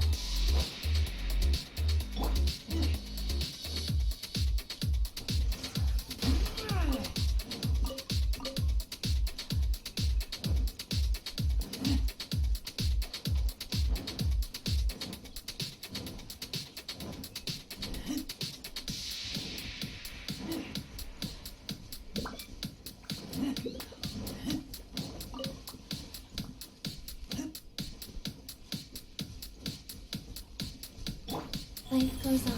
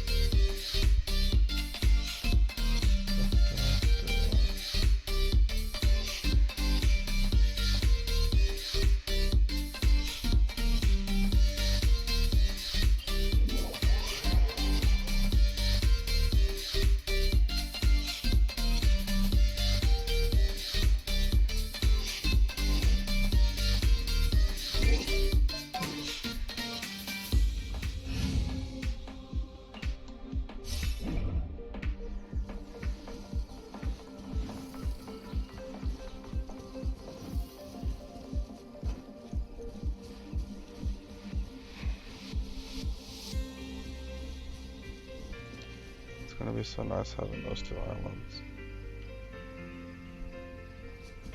And then the archipelago over there. Can't wait.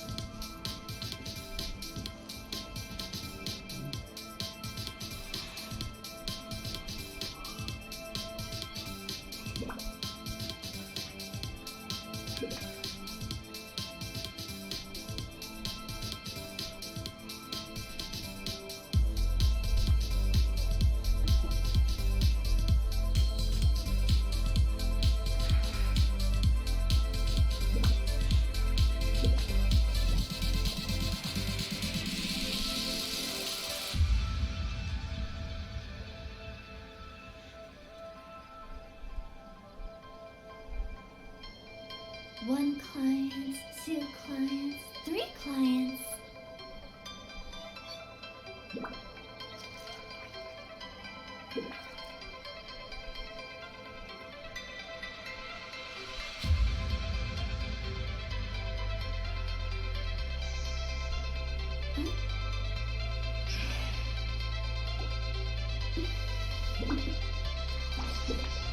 Toodaloo.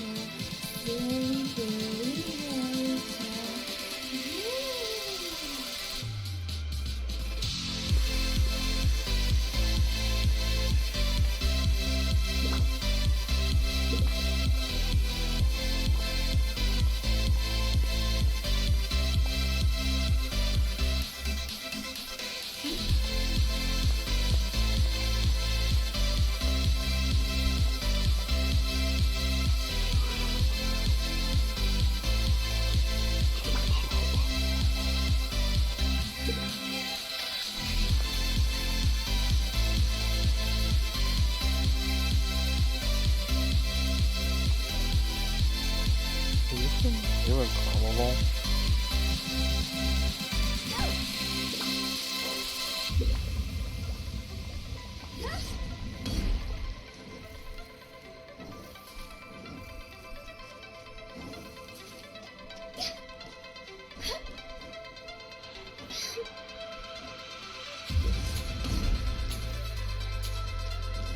Does it look like that?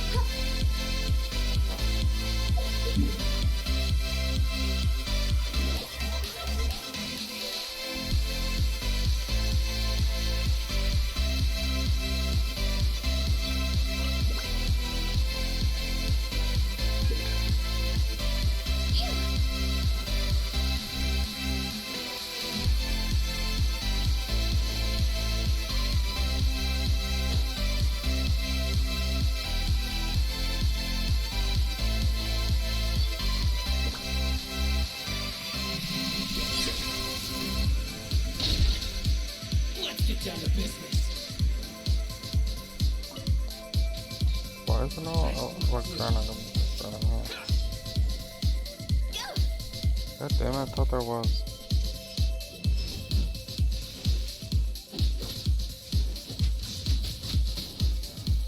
Why am I stuck on a push? Why is there no electric granum out there? And there's supposed to be one.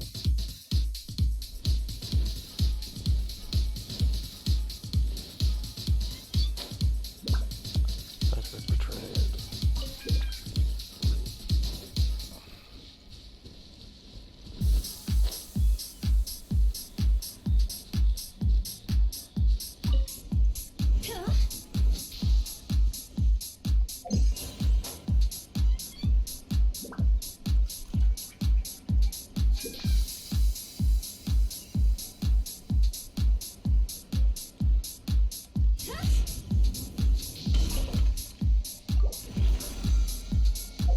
There we go.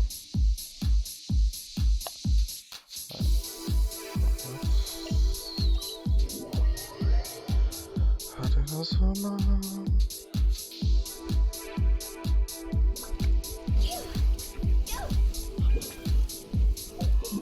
Called it in.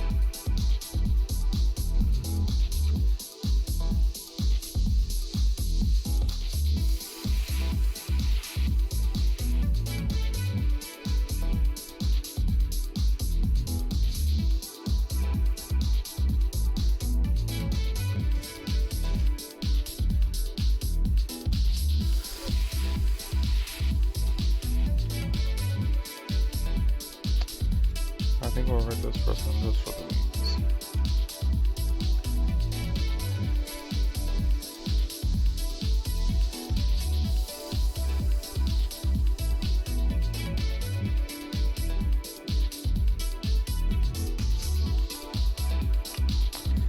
So, I will see you guys tomorrow. Hope you have a wonderful day, night, morning, evening, afternoon. Good luck. Good afternoon. I'll go back to work tomorrow, so.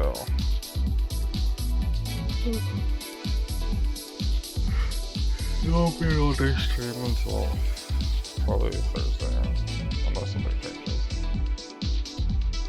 Or at least until my next day off. So, hope you guys had fun tomorrow. And good luck out in the world without me.